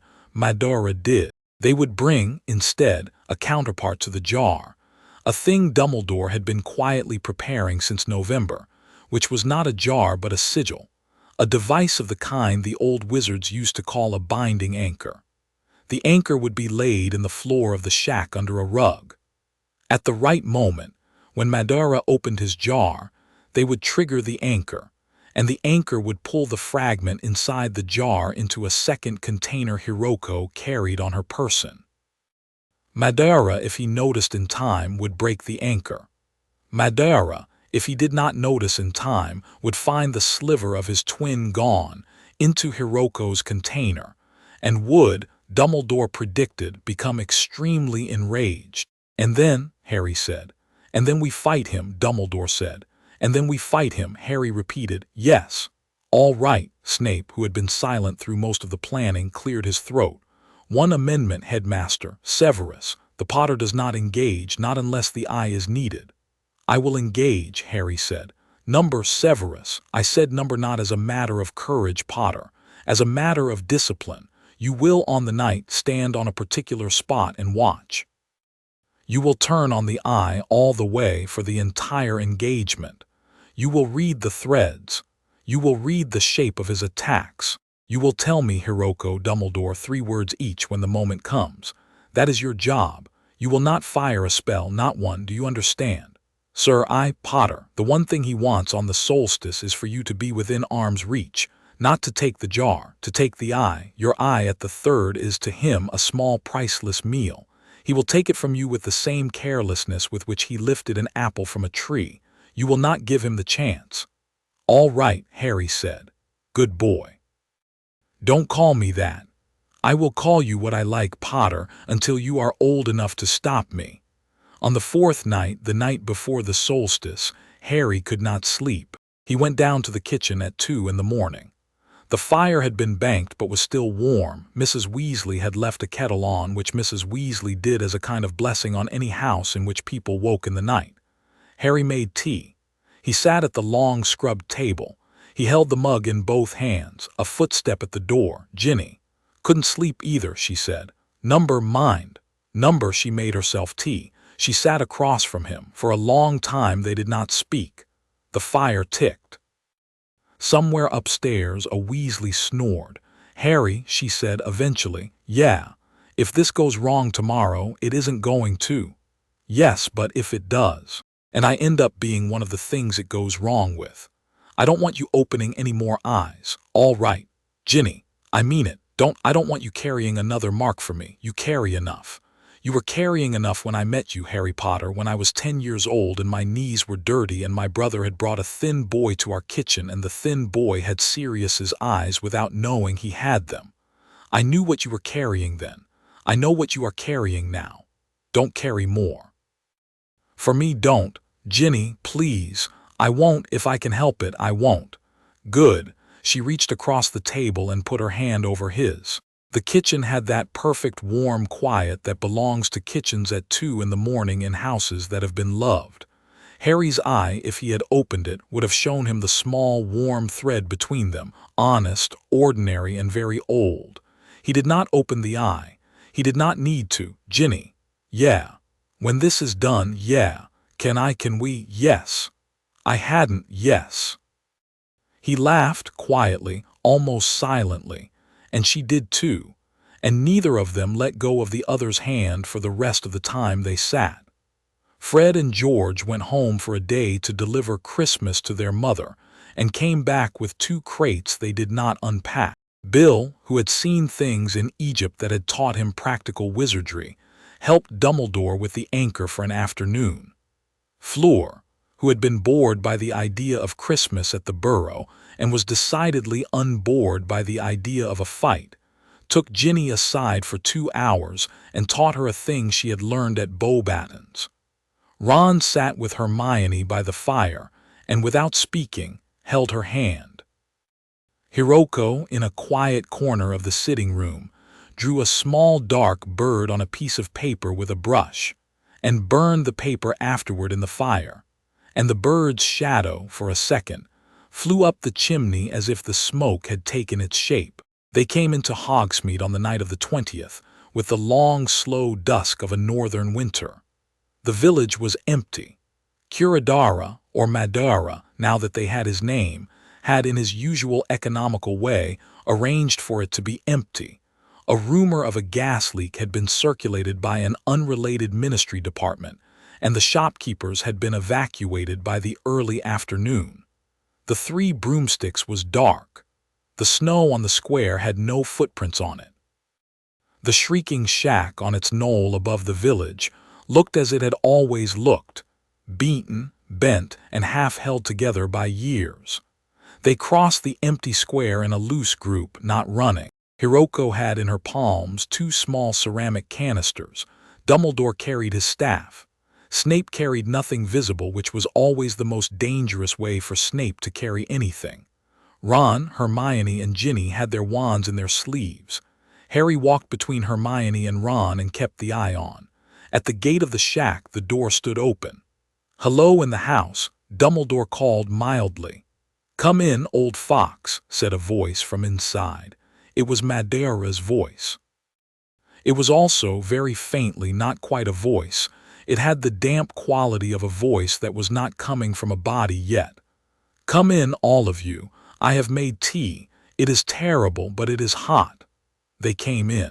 The interior of the shack had been prepared. The rotten boards had been torn up in the center of the room. The dirt floor beneath showed in a circle about 6 feet across. In the center of the circle, on a low wooden stand, sat the stoneware jar, unsealed at the lip, the blue label missing, and around it, in 3 smaller circles, were laid objects Harry did not want to look at too closely. One of them was a pair of spectacles he did not recognize. One was a lock of hair he did. Madara was getting ready for a summoning. Madara himself stood across the circle from them with a cup of tea in his hand. He looked, in the lantern light, almost painfully young. Whatever body he was riding, he had worn Curadara's outside for 3 months, and something else before that, and something else before that, had in the interval since the forest been refreshed. It was tall and lean and moved with the economy of a cat. "Little Storm," he said. "Old Fox. Old Weasel, girl, Weasel's brothers, boys Ginger girl, other Ginger girl's brothers. Oh, and the very small woman from Kyoto. Hello, Ono-san." "Hello, Madara-dono," said Hiroko politely. "I did not expect you to come personally. I was asked." "Ah, by whom?" "A woman who would not approve of you were she alive."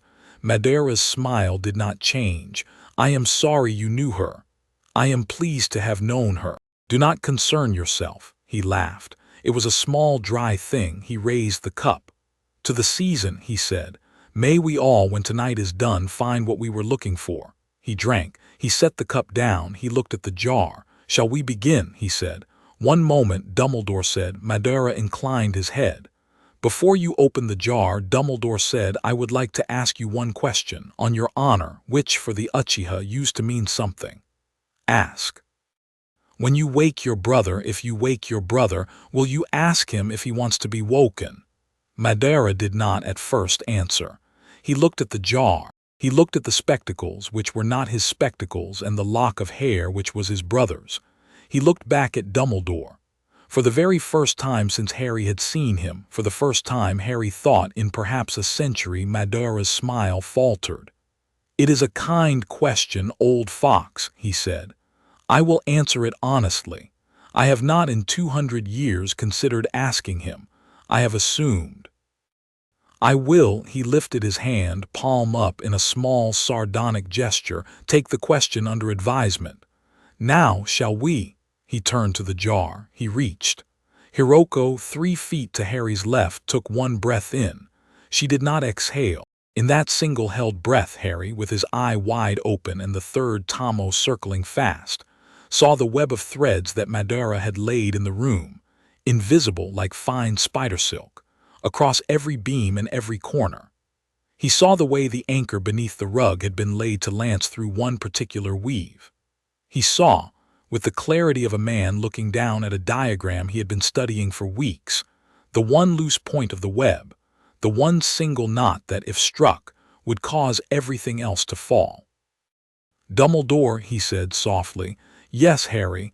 Third beam from the door, left-hand side, 6 feet up, tarnished nail. Got it. Snape." "Yes, Potter. Rug corner southeast, behind Madara. 1 inch further east than we put it. H&H. Hiroko-sensei." "Yes, child." "On my mark." Madara opened the jar. A breath of something old and cold came out. Harry saw it, a thread of pale silver, no wider than a hair, rising from the jar's mouth. It rose, and in the air above the jar began to form a shape, a face, only the face.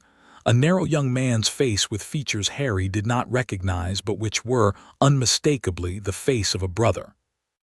The face's eyes were closed. The face drew in its first breath in 2 centuries. It began slowly to open its eyes. "Mark," Harry said. 3 things happened at once. Dumbledore flung his staff at the tarnished nail. The nail cracked. The beam shuddered.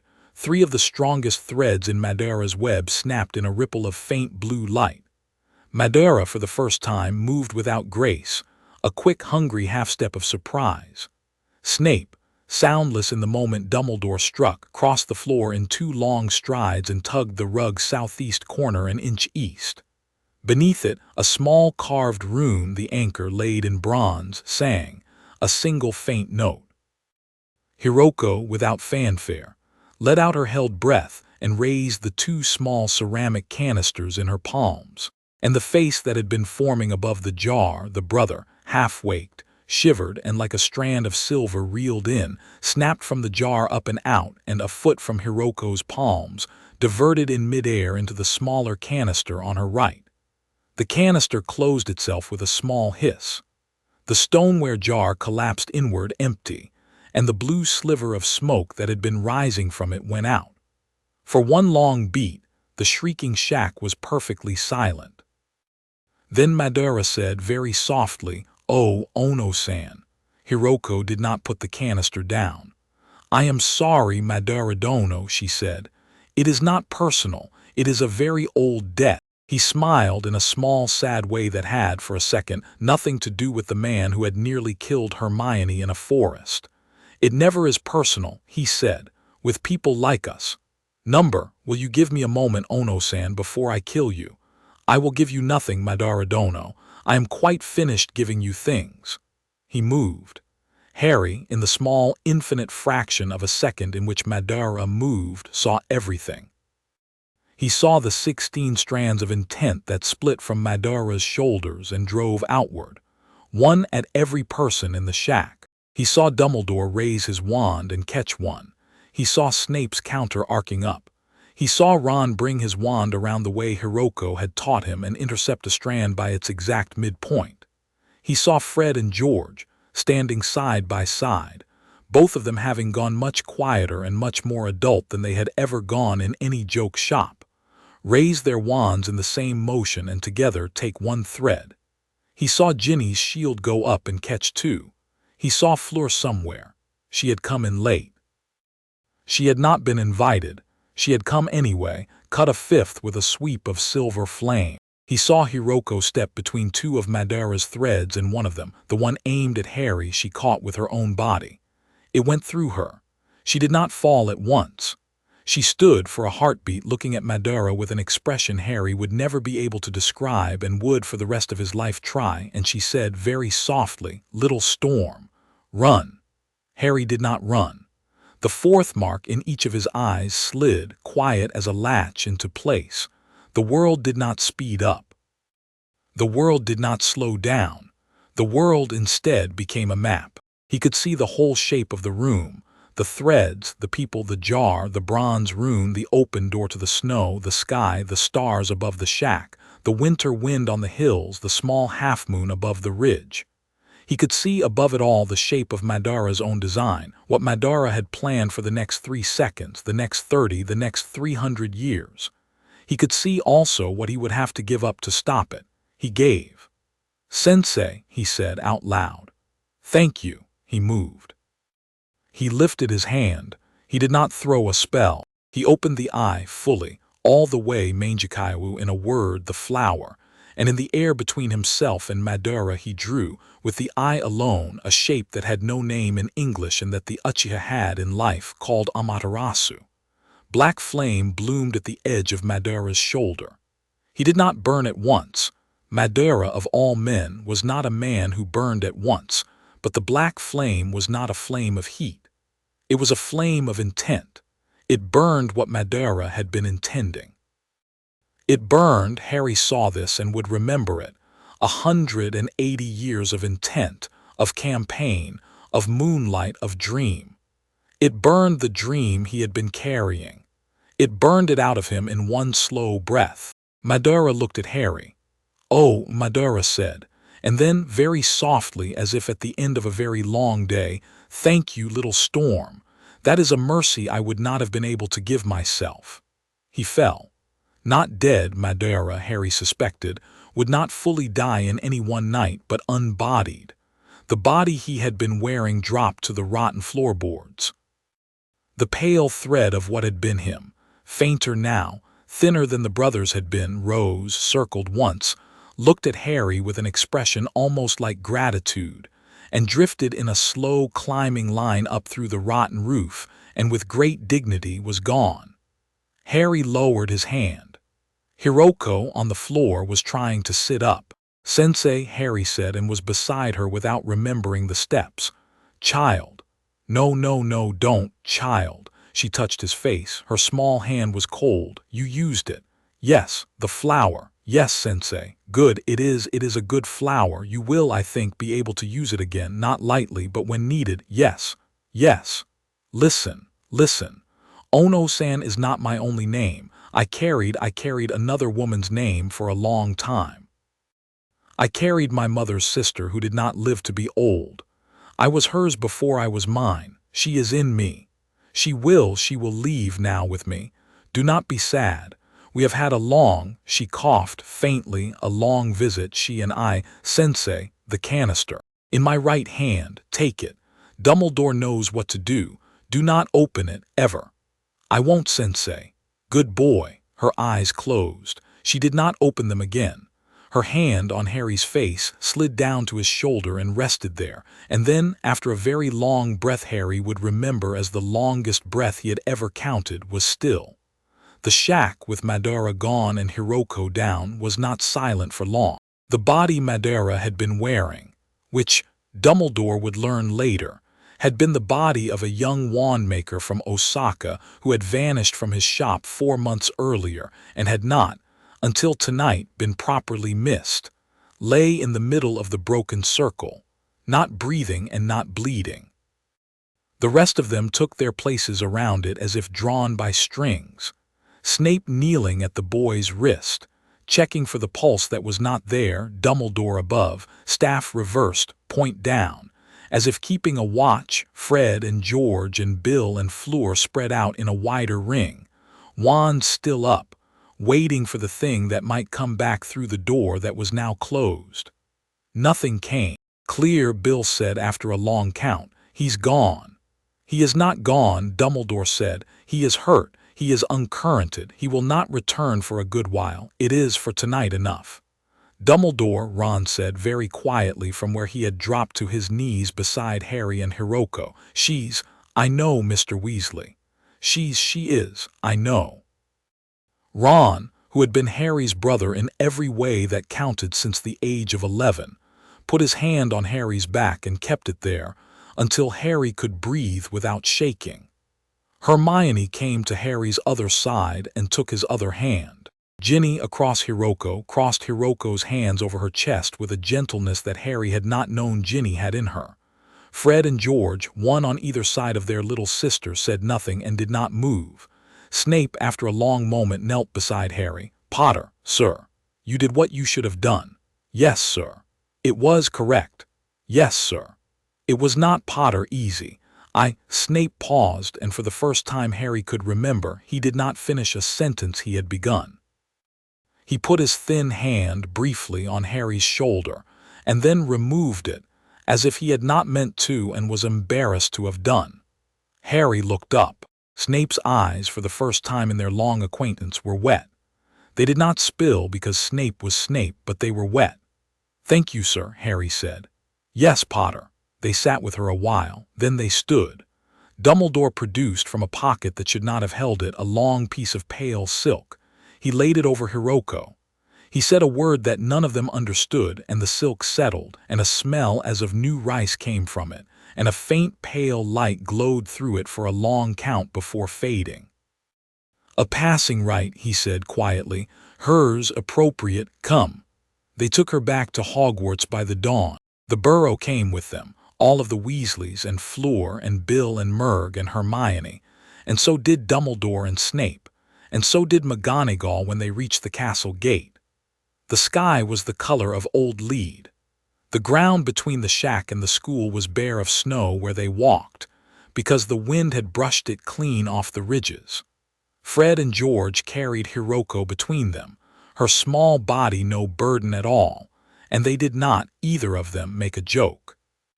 They buried her, that afternoon on the hill with the split oak. Dumbledore said a few words, so did Snape.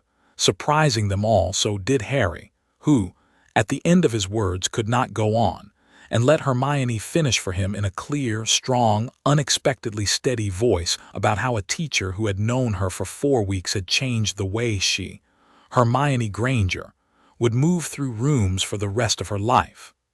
The wind took the words and did, more or less, what the wind does in these places. The oak, which had been split by a lightning 100 years ago, held on. The mound over her small body settled into the grass by nightfall. Harry's eye, on the walk back down, was green. The 4th mark was still there. It had not gone away. It would not, Harry now understood, ever go away. But it had for now folded itself back into the pupil, and the muslin had, with the practice of the term, become a thing he could hold in his sleep. And Itachi the crow sat on his shoulder, invisible, and said nothing. At the bottom of the hill, Dumbledore waited.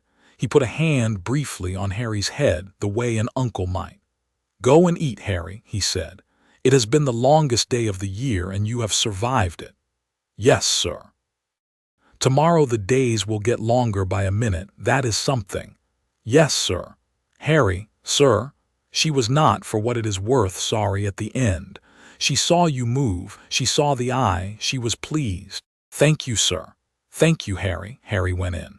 That night in his old bed in the tower, Harry dreamed of the wood. The crow was on his branch. The sky was not the color of a wound anymore. It was the color of a winter dawn, pale blue at the edges, gold at the lowest hem. "You used it," the crow said. "I used it. You used it well. I didn't want to use it. That is, little brother, the only acceptable reason to use it. You called me little brother. I have been calling you Little Storm for a while. I thought I might try on a different name. If it doesn't fit, tell me. I will return to Little Storm." "It fits." "Good. Itachi." "Yes." "Are you going?" The crow ruffled his feathers. He looked for a moment not at Harry but at the soft gold at the edge of the dream sky. "Yes," the crow said. "In a little while, not tonight, not tomorrow, but yes, I was bound to help you with a thing. The thing is done. The binding loosens. I think, tired. Will I what? Will you come sometimes to say hello when I'm old?" "I will come," Itachi said, "whenever you need me. I will not come to say hello. I am not in the end that kind of crow, but I will come if you call me. You have the name now, you have the weather rules. You know if you need me to stand in thunder, I will hear." "Okay, little brother." "Yes." "Do one thing for me." "Yes." Tell your girl, the one with the books, that the drawings in the picture book were mine. I drew them. I was not called A. Stone, but I borrowed the name for a summer when I was a boy, a very long time ago in your time and a very short time ago in mine. It has been a pleasure to have been read by her. I will, Itachi. Sleep, little brother. The night is long. Your bed is warm. The grass above Ono-san is gentle. The fourth eye is yours, and no one will take it from you. Good night, Itachi. Good night, Harry. The dream released him. In the morning, a winter sun came up over the lake. It was not a warm sun. It was only, as Dumbledore had said, a sun that would be up a little longer than yesterday's. At the foot of Harry's bed, a single black feather lay on the quilt and nowhere else in the tower, and Harry picked it up and held it in his palm for a long time. Down below in the great hall, the smell of porridge was rising. Ron would be there complaining loudly about the porridge. Hermione would be there defending it. Ginny would be there, reading over Ron's shoulder because she loved to annoy him. Fred and George would be there, because Mrs. Weasley had not, in fact, let them go home. Hagrid would be there mid-scone. The castle, which had held Harry through the longest year of his life, held him still. He dressed. He put the feather in the pocket over his heart. He took the muslin down, so completely down he was not sure it was still a muslin, and looked at himself in the dormitory mirror. Green eyes, ordinary green eyes. In the pupil of each, if one looked very carefully and at the right angle, a small faint shape like a flower rested, quiet, waiting, and not today in any hurry. Ginny was waiting at the foot of the stairs. "Morning," she said, and her eyes did the small, swift check of his face that she had been doing for months without anyone asking her to. Found today a face she could live with. She took his hand without explanation or comment, and he took hers, and they went down to the great hall together. On the landing, Luna, who had set out before them with a dish of milk, passed them going the other way with the empty dish and a small pleased expression. "He came," she said. "Who? Your crow. Was he all right? He was thirsty, and then he was thirsty no longer. Then he stayed a while, and then he left. He said to tell you he'd gone east." "I think he meant the word the way sailors mean it when they mean home." Harry nodded. His throat closed in its familiar way. "Thank you, Luna." "Of course, Harry." She drifted past. Behind her, on a windowsill, a single magpie, not a crow, tilted its head at Harry. Harry saluted it because he had recently become a man for whom it was reasonable to salute birds. They walked on. "Harry." "Yeah, your eyes, I know. They're green. I know. I just wanted to say, I know." "Good." At the door of the great hall, before they went in, Ginny leaned up briefly. The way one leans up to check a chair is sturdy before one sits in it, and put her forehead against his. He closed his eyes. He did not need the eye at that moment. He did not need anything at all at that moment except the small, warm contact of her skin against his. "Come on," she said, after a long second, "before Ron finishes the toast." They went in. In the great hall, which was nearly empty because most of the school was still home, the long tables had been drawn up into one small table at the Gryffindor end, and around that small table a dozen people sat. Ron, Hermione, Ginny, Fred and George, Bill and Fleur, Neville, who had come back a day early because his grandmother had read something in the Prophet and had told him in no uncertain terms that his friends had better see him. Luna, who had not gone home at all, Hagrid at the end already eating, Dumbledore at the head pouring tea, Snape at the other head not pouring tea but not objecting to the tea. Harry sat in the only empty seat, which was between Ron and Ginny, and which had, he saw now, been left empty on purpose. "Good morning," Dumbledore said. "Good morning," Harry said. "Porridge." "Yes, please." "Toast." "Yes, please." "Tea." "Yes, please." "Very good." Dumbledore handed him all three. "Eat, Harry. There will be time enough today for talking. We have the rest of us been talking for an hour. We have decided some things. Among them, Hogwarts will, for the rest of this term, be a quieter school. Mr. Kurodara's post will be held by Professor Snape, with, to my relief, Hiroko Sensei's canister in my own keeping. You will not be asked this term to do any more than your course of study. You will be asked politely to continue Snape's bees and coins and mirrors. You will be asked to be kind to Neville, who is your friend, and Miss Lovegood, who has asked me for a saucer of milk to leave out on the astronomy tower for any visiting crow who might like one. You will be asked, if you are willing, to visit Hiroko-sensei's mound on the hill once a week. Those are my only requests. Does any of that seem unreasonable? No, sir. Good, Harry ate. The porridge was hot. The toast was properly crisp. The tea was Dumbledore's, which is to say slightly too sweet and exactly the right strength. Ginny's shoulder next to his was warm. Ron was complaining about the porridge. Hermione was defending it. Luna was explaining to Hagrid why crows, though carnivorous in principle, were actually very fond of milk so long as it was poured on a cold saucer. Hagrid was nodding with great seriousness.